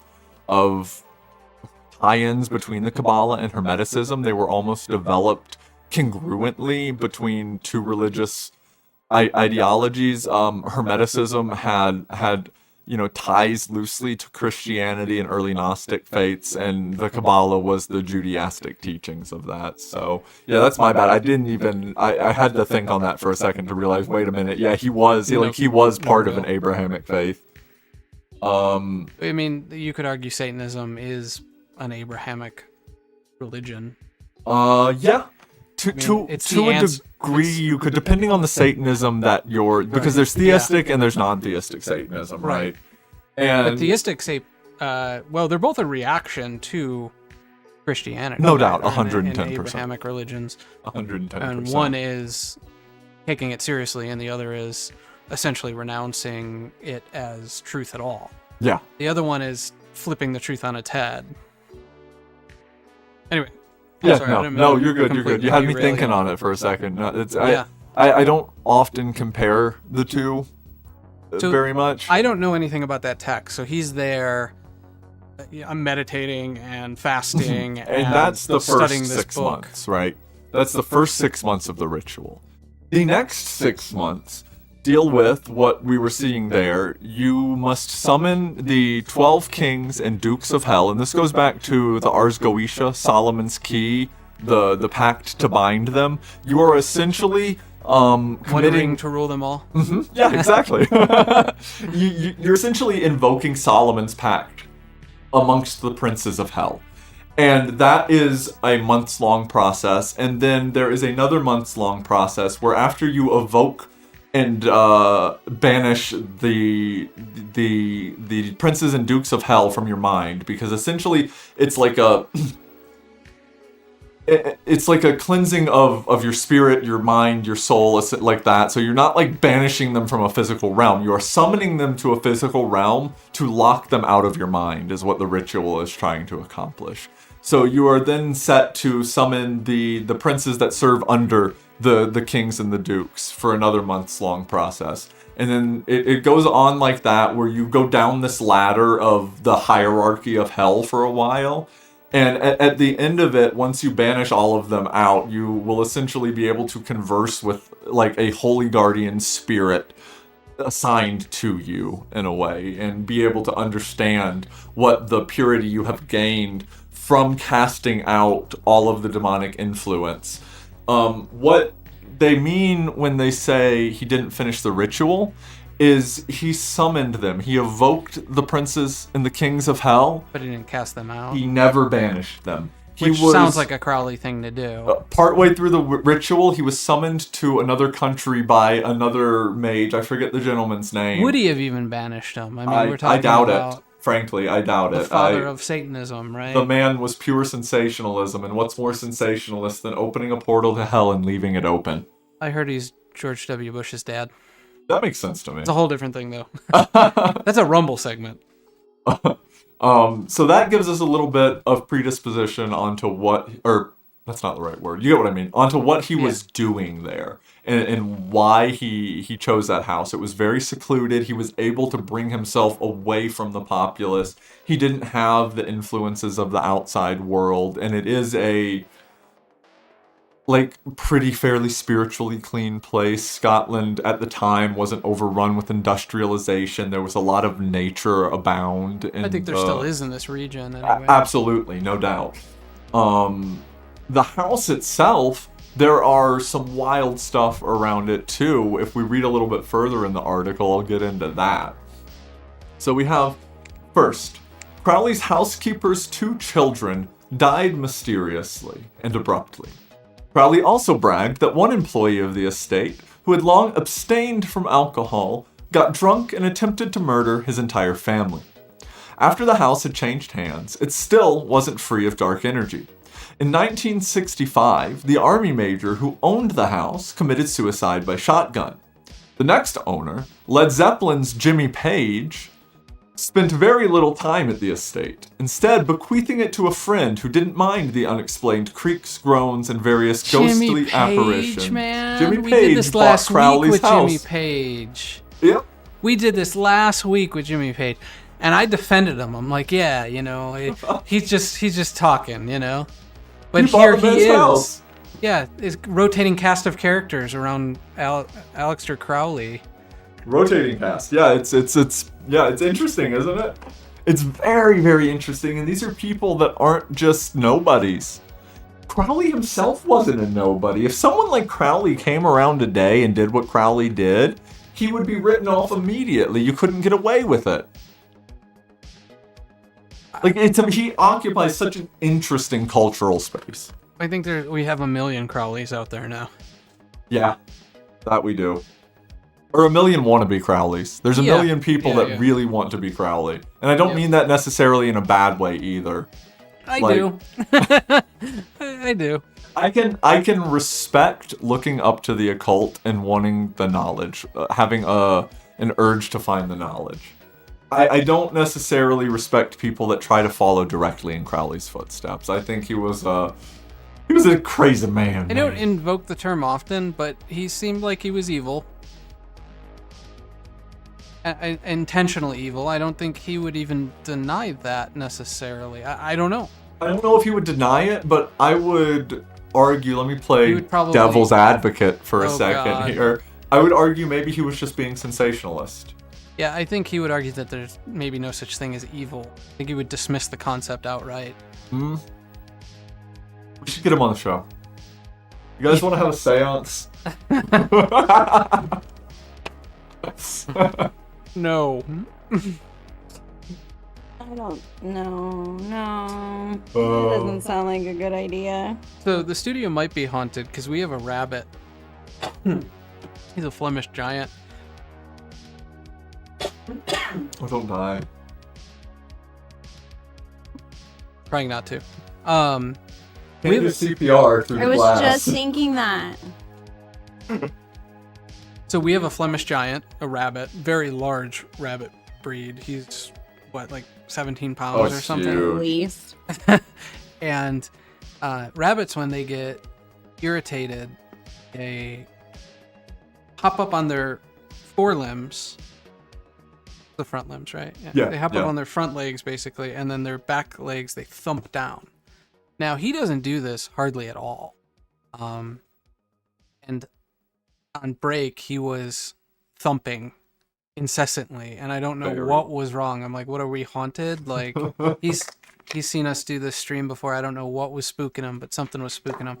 Which, I mean, I have a personal story that I don't really want to get into stream.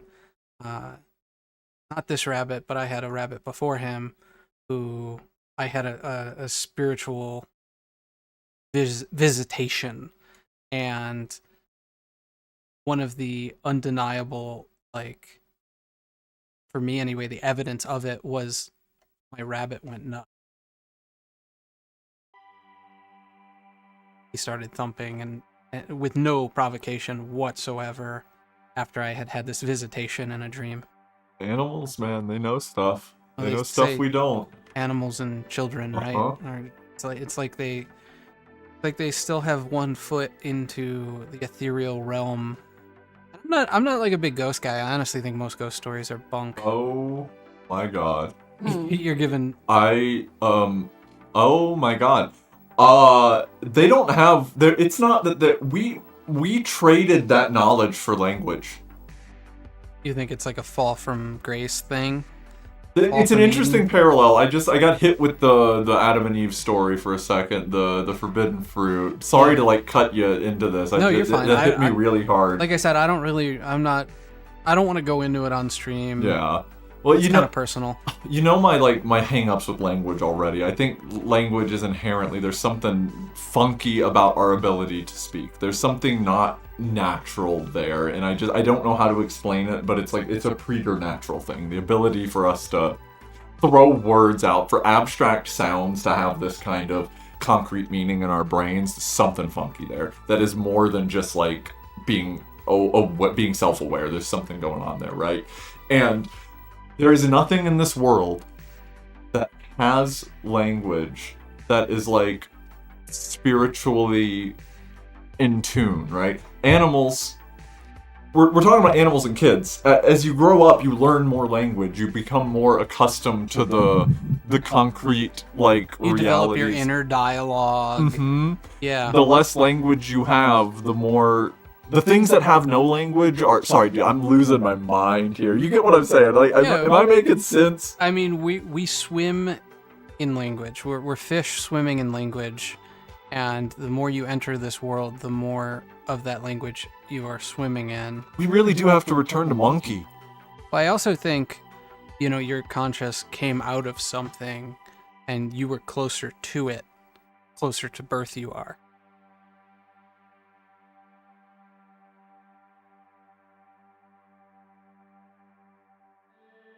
You broke him. Dramatic pause. Yeah, I'm having a fit right now. You I'm sorry. broke him. That just. I haven't had. The question is, are you closer to epiphany. it the closer to death you are? Because you're approaching it again, right? Yeah, I think so. Near-death experiences make me think that. Near-death experiences make me think there's something to that. I've heard some pretty compelling first-hand near-death experiences from people I know that are wild. I've never heard anything firsthand. I've watched a lot of YouTube videos.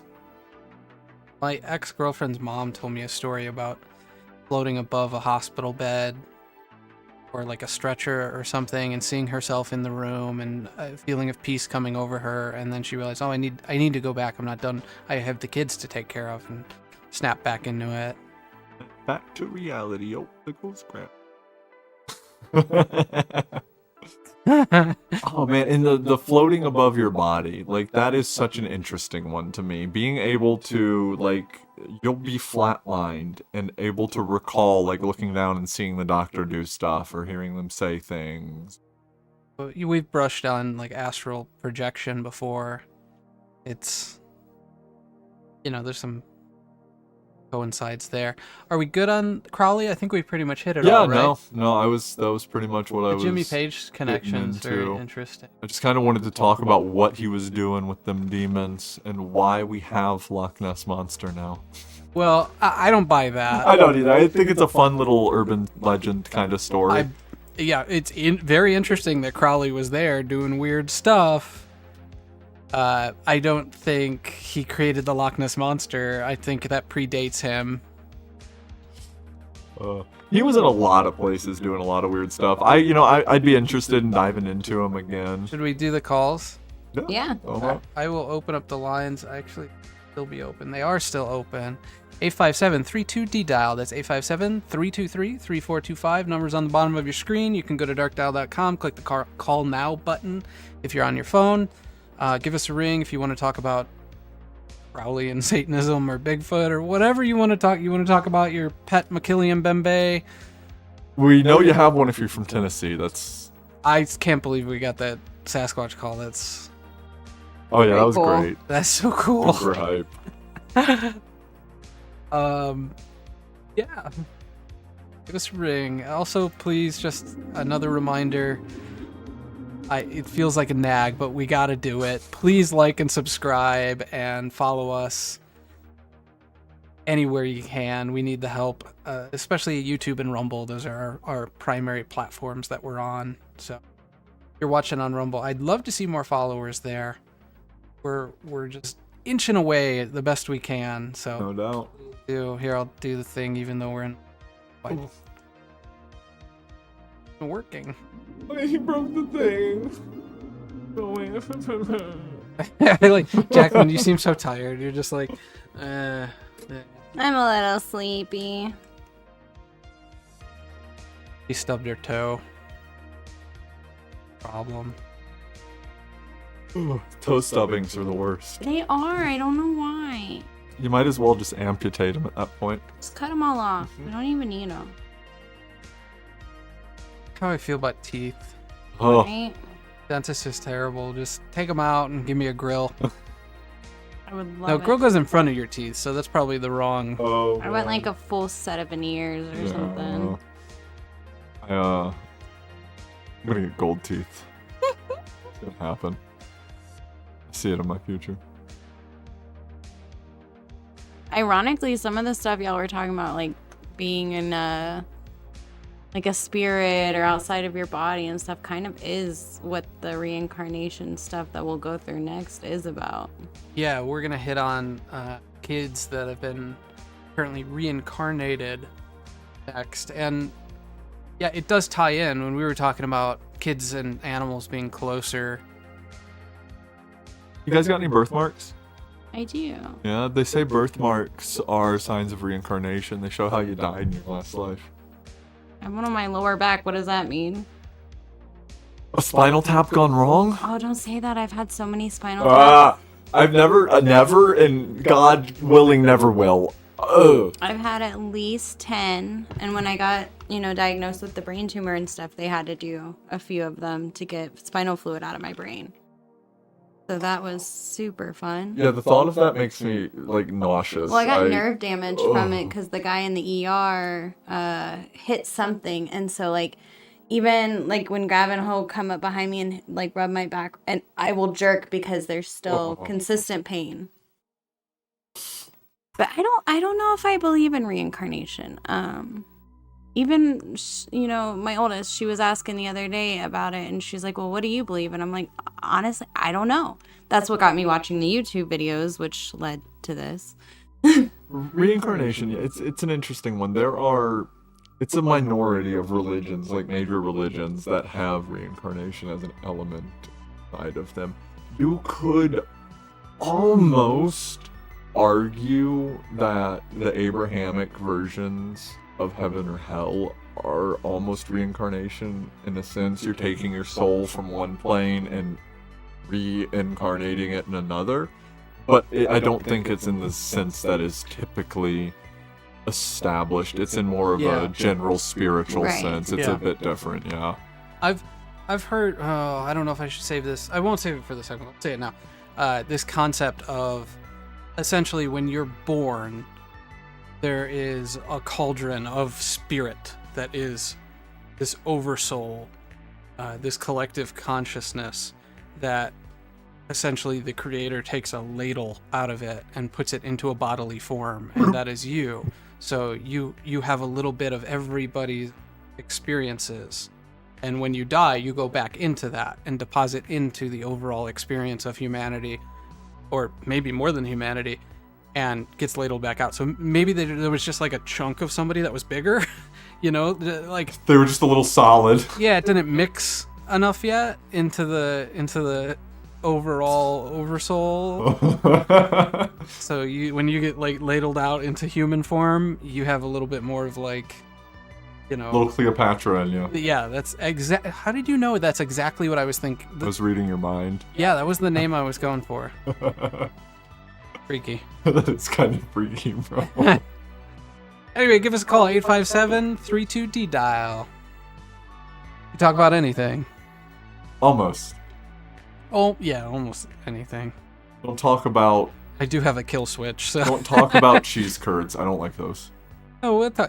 Cheese curds, bro? You don't like cheese curds? I really don't, actually. But you do like... not like them. You both love, like, mozzarella sticks. They're different. They're different. Cheese curds have a texture to them that makes me want to, like, cry. Like those ones that they have at Culver's or whatever. I was going to say Culver's, like those. I think you guys are nuts. Oh, they're so bad. You're nuts. I think it's a northerner thing. I did grow up close to Wisconsin, so... How do you feel about poutine? Do you know what poutine is? Yeah, it's the fries with the cheese on it, right? But like cheese gravy, it's weird. Yeah, like it's too much. It's like I like cheese fries with a little bacon bits on it or something. Bacon bits. Yeah, I dig that, but sometimes I'll do that with like waffle fries. Cook up some waffle fries, throw some like taco cheese or something on it, and then throw some bacon bits on that. Hot. Waffle fries are the best fry shape. Poutine is like a step too far because like it's like the fries are swimming in cheese soup, right? Yeah. Yes. From the place that brought you bagged milk, cheese soup fries. Yeah, that's a little rough. Bagged milk scares me. Powdered milk is tricky. Government like powdered milk. They'll be rolling that out next week. Don't worry about it. Have you ever eaten condensed milk straight? No. It is the most overbearingly sweet thing I have ever tasted in my life. It is like so sweet it'll give you a headache instantly. Huh. No, I can't say I have. Lactose is like sugar. It's like a pure sugar. Well, a lot of I don't know that we're made to digest that very well. We're the only the only species that regularly, there are exceptions to this, but drink other animals, other species' milk. I think it's a little weird. I don't like milk. Yeah, I've heard that said a lot. I'm not a milk fan. I'm, not to bolster any vegan arguments, but there's something there. I know that milk only exists in the propensity that it does because of the Big Milk campaign in the got milk stuff? Yeah, man, that was literally like an industry. They realized they had too much milk and they couldn't sell it all. Like, that was seriously all that was. They were like, we need a campaign to make everyone think milk is so good for them. And it worked, and everyone bought up the milk, and now the milk supply has gone back down to nominal levels, and that's why you don't see got milk stuff the way you used to. You really don't see got milk stuff anymore. Mm-mm. When I was Big younger, Milk, it was man. everywhere. Big Milk, they're just as bad as Big It was like in Pharma. classrooms. I remember got milk, like, Celebrities posters. milk mustache posters up in your third grade classroom. Yep. I remember that, and I remember a lot of the Apple Think Different posters and stuff. Oh, I remember those. I don't know if I saw those that much. Well, we had, when I was in middle school, we had like IMAX. Okay. Like the ones behind you, I think they're G3. Bubble Boys. Yeah, I always call them the Bubble I was a little Max. bit past that. We ended up with I think my entire schooling career I was on an Optiplex of some sort. A Dell? Yeah, one of their models, like that same exact box. Every model looks exactly the same, and I have it in my brain right now, and I've seen it in every computer lab I've ever been in. When I was in high school, that's what we had. But Okay. a lot of them had like zip drives, which was Mm. awesome because I'd carry around a zip disk because I was a nerd. See, there was a time, no, I didn't go to high school in the 80s, but in the 80s, if you brought a computer to school, like a pocket computer of some sort, you were a nerd, man. Which has a different connotation than it does today. Yeah, now, if you don't have a computer in your pocket, if you don't have a cell phone, you're a loser. But yeah, then you were a total nerd. Because like smartphones weren't around when I was in high school. They came out right as I got out. Yeah. But I had a Palm Pilot that was given to me by my grandfather that I would bring, and I'd read like books on it and all sorts of Right. stuff. And I remember people thinking that was just absolutely weird. I had a little PDA at one point that I used quite a bit. I didn't get a phone until I was probably like towards the end of my middle school, like going into high school. And I used that PDA for years before it, and all it could do, it had a little stylus, and all you could do on it was like take notes, and it had a Rolodex, and I didn't have a phone. Do you know what kind of PDA it was? No, but I still have it. It's put up somewhere. Like, I could find it. Yeah. I've seen it within the past couple of years. Because the early ones were like Wizard computers, which they really weren't like the Palm Pilot style. Yeah, this one was gray, kind of bubbly. It looked a little bit like my car, right? Like in terms of design aesthetics. To your car? Yeah. It was like bubbly. It looked kind of like a slipper. I don't know how to. I can't imagine your car as a PDA? PDA. That's hard. That's a logical leap too far for me. Oh, well, I'm seeing it in my head so perfectly right now. I'm driving this PDA down the road. But it had like a flip top on it, and that was my favorite thing about it, is it didn't, like, you had to flip it open, and I loved that so much. It was so fun. Yeah, it was kind of. My high school years were the intermediate years between being a loser and not having electronics, and being a loser because you had an electronic with you, you know? Gotcha. Everybody had MP3 players. And I remember having an MP3 CD player, which I thought was cooler because I could just bring CDs, and Dude, the I storage took a CD capacity player was with higher. me to school. I would wear a denim jacket and tuck it in the inside pocket. No, I use my Zune. Oh. I had a Sansa Fuse at one point. That was my MP3 player of choice. I still I got... wanted an iPod. Nobody would get me an iPod. See, my first cell phone was like a Nokia brick phone. Okay. I don't remember exactly what model. I have it somewhere saved, but I had the Nokia 2160. Yeah. Had a little antenna that popped out. Oh, that's fun. yeah, mine didn't have the pop-up antenna. I mean, the cell phones before then, like, where the Motorola was dominant, they had the StarTechs, which were flip phones and had a little antenna that would pop up. They were the big ones. Those I love. If they're the phones I'm thinking of, I love their aesthetic. They weren't real They looked like a big. brick. They were pretty small. Now, Okay. If you go watch like early X-Files, you'll see like all the FBI agents using stuff like that. The ones before that were like borderline like car phones. They were like bricks. Yeah, I like the aesthetic of those, man. I They loved look mine good. because I never had to charge it. The thing would last forever. It's powering like the tiniest little backlight on that. And you could like throw them, drop them, whatever. They didn't break. It was awesome. Indestructible. Do we like keep the lines open and go ahead and look at these other cases? If you want to do that, this is again, oh my gosh, the notes you give me. Hey, I make amazing notes. Oh, these are okay? single-sided? Oh, okay. This isn't like last week. This isn't as bad. Well, I cut it down for you. I have the longer ones. My teachers loved me in high school, I'm sure. Did you send me a link for this? Yeah, they're all on there.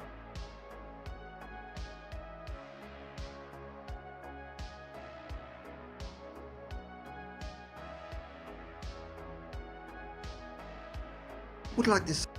We were talking on break. I'm pretty sure our production value. I'm not leading segment. Yeah, the because I can hit the buttons as quickly. Yeah. Next time we'll do. If I do a segment, we'll do it after I get a warm up at least with one of you guys.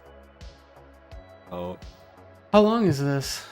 So the whole thing is 12 minutes. I broke it apart into like a few little stories. I think it's at the bottom where it says like Olivia, Hannah, and Susan, I think.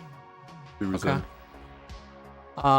You want to introduce this before we roll into it? This particular one is just 3 different stories, 3 different, well, actually the last one's not a kid, it's a grown-up. But it's kind of saying like when they started to have these memories, and usually it seems to be around age 2. But these ones kind of seem to be the ones that stand out, and then there's one right after it, which really stands out, and it's been on the news like a lot. It was even on like a Lifetime Movie Network movie. This is all children who presumably lived past lives, incarnated, right? But some of them even sound like more like spirits entered their body for a short amount of time so they could like finish something. Weird.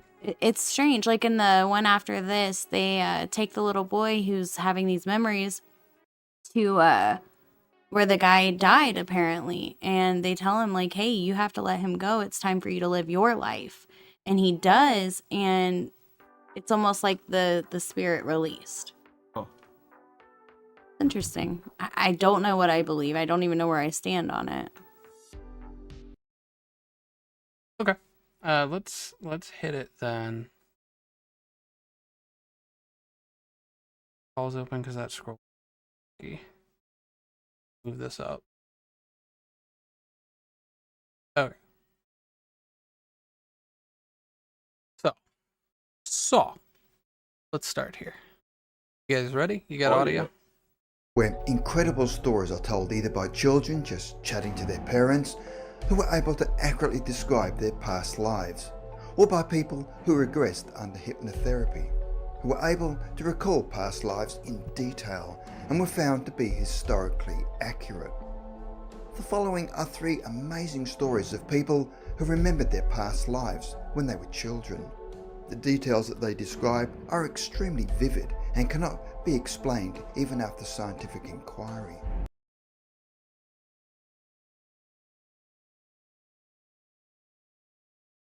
What do y'all think of that? The following Well, it's just introducing the concept.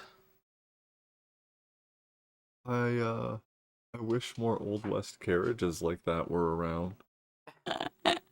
Oh, this stock footage. 3 stories I'll were share whatever researched channel by this Jim is. B. Tucker, MD, We're done here. who is a child psychiatrist at the University of Virginia School of Medicine and an expert in the studies of reincarnation, and interviewed the following 3 individuals.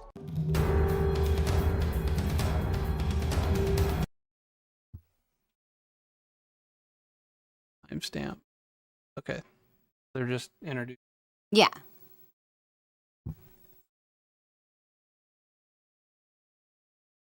It's time. So you don't have to watch the Number whole 3, video. Olivia. Yeah, no, I know. England. It's just. When Olivia was 2 years old, she was out walking with her mother. When her mother asked, "What time do you think it is?" and Olivia replied, 7 o'clock, then added, 1787. On another occasion, when Olivia was 2 years old, She casually said to her mother, "My name used to be Daisy." A short time later, 2-year-olds speak like that? Yeah, not mine. I don't know how old I was when I learned this. I think it just plays from there to the 3 minutes. she again approached her mother and said, "Robinson." Her mother asked what that meant, and Olivia replied, "It was my name, and that she used to be called Daisy Robinson." When she was 2.5, Olivia would often talk about past events. Her father asked her whether she used to have a different mummy and daddy, and she excitedly replied, "Yes." Another time, Olivia came up to her mother and told her, "All the air came out of here," and her mother replied, "Out of where?" And Olivia pointed to the middle of her body and said, "Here, and I died, but I don't like talking about it," and then left the room. Her mother was quite stunned because Olivia had had no contact with death other than seeing a dead frog once that her parents hadn't even told her was dead. One day after waking up from a nap, Olivia spoke to her mother again about 1787. Her mother asked her if she'd remembered any songs back then, and Olivia immediately said, "London Bridge is falling down," which was a favourite of hers. That nursery rhyme was in fact around in 1787. Yeah, but I feel like a kid might have known that Olivia already. walked up to her mother and out of the blue said, 30 years old. Her mother said, "Who is 30 Yeah, that's a years possibility. old?" And Olivia replied, "I was when I died. I died because I didn't eat anything and then wandered away." Her mother then thought back to the voracious appetite Olivia had when she was a newborn, which could be explained by the starvation that she had suffered shortly before dying in her previous life. Olivia was eating a green apple one day and giggling to herself. She told her mother that Daisy Robinson had only eaten red apples, but now she only ate green apples. Another time she said that Daisy Robinson's mother was called Kitty.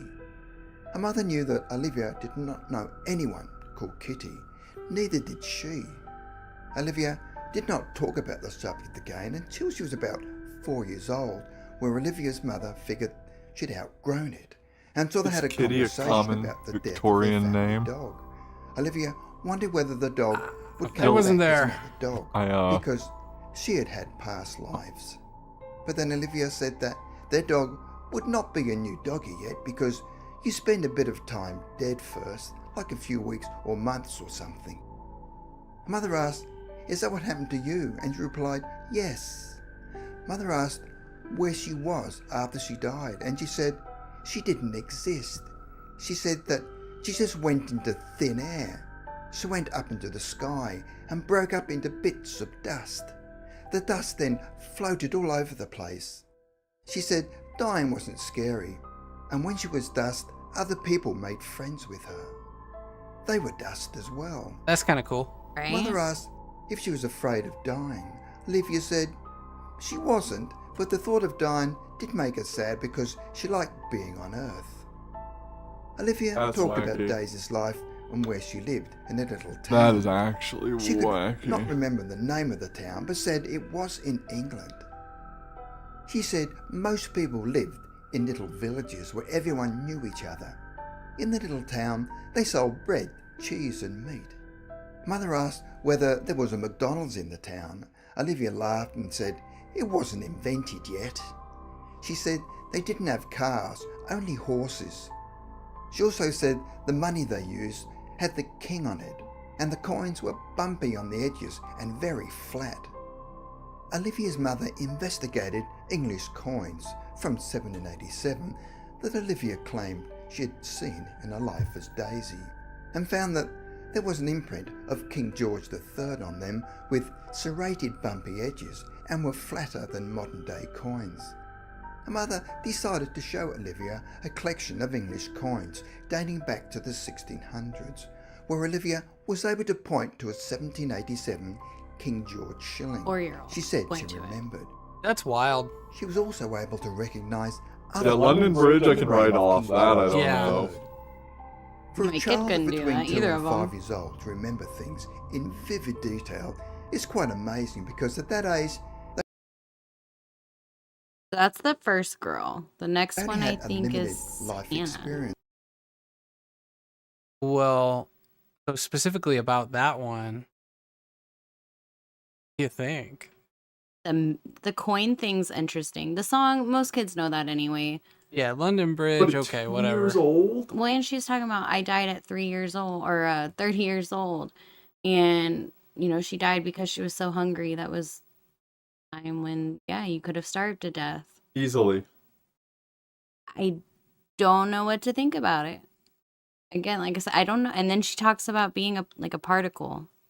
That's interesting to me. That's so like panpsychic, like like we float into the one when we die, and then we come back from the one to the many kind of thing. That's a philosophical thread that has held bearing for thousands of years, and you're telling me a 4-year-old spit it out when it took Descartes like 30 years to get to that conclusion? It's weird.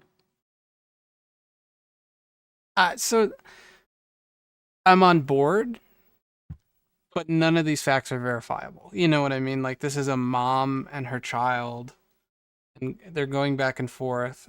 Well, that's why these cases I didn't find quite as much proof, but that's what I was saying about the next one. They made a movie out of it. Like, it's weird. There's This way Hannah more one? details. Do what? The Hannah one, or No, it's after one this video. It's the next video. Okay, well, I guess we'll just keep watching here. There's A only watch 2 party more. in here. To Hannah, Canada. Hannah's father had hated hockey all of his life, which disappointed his father because wanna play he was hockey once. passionate about it, Seems and they never interesting. really bonded because of it. Even when Hannah's father Played first met street her mother, hockey. Yeah, he that's said fun. they would get on okay if she never spoke of No, hockey. because there's always cars. So Hannah grew up in The a family car. that never spoke about hockey Move the and goal out never of the watched it street. on TV. As Hannah was growing up, she never had a babysitter until the age of 9, when her grandmother would be a babysitter. So Hannah had no contact with anybody that could have discussed hockey with her.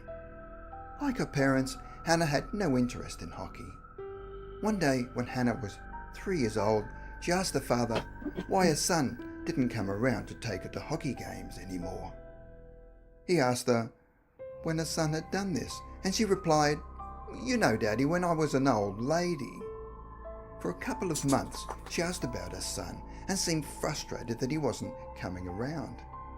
Hannah then gave details about her son, where she said he was skinny with red curly hair. She talked about how her son wore a leather coat. She also said that he drove a white car with rust on it. She would also talk about the arena, which surprised the father because as Hannah had never been to an arena and no one had ever discussed that word around her. Suddenly, Hannah stopped talking about her son and hockey games, and when her father later brought the subject up, she seemed to have no memory of them. So, what would possess a 3-year-old child, especially a family who didn't even like hockey, to imagine that she'd been an elderly woman wanting her son to take her to hockey games? Now, before we get to number 1, That was we'd like to kind of do the a quick whole message story from our on that sponsor. one. Finding the right VPN service might be a struggle. We're not selling anything, but they are. Just for reference, this channel is Weird World, 3 mysterious reincarnation stories. I'll add this to our source citations if you want to check them out. I don't know. They don't really need any help compared to us. It kind of skips. I mean, there's not a whole lot on that one either. It's just interesting. Anything about it having a kid or an arena? So, I mean, one thing is like, kids have imaginations, you know? Yeah, I dreamt up some wacky stuff when I was a kid, man. I still dream like super wacky stuff, you know? Fuck Droid in chat says it's because she's seen her mom's collection before. Like, I'm assuming that's the coin collection he's referring.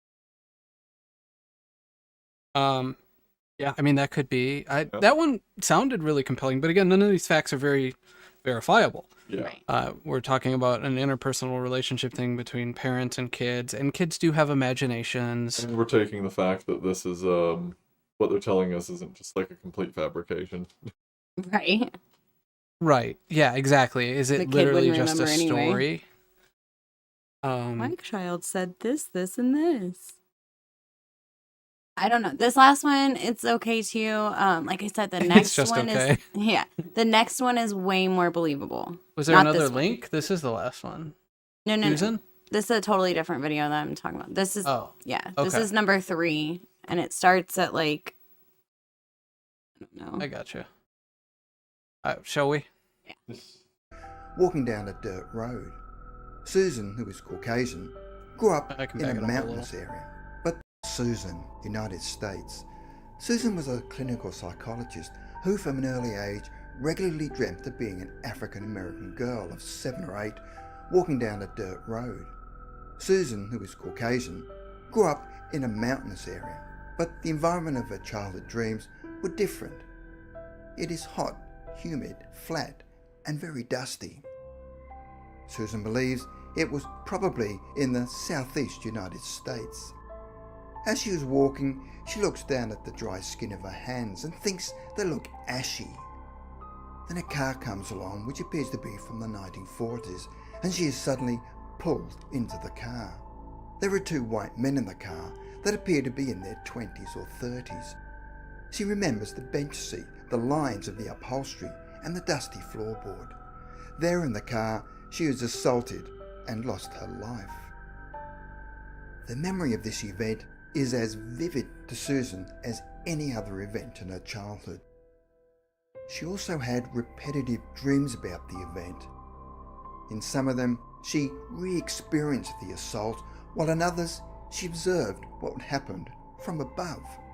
It's kind of the same story, different name. As they were very realistic. Well, but she's they an older frequently woman woke her up. talking about it.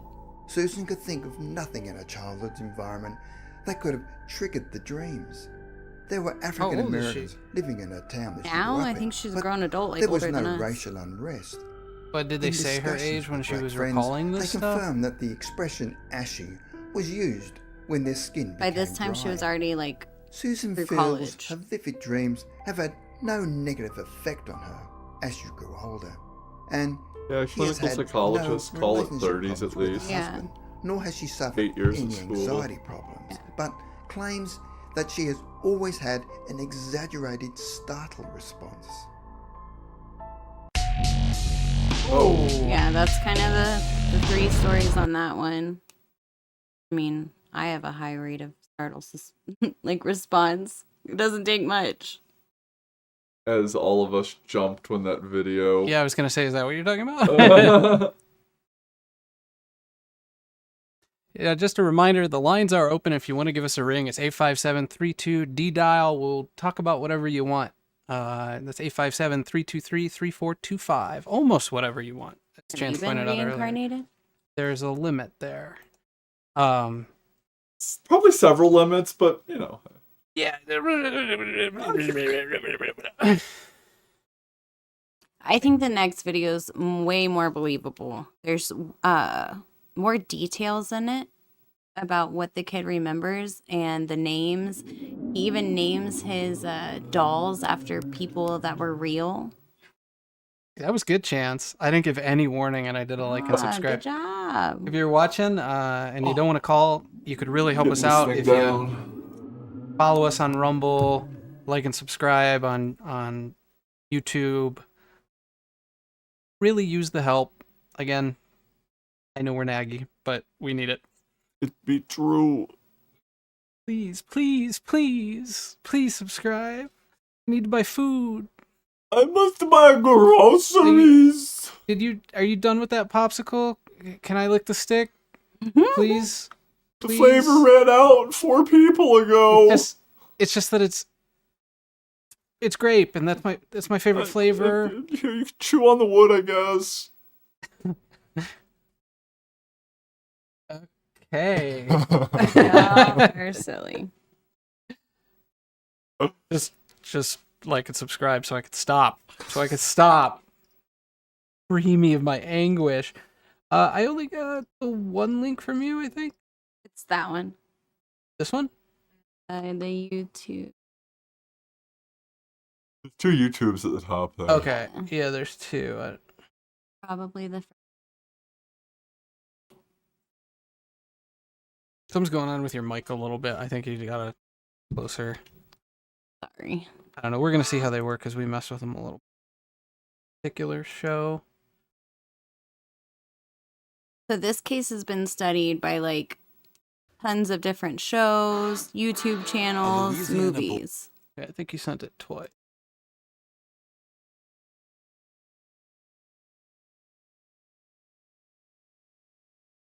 Page 2. It's the Can Children Remember Their Past Life one. I Love Docs channel. Oh, that they just showed the. Hold on, back up half a second. They showed the doctor. They flashed his face in the last video. Just slide through real quick. I don't have it up. Right there. So it's the same University of Virginia doctor that's done all of these research things. So he does studies into this Yes. doctor. So again, we're talking about a credentialed professional who's looking into this, not coming out of, tabloids necessarily. Weekly World News. Bat Boy reincarnated. And this mom has been interviewed tons of times, and it doesn't seem like her story changes either. It's kind of when she starts describing her son. Shall we? Feet up like this and pounding his fists like this, just kicking and kicking and screaming at the top of his lungs. Andrea Leininger cannot soothe her baby James. Eventually, he falls back to sleep. She thinks the nightmare is over, but really, it is just beginning. Then the next night he had another one, and it was the exact same thing, the same exact kicking motion. And the more he had it, the more bizarre it became because it was so specific and so repetitive. This marked the start of one of the best documented cases of possible reincarnation in history. Today, James Leininger is 12.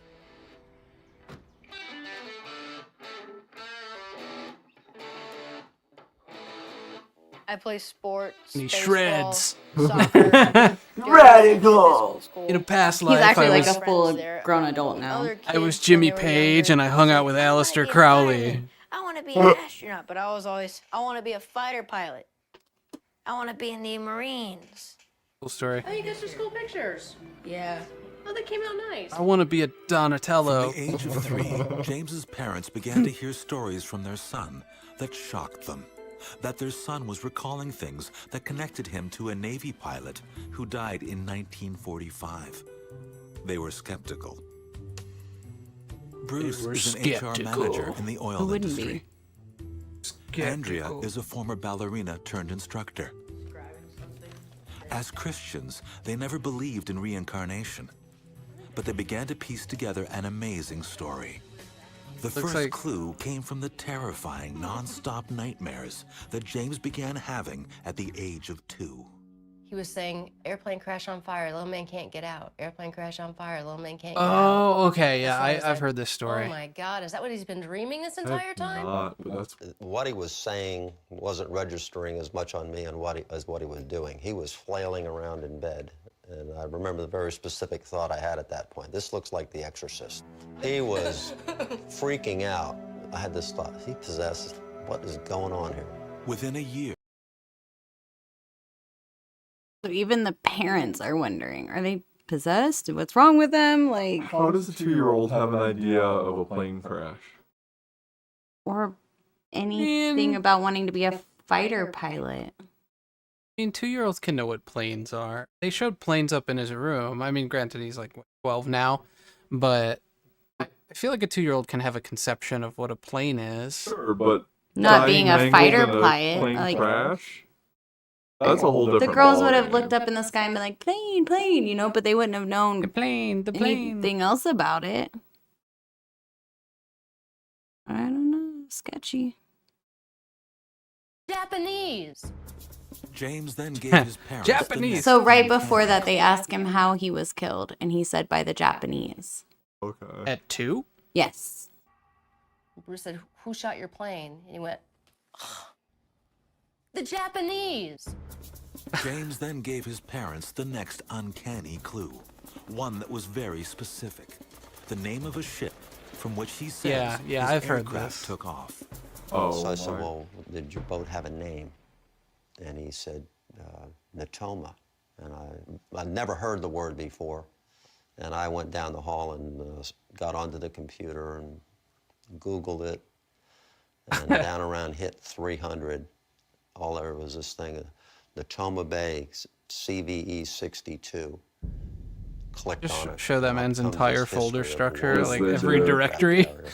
And so that It was the beginning of what the I heck remember is I going was on. just standing there staring at this picture of this little, it was like an aerial photo Scans of of this his social security little card.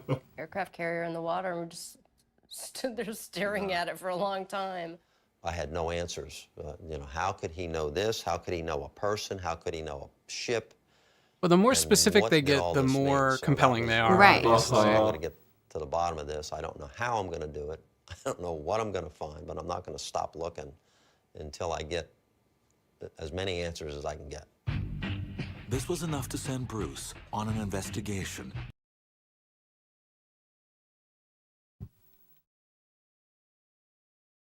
I try to skip through like the ones they kind of repeat a lot of the same things over and over again. So I try to just skip through to like the better details. Clues. Well, I kept asking him, "Do you remember what your name was? Do you remember what your name was?" And he always said James. Ironically, And I thought, his well, name he's is also he's James. confused. He thinks I'm asking Confusing. him what his name is. Then James started drawing. That was one of my mission things. The mission thing, you remember that? Yeah. That's one of my favorite ones. The same thing, over and over. Like a movie, compressed all into one frame. An air battle. What's interesting is the specifics about his death is what he knows, not necessarily his life. Well, and look how he writes James 3. You'll see in a minute why that I see is it there. important. That's interesting, to say the least. For a child, like what? My past mother had done for her and me. This was in her attic for It must have 50 or skipped so through. years. What's Oh, no, he's I hit the wrong spot. Okay, I was gonna say what he was explaining right there is that he met the moments dead were like- guy's sister. But you didn't put that on your extensive paper. I'm so sorry. It must have. I thought it had said play from. I got 1050. The next one. I don't know. I messed up. Anyways, the sister of the dead guy meets up with this kid. She's the James. only living relative of the guy that died. And at first she doesn't believe the kid, but then he asks her, you know, hey, do you still have the photograph that our mother painted of the both of us? And she said that photograph had been up in the attic for over 50 years, that nobody would have known about it. And so she ended up finding it and sending it to this kid. Like, how would you know about a photo that was So 50? he contacts the mother from his past life? The sister. No, the sister. The sister. So it would have been his sister. Weird. Yeah. So then, I don't know why it skipped so far. I don't know why I didn't write down the times better. These are the guys that... That's okay. It's better coming from you anyway. I mean, otherwise, it's literally, we're just watch partying. Right. These 3 guys are the guys that served in the same battalion or squadron as the James guy that died. Well, when this kid was little, he named all his G.I. Joes, Leon, Billy, and Walter. And his parents kept asking him, why, you know, did you name your dolls this? And he said, because these are the guys that welcomed me into heaven after I died.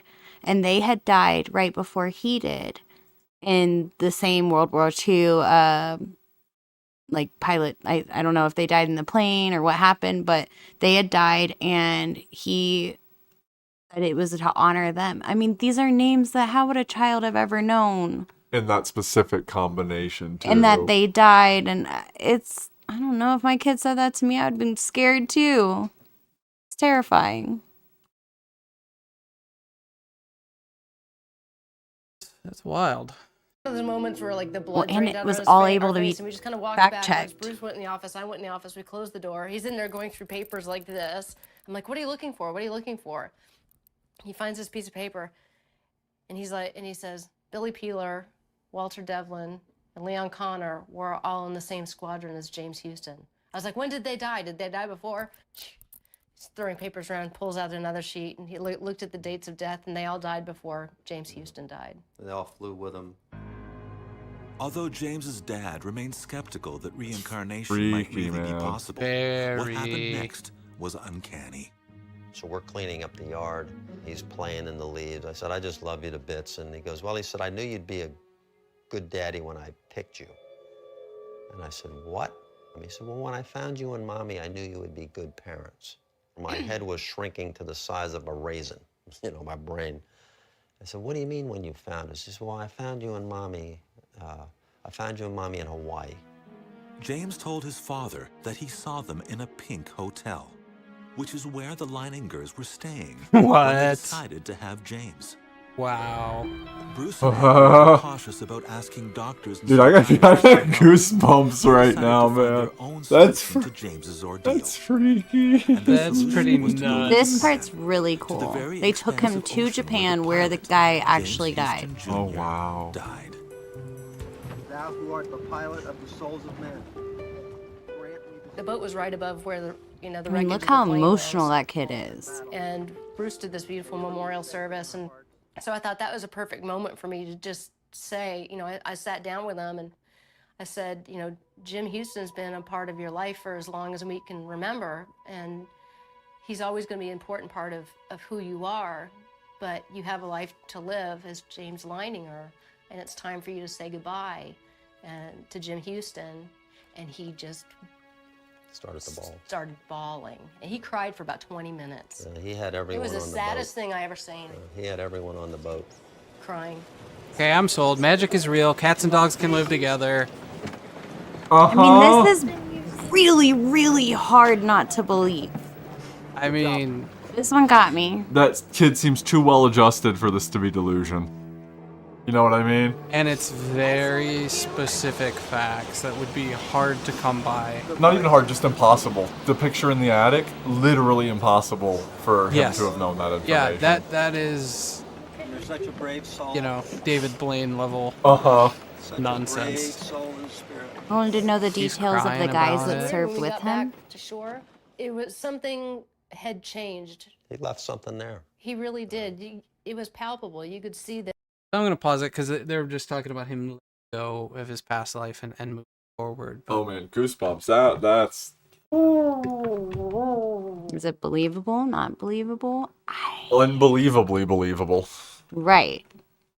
That's insane. I am thrown for a loop here.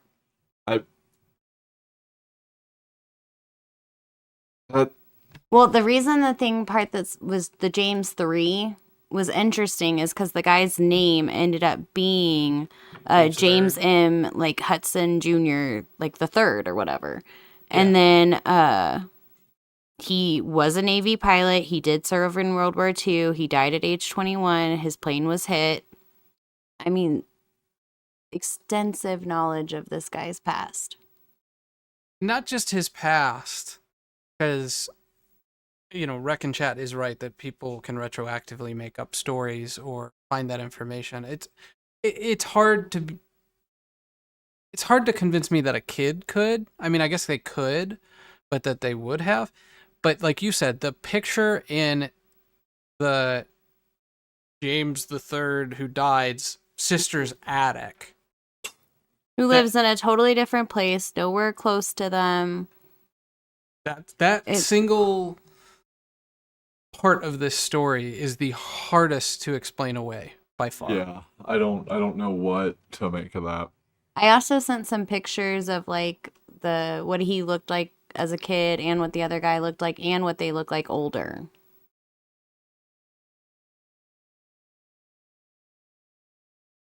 By the way, if you want to call in, it's 857-32-D-dial. That's the most recent one, I think. Tell us this is all BS, or tell us you believe it and magic is real. Magic is real. The CIA confirmed.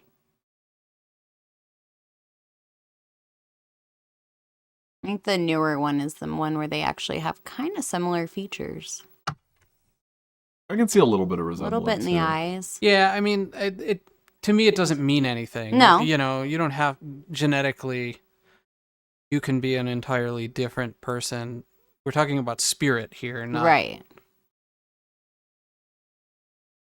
Do you not think spirit has some control over form? I was just thinking, if he said that he picked his parents, well, did my kids pick me? And why do they look so much like me if they did? You know what I mean? Like, I don't think spirit has control over biological form. No, I mean, I don't know of a single case where you could correlate the two. Direct says, what if the kid is told what to say? And that's a solid possibility. well, and I always too. wonder that too. Well, so there's two possibilities here. Magic is real, or it's a media hoax. It really can't be much in between, especially when we're talking about a child. So either the child was coached in how to go about this media hoax, or magic is real. Which wouldn't be hard. I mean, it's pretty easy to convince a kid to say something that you want them to say. It's just like when like parents are getting divorced. Well, did your daddy do this? And you're like questioning them to the point where they answer how you would want them to answer to get what you want out of it. We have Lil Tay, for Christ's sake. Yeah. Well, and most kids are susceptible enough that you can plant false memories in them and whatnot. So I don't know, it seems like it could really go either way. This particular one just caught my eye because as I was going, I went through way too many of them, and this one was the only one that actually kind of seemed credible. This has got a lot of facts backing it up. There's a lot of stuff going on behind it. There was other ones that honestly just seemed like kids saying random kid stuff. Like, well, my kids said weird stuff when they were little, and like you just throw it out. Like it's not anything that actually bothers you. But this one, it got me. Yeah. The facts behind this case are so undeniable. They're so fantastic that it is either real. It is a real case of reincarnation, or he is somehow connected to, you could call it a past life. Maybe, like you're saying, is it like a possession? Is he just connected to the spirit that had passed away? Or it's a media hoax. I don't think there's like any gray area. The family took him to freaking Japan. They did like a memorial for this guy. Like, I feel like they must have thought it was pretty real. Yeah, they seem convinced. Again, if it's a media hoax, though, you could do that. But now, if it is a media hoax, somebody has to provide me some evidence to the contrary of it being real. Somebody has to provide me a shred of evidence that this is nothing but a media hoax. And we have this professor involved. And now, of course, this video is sensationalistic. It didn't give us anything. So maybe there's something out there. But all the evidence that we're presented with points to he is real, or he has some sort of connection with this past life or spirit. And we don't have any evidence of it being a hoax. If you can think of a third possibility, I want to hear it, but I'm not sure. I think, like, yeah, it's one or the other. I'm trying to think. The only other thing I could think is the kid's, like, delusional, but he seemed way too well adjusted to have any kind of actual delusion going on. Like, you can't live in a false reality and operate in reality that effectively, as far as I'm aware. Well, the only other one that I found a little bit believable too is the little girl that talks about when she went to heaven, they were all particles, and that the particles became friends, and that also freaked me out. So that one's interesting. That's a lot of there's weird philosophical throughput through the ages with that. And how would a child even know how to talk about particles and being friends with a different particle? That I don't see that happening. Into the one, basically. Yes, yeah. It's kind of a comfy story. You Right. know, it's like a warm blanket around you, that story. But it is a story. You know, there's not the facts that this one has to back They it said up. that those were connected to the same psychologist. Yeah, it at is the beginning same of the video. University of Virginia medical guy that did So both things. we may be able to look into So the that guy and studied find it. Some kind of I mean, he studied around 2,500 kids at this point on what they remember. I mean, that's really not that many and like out of kids. You know what I mean? Like, there's not that many cases. But that's still a lot. But it's interesting. Are they spirits that just inhabit certain kids? Weird. What do you think? Say something in the comments. Give us a call, 857-32-D-Dial. Message us. Say something on the forums, darkdial.com. Yeah, I mean, I think that's a real good nightcap for our show tonight. Oh, no doubt. It's kind of a laid-back watch of that. Interesting to say the least. I mean, I'm inclined to believe the latter of the ones we watched. This James Linenger one. This one has some real. I'll give it real. I vote real. And if it's not, they are dedicated because this crap has gone on for years and they have stuck to it. Yeah. You're going to some real extents for it to be a media hoax. And not trying to cash in on it in some way. Well, we don't know that. I don't know if they are or aren't. Sort of attention seeking that is. Yeah. Book deal they might have got. I don't know. All about the book deals. All about the book deals. We need a Dark Dial publishing house. No. We have too much. I can't handle as it is. Oh.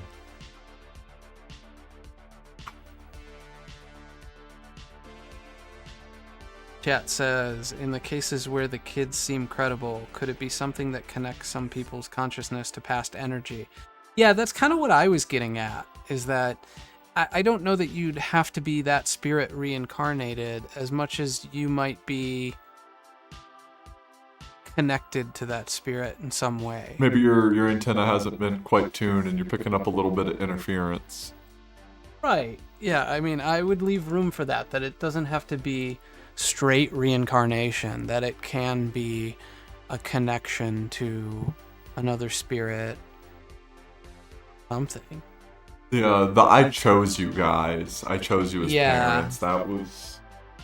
That freaked me out. I don't know. I don't know if that's just like the mom in me, like hoping that that's not really how it works. I don't know.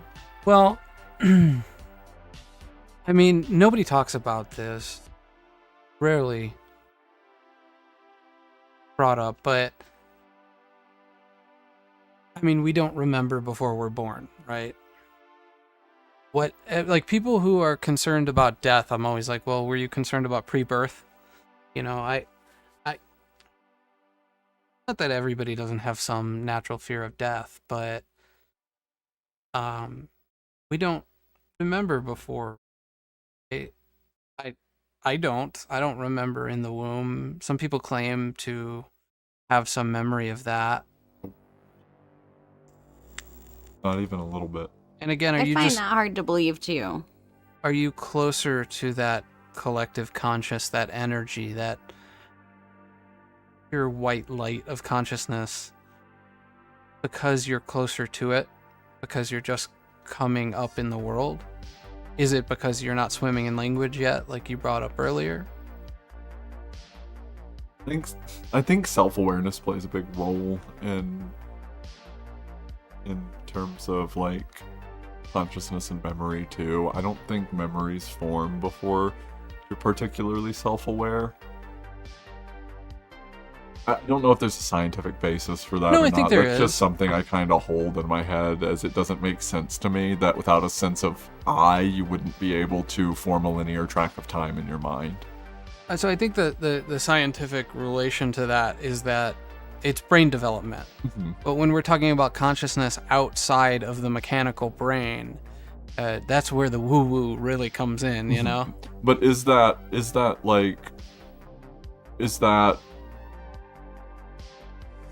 you trying to hone your settings in? You know, that lack of that period before you're self-aware? Because like I don't think newborn children are self-aware. I don't think so I think either. it's like pure instinct they're running on for a They're long crying, time. sleeping, because that's the only thing they know how to do. What do they do when they're presented with a mirror? When they're presented with a mirror? Yeah, because I believe sociologists do this, around right? like 3 months, we started doing the mirror thing. They have them on the tummy pads or whatever. They have little mirrors. And with my oldest, she would, go up to it and she would just giggle at it. And she would smack it and giggle and smack it. With the younger one, she would just stare at herself. And she still kind of just stares at herself in the mirror. She loves to look in the mirror. That's funny. I don't know. They both did their tummy time mats with mirrors, and they both really just kind of, one giggled and one just stared. I don't know what that means. I want to say there's a certain age, like on average, before they start displaying, like self-awareness in the mirror test, like recognition that it's their own body and not a foreign object they're looking at.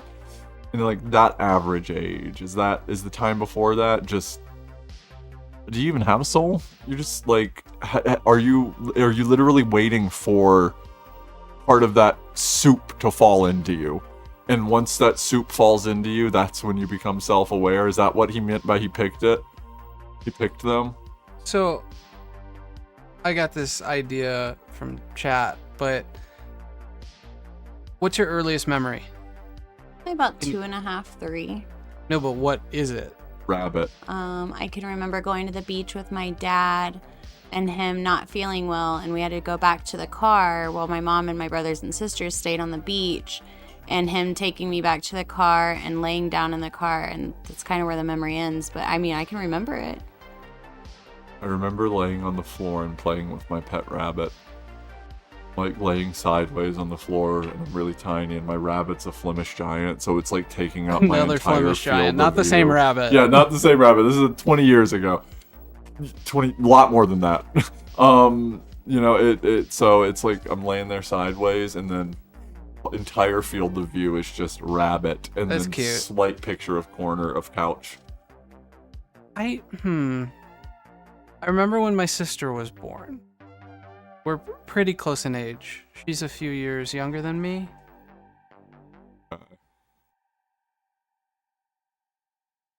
And I remember the events that led up to that. I remember going to my grandparents' house when my mom was in the hospital. And I remember her coming home.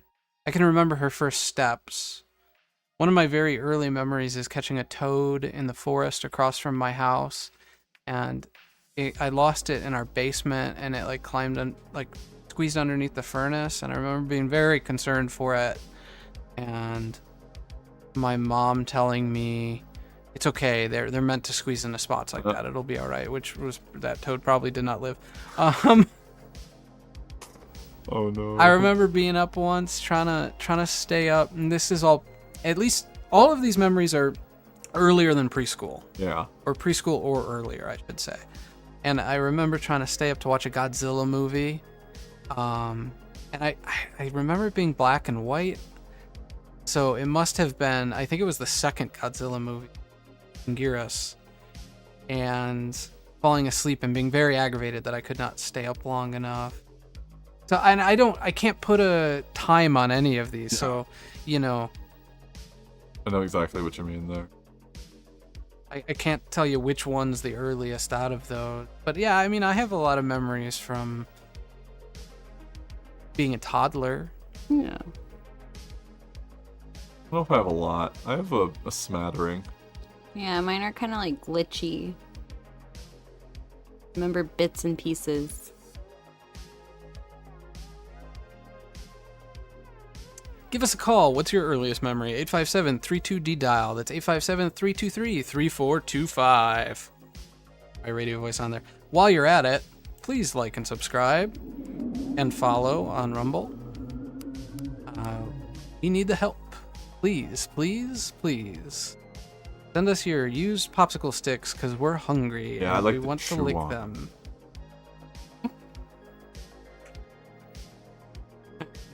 I mean, that's pretty much all we got tonight. So we'll wait for some calls if anybody does want to call in last minute here. But otherwise, you know, we're probably gonna be off the air inside of like 20 minutes here. Yeah, do be good. Yeah. Let's see. We've been on for about. Yeah, we've been on for almost 5 minutes. Yeah, like 4:45. You know, these chairs start to really start. You feel it. Oh yeah, it ain't great. I mean, you guys got the better ones. I've got the bad one over here because we're trying to make you match. That one. That one's mine. I request beanbag chairs covered in zebra fur. I want pink fur, please.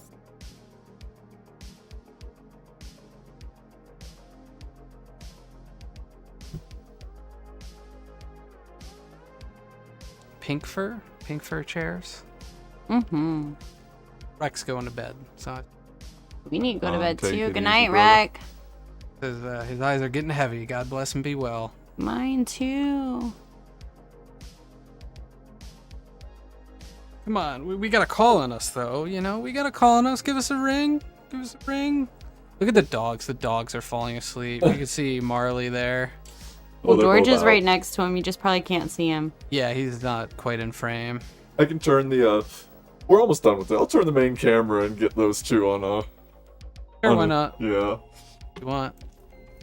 Just do a shout out. I was gonna we're like, how do we work Zippy, my rabbit, into the episode? But if I pick him up, he claws my eyes out, so. Look at my boys. Perfect. We'll just leave a live view of them, and that's how we'll go. You know, look at us, all the likes and follows. That's our live studio audience, everybody. Yes. Yeah. That's us half the time. I have to pump these guys full of stimulants to keep them going. We've got massive Red Bulls. I exist on caffeine. And we still fall asleep. It's true. We all tired. Oh, my wind down normally starts at 7 p.m. Yeah. Granted, well, I don't normally make it to bed till much later, but we don't get up until, you know, or we're up at like 5:45, you know, so by the time it's 7 o'clock, 8:30 or so, I'm pretty tired. Well, and you know what? If you guys think the show's on too late, let us know, because we're trying to feel that out and figure out, you know, how late should we be starting? Should we be running? It seems like on Rumble, and I don't know if this is true on YouTube, but it seemed like on Rumble. Yeah, the later we go, the more views we have, which right now, apparently we have like 6 on, but like this time last week we had like 30. Yeah. So I'm not sure what to make of that, but if we're on too late and you want to see us earlier, let us know. I mean, we can adjust the times. I can change the graphic that has the times on it. But I feel like, you know, I think we're solid as a late night show. People like don't even get home from work until right 8, around 9, 10. Well, I was thinking, you know, 6, or if you work, you know, till 5.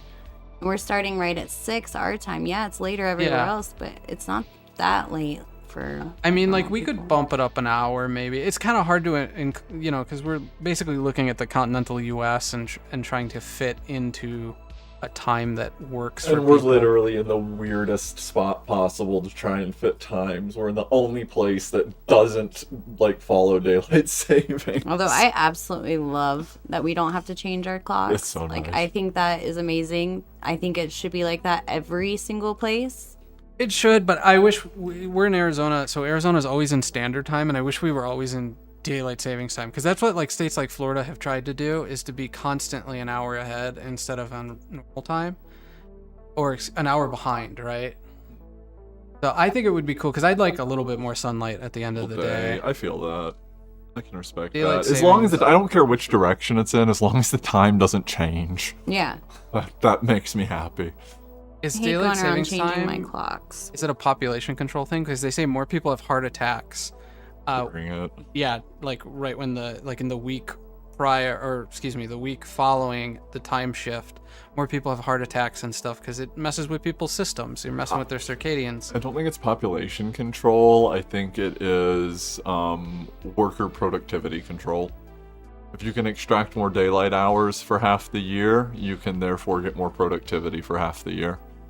I just thought it had to do with like farming. I think that's what it has its origins in, but they also talk about energy savings because you don't have to have the lights on.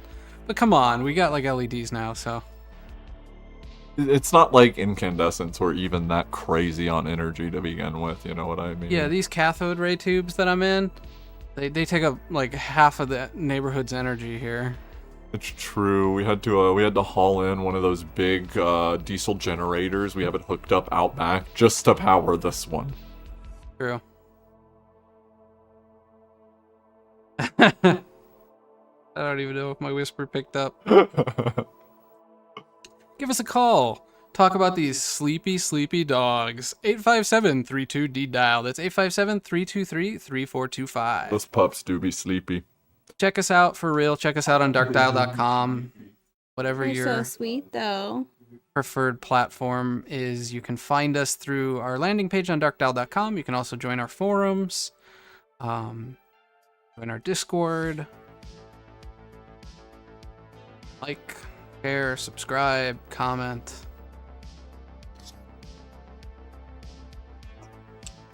Send us food in the mail because we're hungry. Yeah, that'd be pretty cool. We're not that desperate, but yes, please do like and subscribe. And Dude, nowadays I am.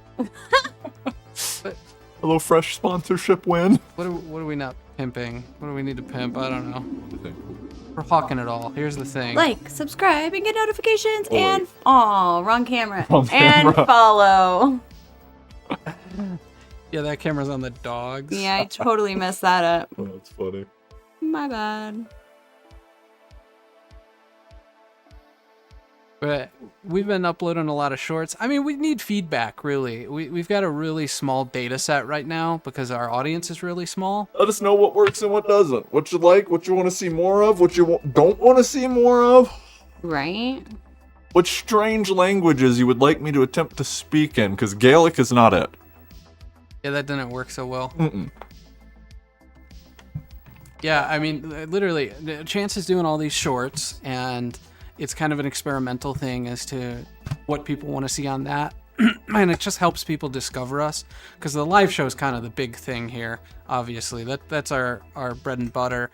But just trying to get people to discover it by doing these little shorts about cryptids and hauntings and conspiracies and UFOs, that seems to help us get discovered a little. But if there's something you want to see in those, let us know. No doubt. And I'd love topic ideas. Yeah, and we're cutting the segments from the live shows to just have some shorter segments out there, because I understand not everybody wants to watch a 5-hour long show, or just not everybody's got the time to do that. So if you like the way those are done, or you don't like the way those are done, or you want to see more standalone content that isn't the live stream necessarily, maybe you want to see us do videos that we didn't do live on stream, where we're just covering a topic. We could use the direction. We'll take the input. Even if it's just I hate you. Although that's not very productive. That doesn't really help. And how could you hate us when we show sleepy dog? Look at them pups. Look at them. Oh right, man, I wish I was those pups. I'm gonna call it 5 minutes. I'm gonna go off at 11 unless we get a call. 857-32-D-DIAL. That's 857-3425. Please be sure to like and follow and subscribe. Oh god, I can't do the thing. I almost ran around the table to try and get over that. Yeah. No, you would have knocked over everything. That's why I in the didn't. studio. That's why I didn't. I felt my foot like slip on the carpet, and I was like, no more.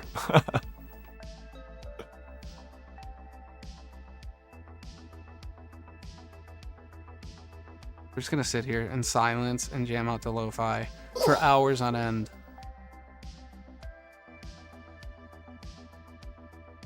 This is us just padding the episode to make it to 11 o'clock. You know, Rumble's been I think they've been good to us tonight. From what I've seen, it's been good. Yeah, until about now.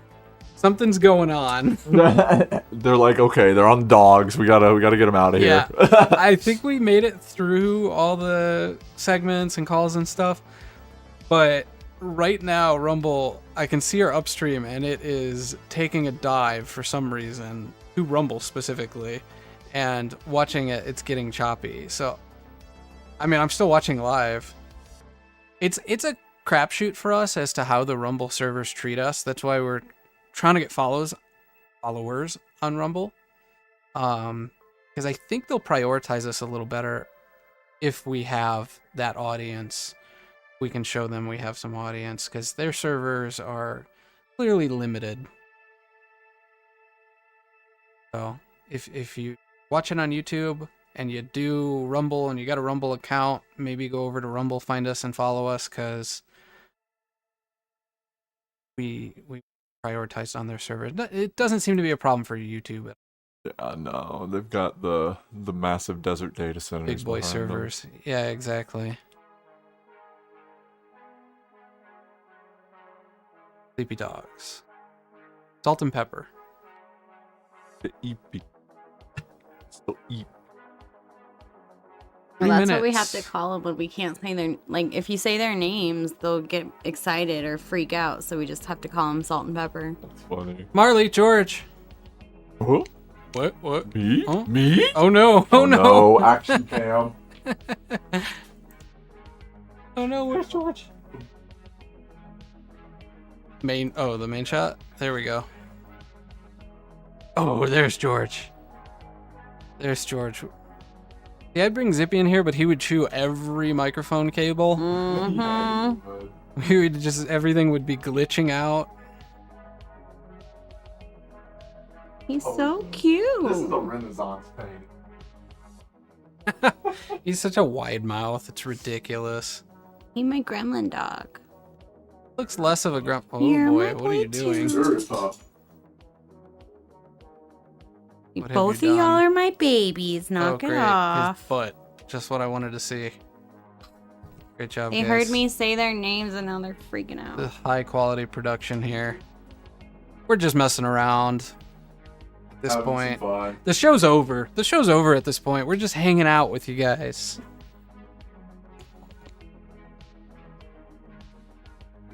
Well, I that call was the highlight of my night. Yeah. That was really, really cool. I know we have one other viewer who said they have a Bigfoot thing too. Maybe we'll have them call in another night, because good God, Bigfoot is a topic I could dive deep on. Like I said, I wanted to do the thing about Justin Smahy. I've been saying that for a couple weeks. Who reportedly shot a Bigfoot, or two big feet. Two large feet. Shot himself in the Bigfoot. And the Melville Ketchum DNA study, which, they're less visual in terms of a topic, but if you like hearing about a particular topic, do let us know. 1 minute call. If you want to call, you got 1 minute. 857-323-3425. I mean, like, we'll talk to you. We'll stay on for half an hour if you want. If you have any suggestions for the Dark Dial bikini album I'm going to be starring in at 1,000 subscribers, call and let us know what you'd want to see in that. Hey, backgrounds, backdrops, it. If you want to torture us and call us 1 minute before we go off the air and keep us on for an hour, now is your opportunity. I might end up in a padded room, but it'll be worth it. Yeah, we'll do it anyway. It's what we'll do for you, our loyal viewers. Otherwise, we're going to wrap. But feel free to call and torture us. Rumble has taken a nosedive out of nowhere. Out of nowhere. It doesn't even make sense. I know, man. YouTube seems to be hanging in there, I think. Yeah, YouTube seems to be good to go. Jesus. Sorry. That was loud. Oh my God, are you okay? I told you I got pool table shoulder, man. That was intense. Yeah, our upstream's okay, so I just think, I don't know. I'm glad that Rumble held up as long as it did tonight, because Yeah. we've had nights where we get on Rumble and the stream just takes a dive. Which sucks because I like Rumble better. Yeah, we want to do stuff on Rumble. I'd much rather be on there and succeed than I would be on YouTube and succeed. I'll Well, tell you yeah, that because much. we can say more of what we want to say. Well, we believe in it. We're all big free speech believers, and I mean, there are some people who utilize their free speech and are terrible human beings. That's their right to use their free speech as terrible human beings. Only YouTube will keep those up, and we'll get banned. Yeah, I mean, there are, again, modern conspiracy theories are something that is a very hot topic to get into on YouTube. That's why we want to be able to stream on Rumble, but it really is dependent on us finding our audience there. That's why we need you to follow us there, because, we had a caller who called in. We got into some stuff that was kind of getting a little dodgy in terms of YouTube, and I could have pursued it for an hour, but yeah, and we, at the time, I remember talking in the Rumble chat and just being like, this is why we need you to follow us on Rumble, because if we can get the follows on Rumble, I think they'll prioritize us on their servers better. Stream won't be as choppy. Because it's not us, it's not our end. I'm sure of that. We've tested it every which way. The only service we have a problem with in terms of our upstream is on. I understand their server resources are limited, and they do some stuff, people don't realize it, but like when you upload a video to Rumble, depending on the length, they'll only render it in like 480p, like a lower resolution, to save themselves bandwidth and presumably storage space. But I think as we become a bigger channel on Rumble, and that's what we're trying to prove, is that we're capable of becoming a bigger channel on Rumble by getting more followers, by having you follow us, we'll be able to make sure that stream is nice and steady. Wow. And hopefully the standalone content is a higher quality too.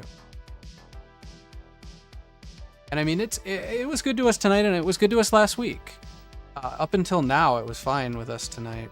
Now, I'm watching our upstream bounce from like half a meg up to 3 megs up, and again, that's not our connection. It just went down to 0. Yeah, I think they just realized we have that our content.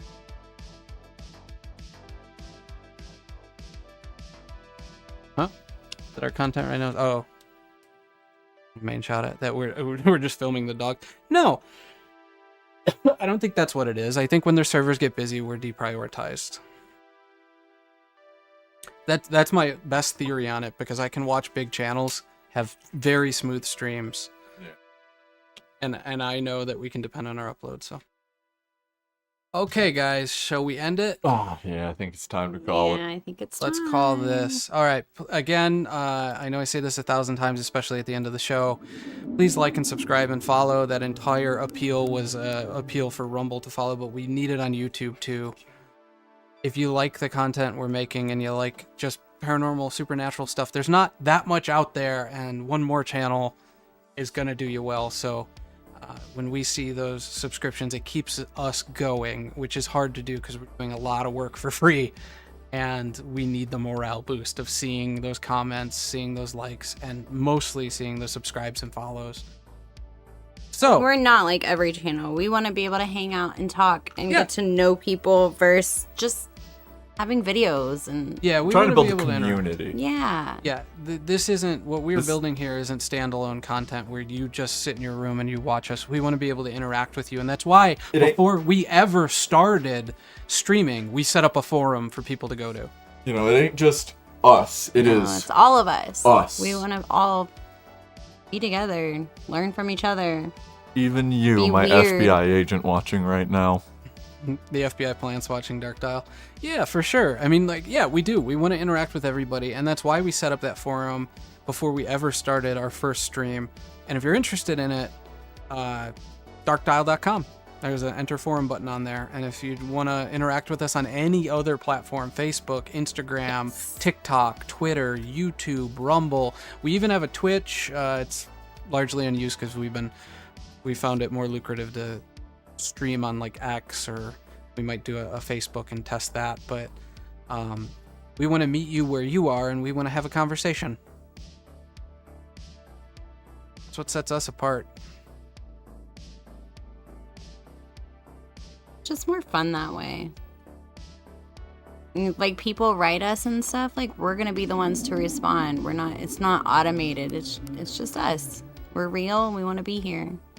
Plus we show cute puppies. We do have sleeping dogs, and we are letting them lie. Alright, so you guys got anything before we finish here? Not that I can think of. Although next week will be the Friday before Halloween. Hooky bahooky. Oh yeah, so we're gonna do some Halloween stuff, right? I would hope so. I kind of want to wear a costume just so I can dress up. Oh god, I gotta find a costume. It's so fun. I love dressing up. Oh, it is. I don't know what to wear. Goodwill. Yeah. Actually, I was in there the other day. They've got a lot of Oh, I stuff know. in That's there. I got some for Emma and I let her pick. I'm like, here, you got like 5 outfits to choose from. Here you go. I'm just like filtering through freaking scenes right now for no reason. This is we what happens at can. the end of the show.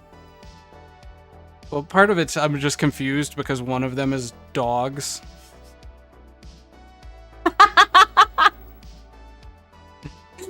I've also moved like the picture in picture all over the place. So, and I was trying to turn off the call now scroll. All right, yeah. We'll do one last. I'll just play it. Yes. Like and subscribe and give us a follow. We love you guys. Thanks for watching tonight. We will be back next Friday night, as always, with some Halloween stuff probably. Maybe some costumes. We'll see. I'm gonna try and find one. Will the dogs have costumes? Better. Maybe. I think they should. Maybe. 8 p.m. Central, 6 p.m. Pacific. And, you know, you can do the rest of the calculations. Love you. Good night. Good night. Have a wonderful Bye-bye. Friday or Saturday.